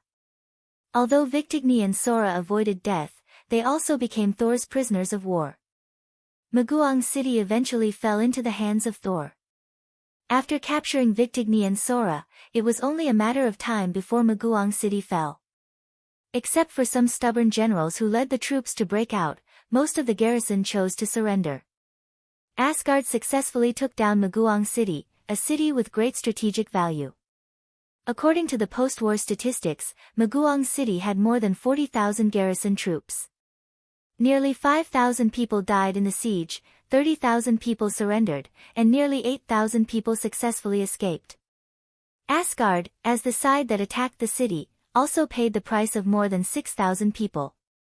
Although Asgard's total force in Warnerheim was more than 50,000 people, more than 10,000 of them were garrisoned in 7 camps, so the troops that really followed Thor to fight were less than 40,000 people. The army of less than 40,000 people had to watch over 30,000 prisoners, and at the same time, they had to defend Maguang City and guard against the counterattack of Warner Protoss. Thor was having a headache now, but he wasn't the one with the biggest headache because Rog was having a bigger headache than him. "My right hand won't be wasted like this, right?" Chapter 112. It's been 5 days since the original battle, but Rog's right hand still hasn't recovered to the state before he used the electromagnetic gun. The physical damage was completely healed in less than 2 days thanks to the immortal body's powerful recovery ability. However, the chakra meridian system in his right arm is still in a serious state of blockage. For this reason, he specifically consulted the military doctor of Asgard and got a useless answer. "Pay attention to rest, and you'll be fine after a few days of rest." If it weren't for the medical doctor's rich medical experience and good reputation in Asgard, Rog would definitely regard him as an ignorant and incompetent charlatan. If only there was a medical ninja here. It's best if it's a female medical ninja with a golden ponytail and a proud figure. Putting those unrealistic fantasies behind him, Rog opened the exchange page of the system and looked at the medical ninja page. To exchange or not to exchange, that's the problem. After thinking about it for a few minutes, he finally dispelled the idea. He's good at killing people, but saving people is out of the question. It's impossible to have a medical ninja, not in this life. Although the chakra meridian system in his right arm is still in a serious state of blockage, compared to the time when he used the electromagnetic gun, it's already improved a lot. It's probably equivalent to upgrading from a sidewalk to a bicycle path. So even if he doesn't do anything, the Sage mode will repair the damaged meridian system. The only problem is that he doesn't know how long it will take to completely restore it to its original state. For a right-handed ninja, it's a very serious problem that he can't use chakra with his right hand.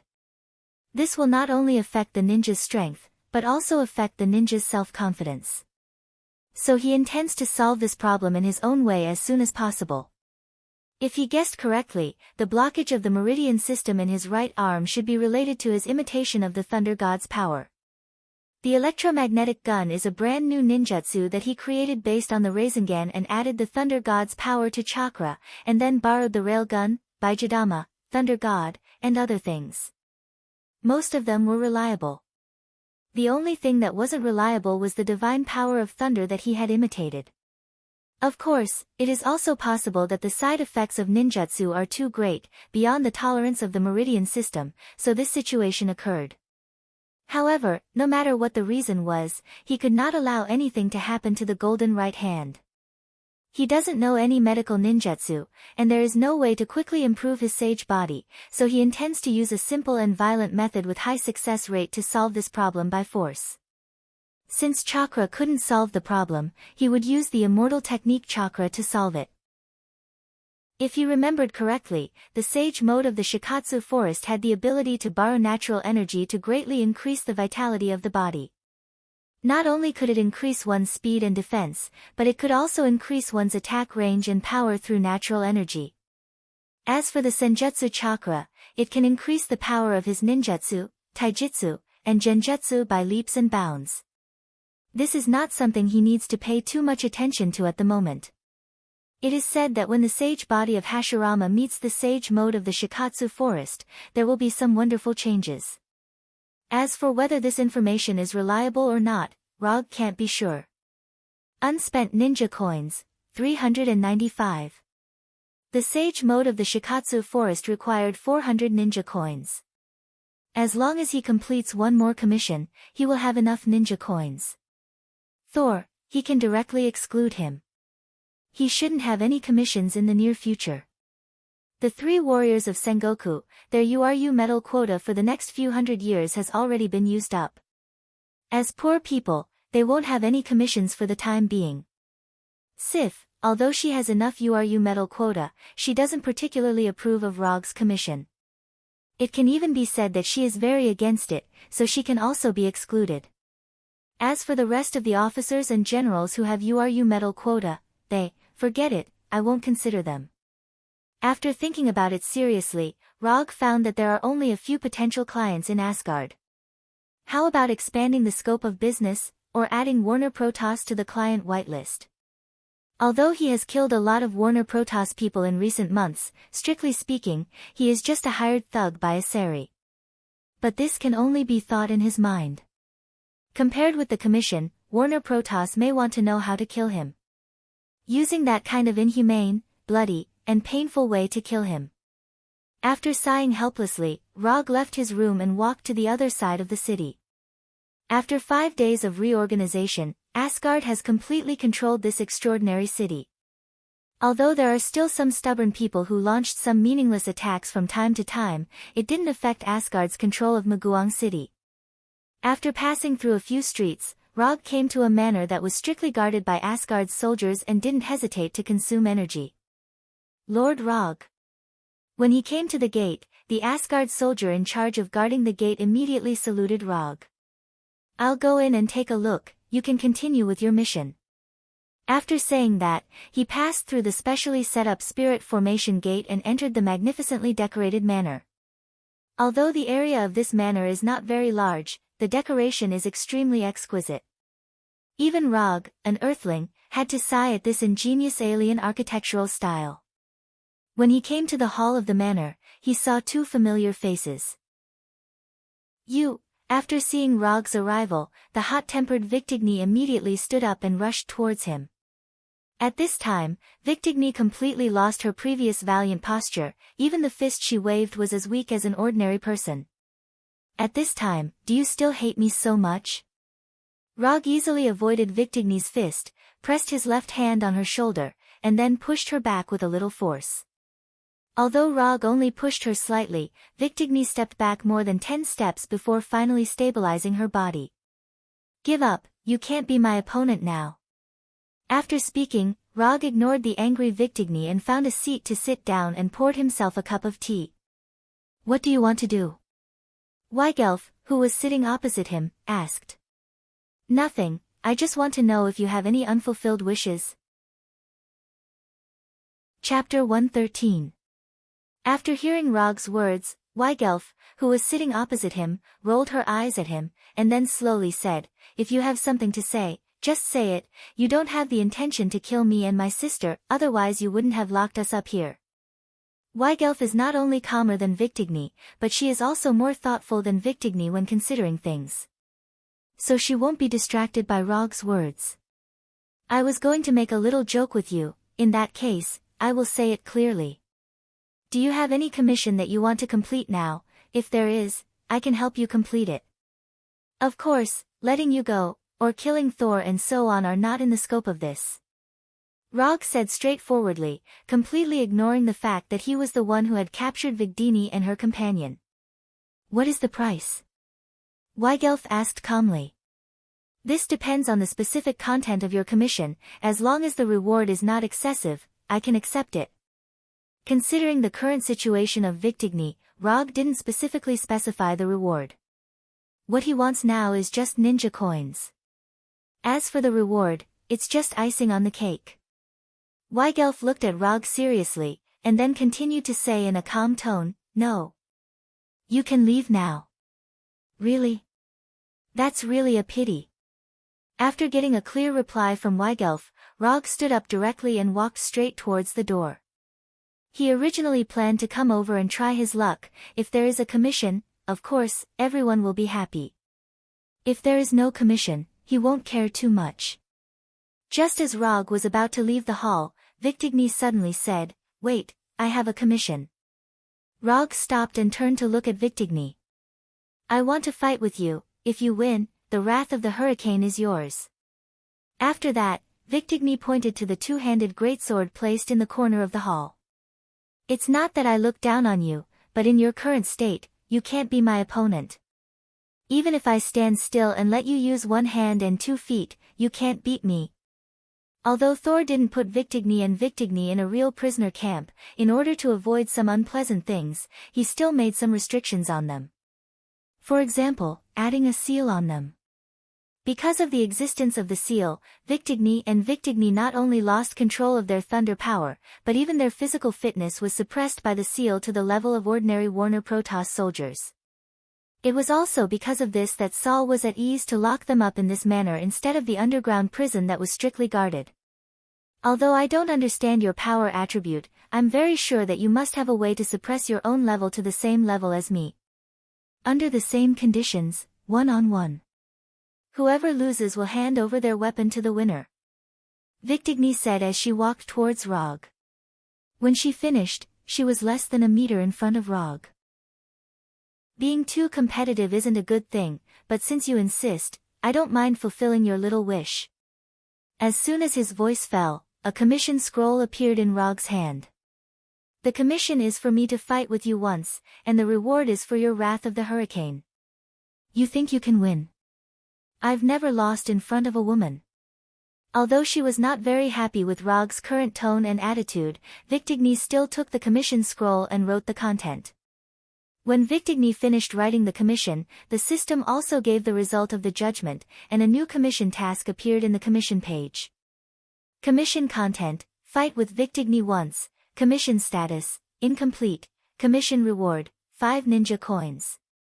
5 ninja coins commission reward. Just as Rog had expected, the system had given him the lowest reward. When do you want to start? As soon as Rog finished speaking, Vigdini's fist came in front of him, showing his answer with practical action. Although Vigdini's attack was very sudden, it was limited by her current sealed body. Her punch was not only weak, but also not fast. With this speed, Rog could avoid it with his eyes closed. But at this time, not only did he not avoid the punch, but he also took the initiative to stretch out his right hand, letting his right palm take the initiative to appear in front of Vigdini's fist. It turned out to be this level of strength. After blocking it with his right palm, or after feeling Vigdini's current strength, he took a step back and took the initiative to open the distance. Obviously, Vigdini did not think too much about it. When she noticed that Rog had retreated, she immediately rushed forward and launched a series of quick attacks. Rog didn't resist Vigdini's fist like before, but kept retreating, and at the same time silently remembered Vigdini's current speed, attack speed, and reaction speed. After getting enough information, he suddenly accelerated his retreat, and instantly opened a distance of 4 or 5 meters from Vigdini. "You cheated," Vigdini said discontentedly. "Let me correct you, I didn't cheat just now, I just wanted to confirm what level you are now. Next, it's the official battle. Even if he didn't use chakra, Rog's physical strength was far beyond the sealed Victigny. So in order to make Victigny accept her loss, he still needed to deliberately control his strength and speed to maintain his level as much as possible to be on the same level as Victigny. After saying that, Rog took a starting position that Victigny had never seen before, and said very seriously, "Wing Chun, Rog." Although Victigny didn't know what Wing Chun was, looking at Rog's current appearance, she knew that Rog was finally serious. Next, Rog and Victigny staged an informal martial arts competition between Earth's martial arts and Warner Protoss fighting skills in this hall. Spread, arms, prone, small thoughts, bridge seeking, index, wooden dummy technique. Although Rog hadn't officially learned Wing Chun before, after gaining the Sharingan, he silently copied this famous fist technique. This was the first time he used Wing Chun in a battle, and from the current situation, the effect was pretty good. Although Rog didn't use strength and speed that exceeded Victigny's, he still easily gained the upper hand. Victigny's fighting skills weren't weak, and she was experienced enough, but unfortunately, she met Rog who had better skills and more experience. Chapter 114. As time went by, Victigny's breathing became more and more rapid. Her movements began to change, and there were more and more flaws in her attacks. At this time, Victigny had completely lost her initial confidence. Even if Rog suppressed his own level to the same level as her, she still couldn't cause any injury to Rog. Can't win, really can't win. This discovery made Victigny begin to despair. She originally thought that as long as Rog didn't have those fancy abilities, she would be able to defeat Rog. But it turned out that even if Rog didn't use ninjutsu and chakra, she still wasn't Rog's opponent. Disappointment quickly enveloped her entire heart. After persisting for a few minutes, Victigny stopped attacking, then without saying a word, she lowered her head and left the hall. It's finally over. When Victigny stopped attacking, Rog finally breathed a sigh of relief. Although he didn't have any interest in the Hurricane's Fury, but in order to complete the system's commission, he picked up the Hurricane's Fury and then left the hall. Looking at her sister Victigny and Rog leaving the hall without saying a word, Weigelf slightly frowned. After leaving the manor, Rog opened the system's commission page and took a look to confirm the completion of the commission. Commission content, fight with Victigny, commission status, completed, commission reward, 5 ninja coins sent. Unspent ninja coins, 400. Finally, he had enough ninja coins to exchange for the Sage Mode inheritance. Rog planned to return directly to his room and then begin to exchange for the Sage Mode inheritance. But just as he was about to return to his room with the Flying Thunder God, he suddenly remembered something. I'm going to leave for a while, I'm not sure how long it will take. If the war ends early, help me give this Hurricane's Fury to Victigny. Rog found Thor in the City Lord's Hall, and then under Thor's confused expression, he gave him the Hurricane's Fury and gave him a kunai. Before Thor could ask, he returned to his room with the Flying Thunder God, and then threw all the Kusanagi sword, round fan, armor, and other things back into the summon scroll. After exchanging for the Sage Mode inheritance, he will immediately start practicing the Sage Mode. However, Maguang City is not a very good place to practice. After preparing the food and living supplies, he left Maguang City alone. A few hours later, he arrived at a primeval forest where there were few people. This forest was quite a distance away from Maguang City. More importantly, there was no strategic significance in this place. So whether it's a Seri or Warner Protoss, they won't send any soldiers here. After using chakra perception to perceive the situation in the forest, he opened the system's exchange page and exchanged for the Sage Mode inheritance. 400 ninja coins instantly returned to 0, and all the information of the Sage Mode appeared in his mind. Sage Mode, in a strict sense, is also a kind of ninjutsu. It's just that the Sage Mode uses the Sage Mode chakra, and the ninjutsu released with the Sage Mode chakra is also called Sage Mode. By fusing physical energy and spiritual energy, one can obtain the ordinary chakra. On the basis of physical energy and spiritual energy, plus natural energy, one can form the Sage Mode chakra. The principle is very simple, but the difficult part is that the three types of energy must maintain an absolute balance, that is, according to a strict 1/3 ratio, to obtain the sage mode chakra. If the natural energy is more than 1/3, it will be swallowed by the natural energy and turned into stone. If it's less than 1/3, it can't fuse chakra, and naturally can't enter the sage mode. Rog has known the principle of chakra for a long time. But the key is that he doesn't know how to absorb the natural energy, and he doesn't know how to use it. In the sage mode information of the Shikatsu forest, there is all the information he needs, including a set of training materials and notes. As for which senior these notes are from, there is no note in the information.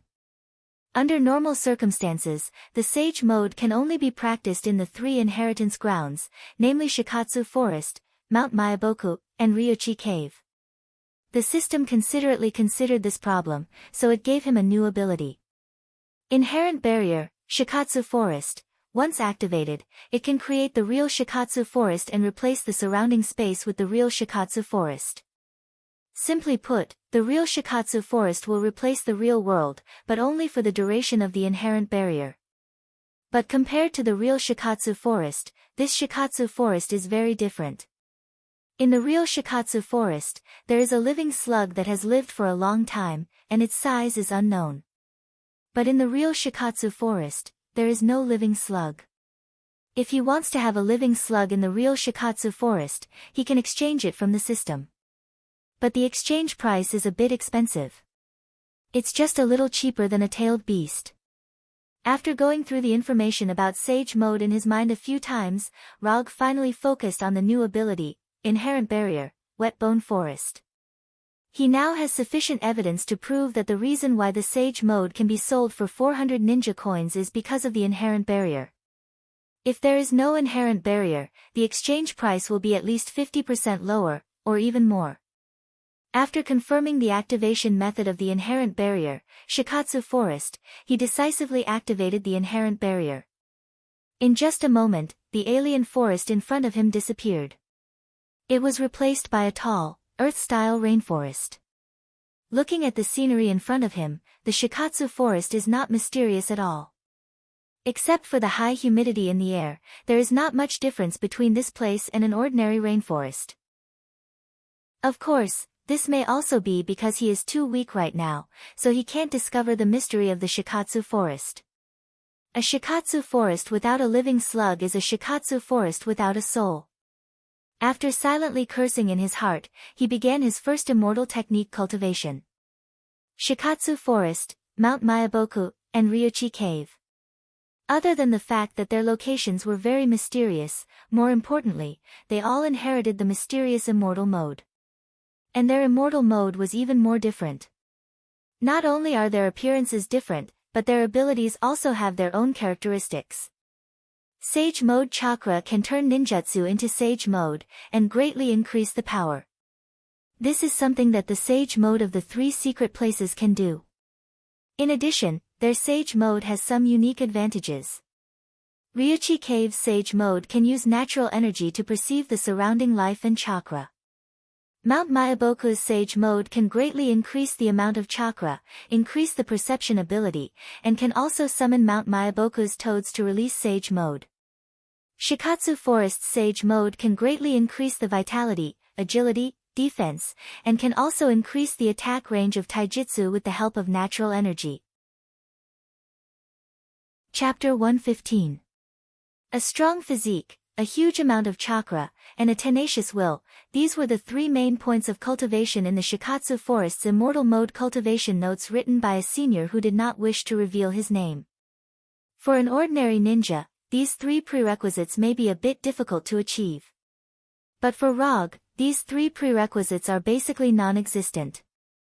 Hashirama's sage mode, Ichibi's chakra, and his tenacious will, Shikatsu Forest sage mode seems to be tailor-made for him. Of course, this is just a fantasy in his mind. After adjusting himself to his best condition, he sat cross-legged on the ground according to the requirements of cultivation. Then, he began to empty his mind. Relaxing the mind, letting the chakra flow naturally, perceiving the chakra in the body, perceiving the natural energy in the world, perceiving the whole world. Then, his hands began to form seals: Zi, Chou, Yin, Mao, Chen, Si, Wu, Wei, Shen, Yu, Su, Hai. After rapidly forming 256 seals without stopping, Rog finally felt the legendary natural energy. Vast, pure, and filled the whole world, as if everything in the world was born from it. He didn't have time to sigh, this energy forced into his body. Swelling, tearing, swallowing, decomposing, all kinds of heart-wrenching pain instantly enveloped his whole body. At this moment, he finally understood why the notes specifically said that the practitioner needs a tenacious will. Although he tried his best to keep himself awake, the pain acting on his body and mind at the same time was like the power of heaven and earth. He couldn't resist. 1 second, 2 seconds, 3 seconds, just when he thought that his spirit was about to collapse, his consciousness suddenly entered a world that was only white. There was no color, no substance, and no energy. Rog was like a leaf that fell into a river, floating aimlessly in this world. After floating aimlessly for a long time, a green planet completely made of trees appeared in front of him. When he saw this green planet, he suddenly remembered something. Isn't this the planet he saw when he transplanted the sage mode? When this memory appeared in his mind, the pure white world suddenly disappeared. Instead, it was replaced by a vast starry sky. Rog didn't have time to think about it, his whole body rushed to the green planet like a meteor. Just when he was about to hit the green planet in an incomparably tragic way, all the scenes in front of him disappeared, and his consciousness instantly returned to his body. With the return of his consciousness, the first thing he felt was an uncontrollable strong hunger. Under the stimulation of hunger, his body's senses began to quickly return. Vision, touch, smell, hearing, and other senses were instantly restored. Until now, he had time to look at his current situation. His body, his limbs, and his IQ is still online. Except for the low amount of chakra, everything is fine. After repeatedly confirming his body condition, he took the summon, took it, of the food, of him. After eating and drinking his fill, he casually laid on the ground and began to recall the inexplicable scene from before. According to the records, when every cultivator perceives natural energy for the first time, they will have an inexplicable experience. The duration of this experience also varies from person to person. Some people can return to normal in a few minutes, some can return to normal in a few hours, and some can never return to normal. As for what the length of time means, there is no accurate answer at present. After all, the number of samples is not enough, and it is difficult to draw any effective conclusions. However, as long as one can feel this wonderful experience, it means that the cultivator has completed the first stage of the sage mode, the cultivation of sensing natural energy. Sensing natural energy, refining the immortal technique chakra, and entering the sage mode. This is the three-step cultivation of the sage mode. It looks very simple, but in fact, the first stage of sensing natural energy can already eliminate more than 90% of the cultivators. The second stage of refining the immortal technique chakra is much more difficult and dangerous than the first stage. If you can't sense natural energy, you can't cultivate the sage mode. But if there is an accident in the process of refining the immortal technique chakra, then the stone puppets will be waving at you. Time flies, it has been half a year since Rog left Maguang City. In this half a year, he has put almost all of his energy into cultivating the sage mode. For this reason, he deliberately referred to Prince Ming's accelerated cultivation buff. He has to say that the shadow clone jutsu is a very useful ninjutsu. In particular, the experience and memories would return to the original body after the seal was lifted. It was as if it was tailor-made for cultivation cheating. Due to the selfless dedication of these shadow clones, his immortal mode cultivation progressed at an unimaginable speed. With a clap of his hands, the eyeshadow appeared. After spending half a year, he finally mastered this rapid makeup technique and inherited the sage mode from the Shikatsu forest. Although the red eyeshadow can only last for 15 minutes, for the current him, it is completely enough. And as he guessed, the sage mode of the Shikatsu forest, the sage body, and the wood release have some unknown mysterious connection. After mastering the sage mode of the Shikatsu forest, he can clearly feel the changes in his physique, physical strength, and recovery ability have been improved qualitatively. The most intuitive feeling is that even if he releases the electromagnetic gun 3 times in a row, his right arm will not have any problem. The further improvement of the sage body also led to a further increase in his chakra capacity. The era of the Ichibi is over, and now it is the era of the Nibi. Compared with the increase of chakra, the changes of the wood release are much more ordinary. It is nothing more than the wood dragon and the wood golem becoming bigger and stronger, and adding a few more wood release ninjutsu. It's time to go back. After removing the inherent enchantment, Shikatsu Forest, Rog began to perceive the Flying Thor Kunai's Flying Thor technique. Before leaving Maguang City, he deliberately left a Flying Thor Kunai for Thor, just for this moment. Found you. After perceiving the Flying Thor technique, his figure instantly disappeared from the forest. When his figure reappeared, the first thing he saw was Saul, whose clothes were in a mess and who was gasping for breath. Did I come back at the wrong time? Chapter 116. Thor's hammer was carelessly placed to the side, the armor on his body was also taken off, and sweat was dripping down his face. Beside him was a similarly exhausted Sif. How did you become like this? At this time, Thor was in an indescribable state, as if he had been ganged up on for several days. The god of the ocean, Njord, personally made a move. In order to cover the retreat of the army, Thor fought Njord alone. Thor didn't say anything. The one who answered Rog was Sif. Njord? What did you do to make Njord personally deal with you? The god of the ocean, Njord. His position in the Warner Protoss was probably equivalent to the position of the father of the gods, Odin in Asari. Although his strength was not as strong as Odin, in Warnerheim, he was definitely worthy of the title of the strongest. Under normal circumstances, Njord would absolutely not make a move against Thor and the others. Because once he made a move, it meant that the Warner Protoss broke the final agreement of kings not to participate in the war, and raised the level of the war to the level of an all-out war. In this way, the battle between Asari and Warner Protoss was no longer a small local confrontation, but an all-out war between the two races. To put it in simpler terms, Njord and Odin were Warner Protoss and Asari's nuclear weapons. Because both sides had nuclear weapons, even if there were some unpleasant local wars, both sides could maintain the most basic rationality. But if someone disregarded the agreement and used nuclear weapons, then what awaited them would be the same nuclear attack. Do you still remember the 3 Storm brothers that you killed? Thor looked at Rog with some helplessness, then said. Of course I remember. If it weren't for the 3 Storm brothers, he wouldn't have practiced Sage Mode in advance. So to a certain extent, he had to thank the 3 Storm brothers. If it weren't for their selfless contributions, he wouldn't have been so motivated to cultivate. They are Njord's descendants, and they are the more outstanding ones. Thor continued to explain, but Rog did not understand what this had to do with Njord personally taking action. The grass on the graves of the 3 Storm brothers was already more than a meter tall. If Njord wanted revenge, he would have done it long ago. On the battlefield, everyone relies on their own abilities. Even if you lose, you won't blame the heavens or accuse others. But someone used this to make a big deal out of it.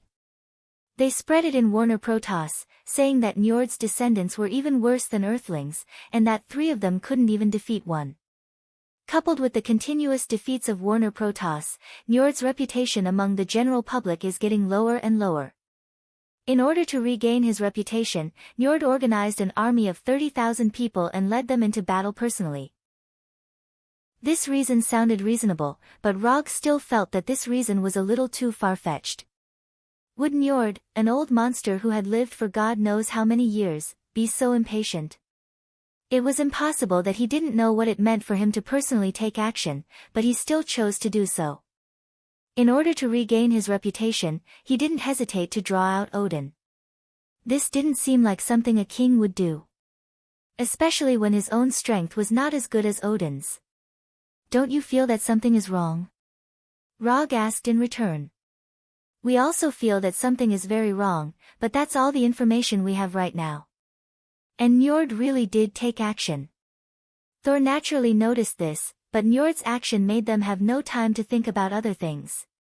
The most important question now was how to stop Njord.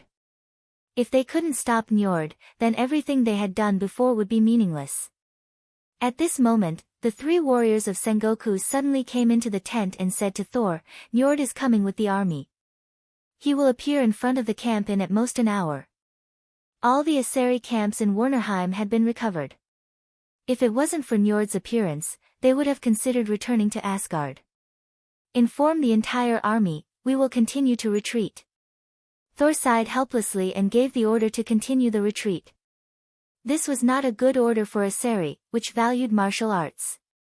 But under the current circumstances, this was their best choice. Without the top combat power to restrain Njord, it was meaningless no matter how many ordinary soldiers there were. "Where is Njord's army now?" Rog didn't look at Thor, but turned to Hogun and asked. "North. I'll go buy some time for you." After saying that, Rog left the tent and looked to the north. The god of the ocean, Njord, the strongest of the Warner Protoss. Just the name alone was enough to make people eager to give it a try. "Don't be rash. I've already sent someone to inform father. We don't need to deal with Njord ourselves." Thor followed Rog out of the tent and said with a serious face. Just by looking at Rog's expression, he could tell what Rog was planning. As the only person present who had fought Njord, he knew how strong Njord was. "Don't worry, I won't joke with my life. I may not be able to defeat Njord, but if I want to leave, he won't be able to stop me." As soon as he finished speaking, Rog's figure disappeared in front of Thor. He just mastered Sage Mode, and such a perfect opponent appeared. If he didn't seize this opportunity, Rog would despise himself. And as he said, even if he can't defeat Njord, he has absolute confidence to leave the battlefield. A ninja who mastered Thor is so confident. After running north for a while, he saw a mighty army of Warner Protoss, and Njord who was riding a mount he couldn't name. The moment he saw Njord, who was walking at the front of the army, also saw him. Although it was the first time he saw Rog, Njord recognized him at a glance. The man in red armor was the one who killed the three Storm brothers. Njord slightly raised the trident in his right hand, and the army of Warner Protoss behind him immediately stopped moving forward, and the whole army quietly stayed in place. Then, Njord slowly walked toward Rog on his cheetah-like mount.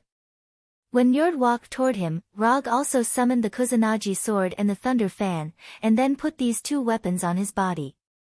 After arriving in front of Rog, Njord looked at him condescendingly, and then pointed the trident in his hand at him. "You are the Earthling Rog?" Njord deliberately asked in a very oppressive tone. "No.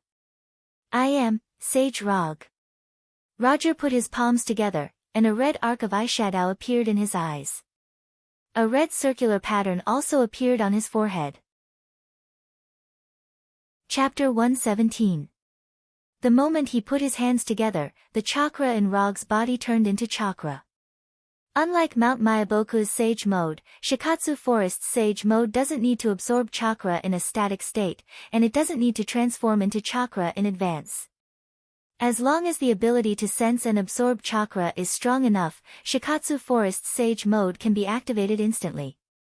With the red lines and eyeshadow appearing in his eyes, Rog can directly see the chakra around him, and his body can't help but absorb chakra. Although the god of the ocean, Nold, didn't know what Rog had done, the moment Rog entered Sage Mode, he thrust his trident at Rog like a bolt of lightning. Njord's attack wasn't slow, but Rog's speed was faster.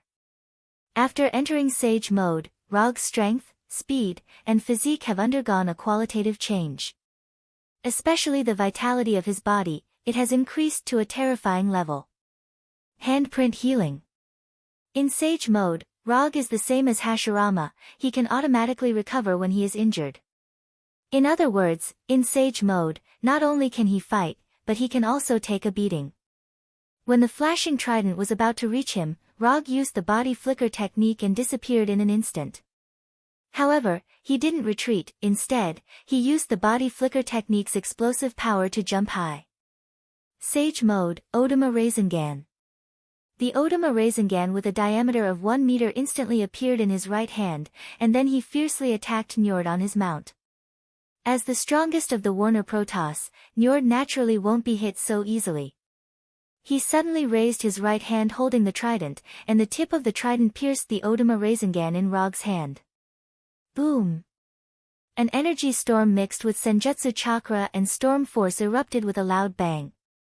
The shock wave generated by the explosion swept out in all directions at a speed faster than the speed of sound, and spiderweb-like cracks appeared on the ground within a few hundred meters.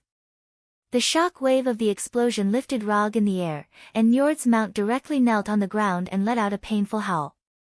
Rog hasn't landed yet, but his attack was once again in front of Njord. Flying Thor Kunai. Dang! Njord waved his trident, and the flying Thor Kunai was blocked and bounced to the ground.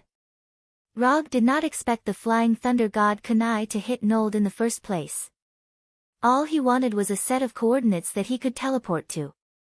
When the flying thunder god Kunai stabbed into the ground, he disappeared from the sky again. Immortal Method, Lightning Release, Chidori Blade. Relying on the flying Thor, he instantly flashed to Njord's right side, and the Kusanagi sword wrapped in lightning drew a beautiful arc. Njord didn't expect that Rog, who was blown away by the explosion, could actually come to his side in an instant. He didn't expect that Rog's sword would have such a terrifying speed. Now, there were only two paths in front of him. Either he continued to sit on his mount and use his body to resist the sword, or he abandoned his mount and took the initiative to avoid the sword. In the blink of an eye, Nold made his decision. His body slightly leaned to the left, and then he turned around and instantly left his mount. Njord avoided Rog's lightning-like sword, but his mount wasn't so lucky. The Kusanagi sword directly cut through the mount's neck, directly ending the life of the mount. After the lightning killed Njord's mount, Rog didn't have time to withdraw his sword. Njord's attack arrived in front of him. It was a purple lightning ball with a diameter of 2 meters, flying straight toward him with the momentum to overturn mountains and seas. Even if he had the Sage body and entered the Sage mode, Rog absolutely couldn't resist the damage of this ball of lightning. However, he didn't need to use his body to resist this ball of lightning. When this powerful ball of lightning was only 2 or 3 meters away from him, a huge palm of 3 or 4 meters in size emerged from the ground and directly grabbed the ball of lightning. Immortal Method, Wood Release, Wood Puppet Technique.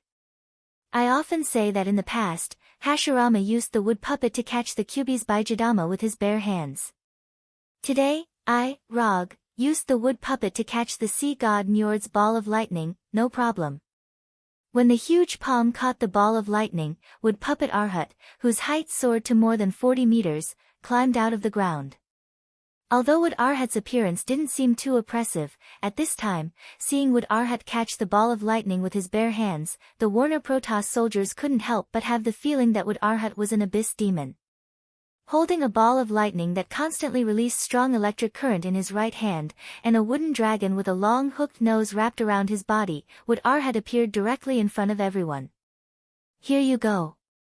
Under Rog's control, Wood Arhat's right hand was like a meteorite falling from the sky towards Njord. At this time, Njord finally understood why the 3 Storm Brothers who had awakened the power of the storm lost to Rog in the Battle of Champions. This Earthling can't be allowed to live. Although Njord's height was less than 2 meters, he didn't have any intention of dodging or retreating. Instead, he directly raised his trident and stabbed towards Wood Arhat's right hand. In terms of size, Njord's action was like a mouse roaring at a lion. But as the strongest of Warner Protoss, Njord obviously wouldn't do such a meaningless action. Boom! When Wood Arhat's right fist that was holding the ball of lightning collided with Njord's trident, an even stronger energy storm than before erupted.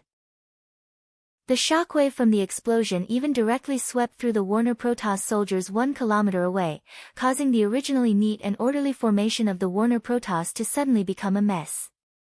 The trident in Nold's hand collided with the wooden Arhat's right fist, which was several times larger than himself. The trident that was about the size of a toothpick in front of Wood Arhat not only blocked Wood Arhat's right fist, it also didn't bend at all. This kind of unscathed state was no longer something that could be explained by the strength of the trident itself. Before Wood Arhat could retract his right fist, the trident in Njord's hand shone with an ocean-like blue light. Then, an indescribably shocking scene appeared in front of Rog. On this plain far away from the ocean, a 40 to 50 meters tall and several hundred meters long wave appeared out of thin air in front of him. It was like a natural moat formed by the waves, towering in front of him. Ocean god Njord was starting to get serious. Chapter 118. Is this the power of the god of the ocean? To be able to create waves of this magnitude on a plain without water, no wonder he's the god of the ocean. Looking up at the wave that was taller than Arhat, Rog not only didn't have any fear, but became even more excited. An opponent of this level is worth going all out. Under Rog's control, Arhat opened his arms and roared at the huge wave like a beast. In front of Arhat, the god of the ocean, Njord, was like a mouse in front of a lion. And in front of this wave, the wooden Arhat was like a pet dog in front of a wild wolf. Sometimes, the ups and downs of life came so quickly. At this time, the Warner Protoss soldiers in the distance didn't know how to describe the battle between Njord and Rog. Their only thought now was to retreat as soon as possible, as far away as possible, so as not to be affected by the terrifying battle between these two. Dying on the battlefield was the glory of a soldier. But if he died in the process of being a spectator, it would be a blatant irony. Under the command of the other generals, the disrupted formation of the Warner Protoss soldiers began to quickly retreat. At the same time, on the other side of the plain, Thor and the 3 warriors of Sengoku were also shocked. They knew that Njord was very strong, the strongest of the Warner Protoss. But they didn't expect that Njord could use divine power to directly create a vision of heaven and earth that went against the laws of nature. And what surprised them even more was that Rog, who had been missing for half a year, could actually fight Njord back and forth. Moreover, judging from the few exchanges just now, he had a slight upper hand. He has a power similar to divine power, but I've never seen this type of power. As the only one present who had awakened divine power, Thor was the only one who could detect the natural energy in Rog's body. Divine power? Earthlings can also awaken divine power. Sif wasn't suspecting Thor, but it sounded a little unbelievable. It's not the kind of divine power that we understand. It's just somewhat similar to divine power. It can borrow natural energy. Rog immediately noticed Thor's arrival, even though he didn't pay attention to Thor's situation. After entering Sage mode, his perception ability had been significantly improved, especially in the area of natural energy perception, which had an unparalleled improvement. Thor, who had awakened the power of thunder, was like a walking human-shaped lightning bolt. Moreover, it was the kind that kept releasing electricity. Therefore, as soon as Thor appeared, he would be able to sense Thor's arrival. But now, he didn't pay attention to Thor because he still had a troublesome wave to deal with.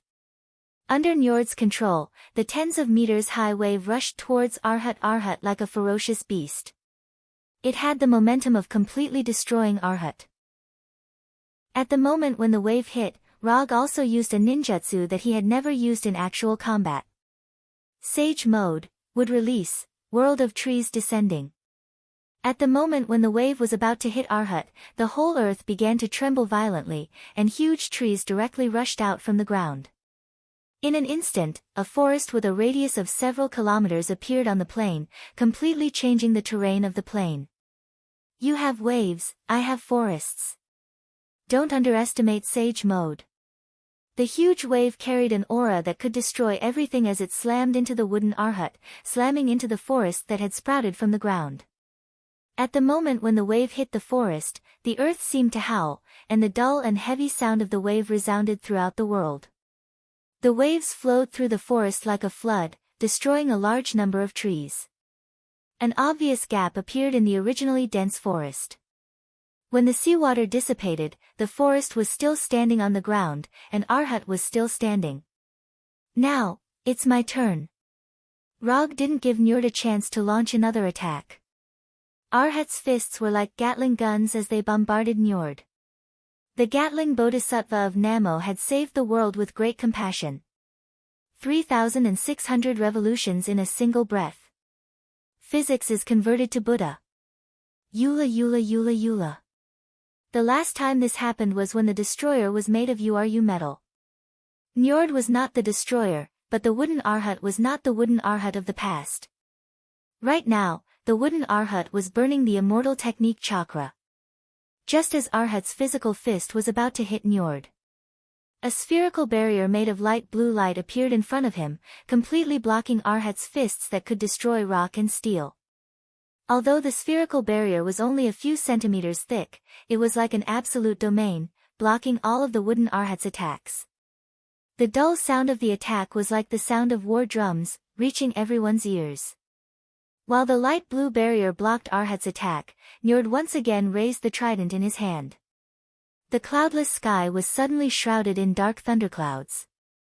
Along with the appearance of the thunderclouds, there was also a downpour of rain, a whistling hurricane, and a rapidly rising sea level.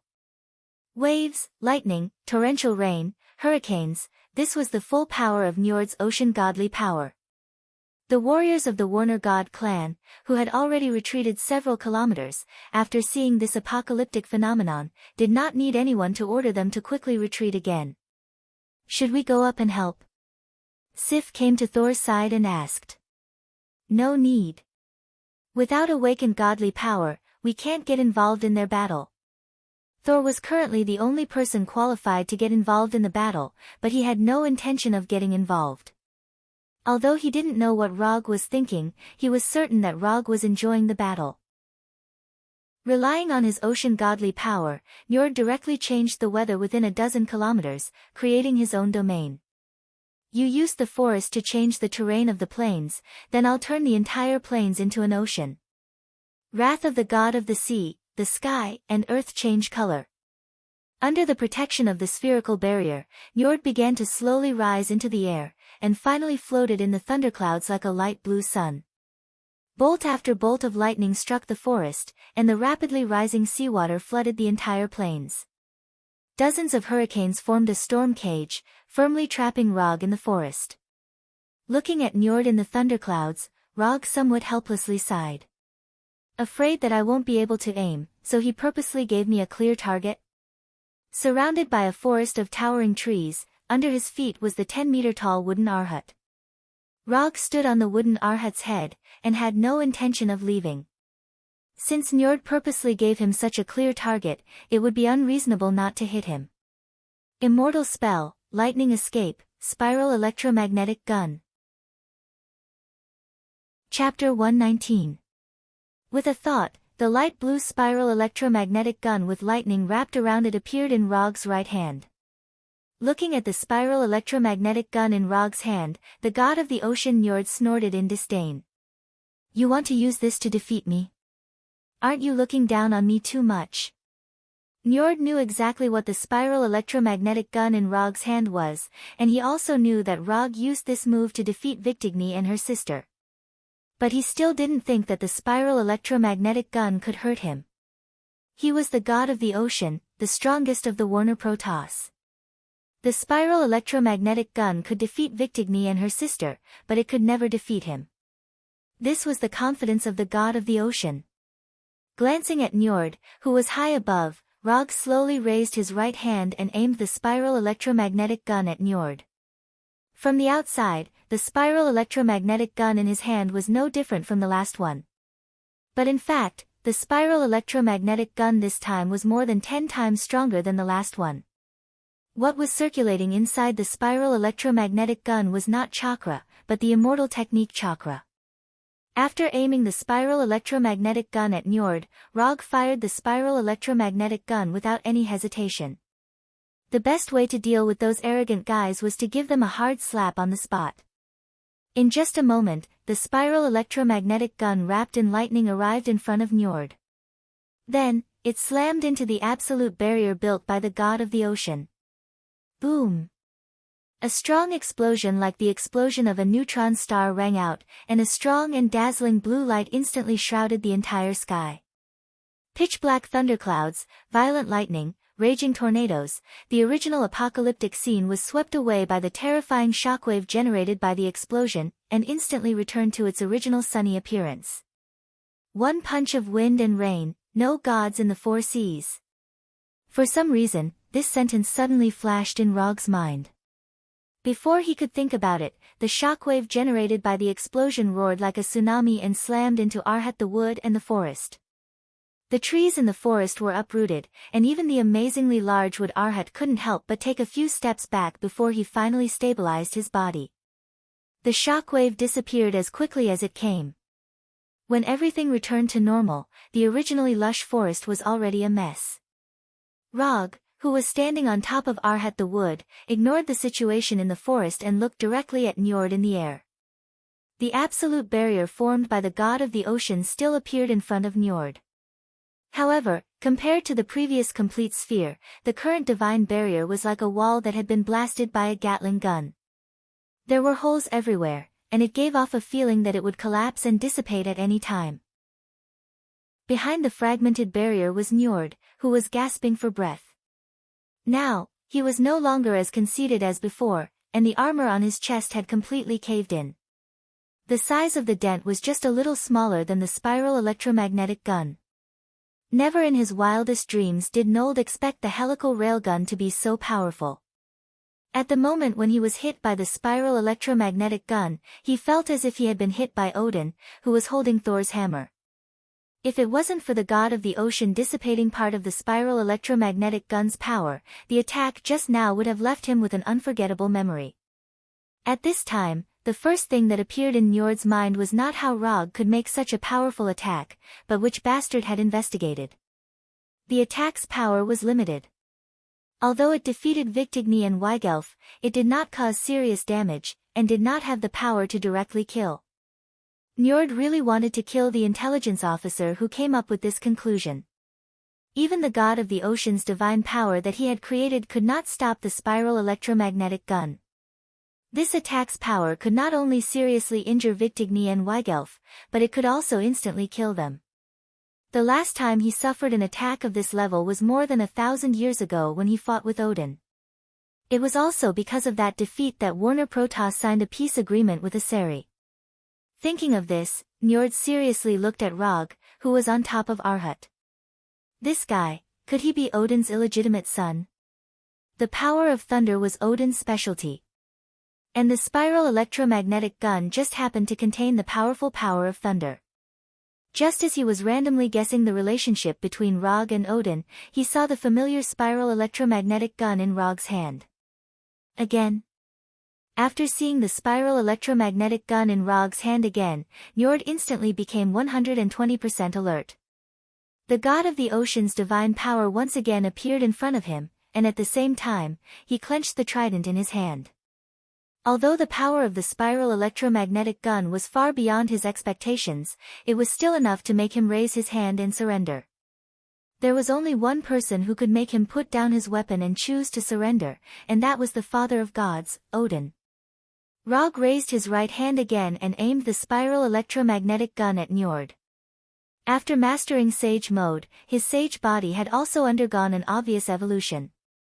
Now, he could release the spiral electromagnetic gun 6 times in a row, and there would be no side effects. There was no enemy that could not be taken care of by the immortal spell, lightning evasion, spiral electromagnetic gun. If there was, then he would shoot again. Just as Rog was about to release the spiral electromagnetic gun, a cylindrical rainbow fell from the sky. It was the teleportation of the Bifrost. When the brilliant light of the Bifrost dissipated, Odin, who was riding an 8-legged horse, wearing armor and holding the Gungnir, appeared in front of Rog and Njord. The father of gods, Odin, had made his appearance. After seeing Odin appear, Rog took the initiative to deactivate the spiral electromagnetic gun in his hand, and at the same time, deactivated Sage Mode. Njord, are you going to violate the agreement between us? Odin's tone was very calm, and it felt like he was asking Njord if he had eaten breakfast. However, it was this sentence that made Njord, who was floating in the air, take the initiative to land in front of Odin, and deactivate the divine power barrier in front of him. I have no intention of violating the peace agreement between us, but my descendant."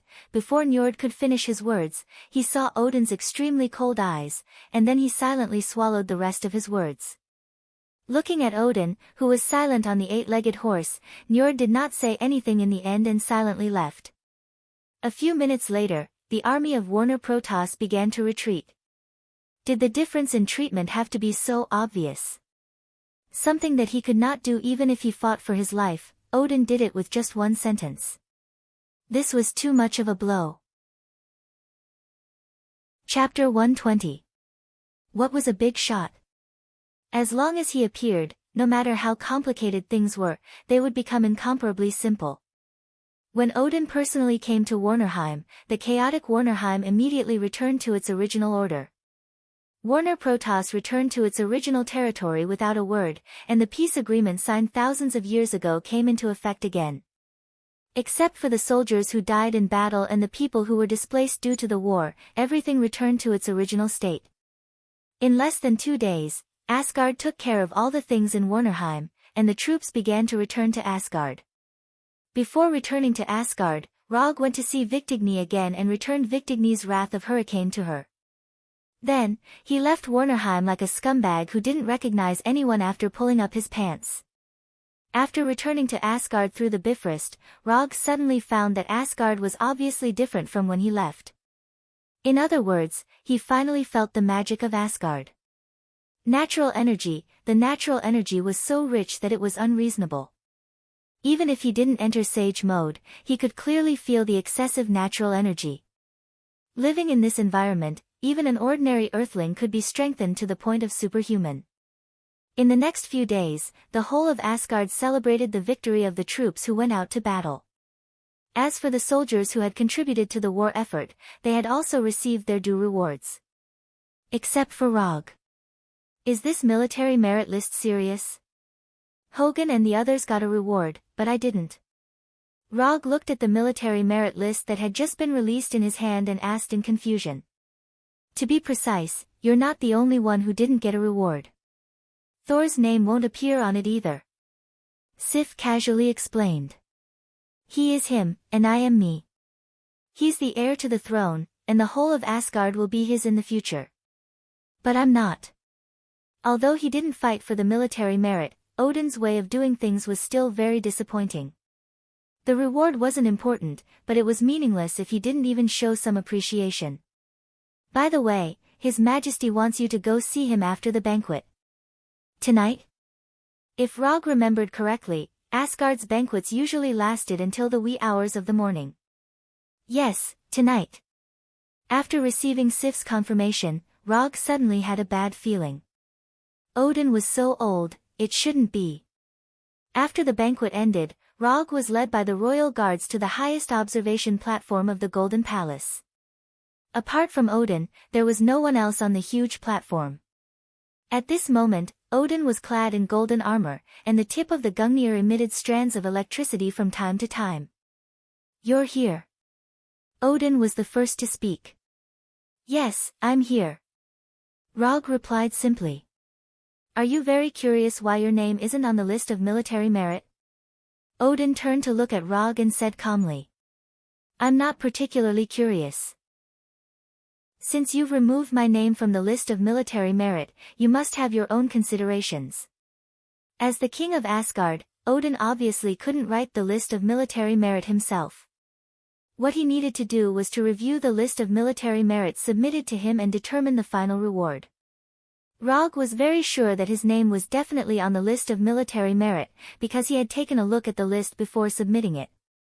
You're a smart young man, so I hope that our conversation will only be between the two of us. Apart from Rog and Odin, no one knew what they were talking about. The next morning, the royal guards handed over the thunderclap round fan and the 9 flying Thor kunai that Odin had personally enchanted to Rog. Responding to summons and flying autonomously. This was a magical effect that Rog had specially requested, and Odin had fulfilled his small wish.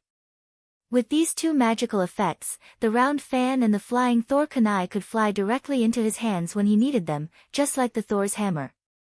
After testing the effects of the round fan and the flying Thor kunai, Rog placed them back into the mediumship scroll with great satisfaction. Order had been restored in Warnerheim, and the Bifrost had been rebuilt. It was time to return to Earth. It had been more than 9 months since he left Earth. Although he spent most of his time in Warnerheim, he was quite satisfied with this trip. He increased the amount of chakra, mastered Sage Mode, and learned new ninjutsu. He also got hundreds of kilograms of URU metal. The round fan and the flying Thor kunai were also enchanted. In conclusion, the past 9 months had been quite meaningful. Okay, don't send me off. If there's a chance, I'll see you on Earth. After saying goodbye to Thor and the 3 warriors of Sengoku, Rog's figure directly disappeared in the brilliant light of the Bifrost.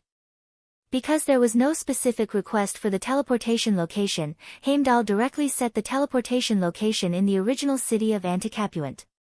I'm finally back. Glancing at the blue sky, Rog sighed silently, and then began to perceive the flying Thor technique in New York. The next second, his figure completely disappeared. Rog did not directly return to the office, but directly teleported to his secret nest. But when he returned to this long-lost home, his face became a little ugly. After more than 9 months of vacancy, the originally clean house was covered with dust, and the turbid air irritated his nose all the time. Shadow Clone Technique. With a thought, a total of 30 shadow clones appeared in front of him. It was absolutely impossible to clean by himself, and it was not appropriate to contact a housekeeping company, so he immediately thought of the Shadow Clone Technique. A shadow clone technique that only knows how to fight is definitely not a good shadow clone technique. After handing over the cleaning job to the shadow clone technique, Rog once again used the flying thunder god and teleported directly to the office. However, when he teleported back to his office, he saw a woman with dark brown curly hair who looked to be in her early 20s. Who are you? Rog and the young woman asked at the same time. You first. After hearing Rog's question, the young woman did not answer his question, but trotted out of the office. Within a few seconds, the woman returned to the office, and Rog's assistant, Erica, came back with her. Rog, you're back. After seeing Rog, a look of excitement appeared on Erica's face. But she quickly calmed down, and then said to Rog, her name is Sky, a hacker in the hacker organization Rising Tide. You're tuning in to the Blissful Bookshelf YouTube channel. We're so grateful for your support, and don't forget to subscribe to join us on this incredible journey through captivating stories. Your generosity through donations truly makes a world of difference, as it's the primary source of revenue that allows me to expand and enhance this channel for you. Thank you from the bottom of my heart for being a part of this adventure.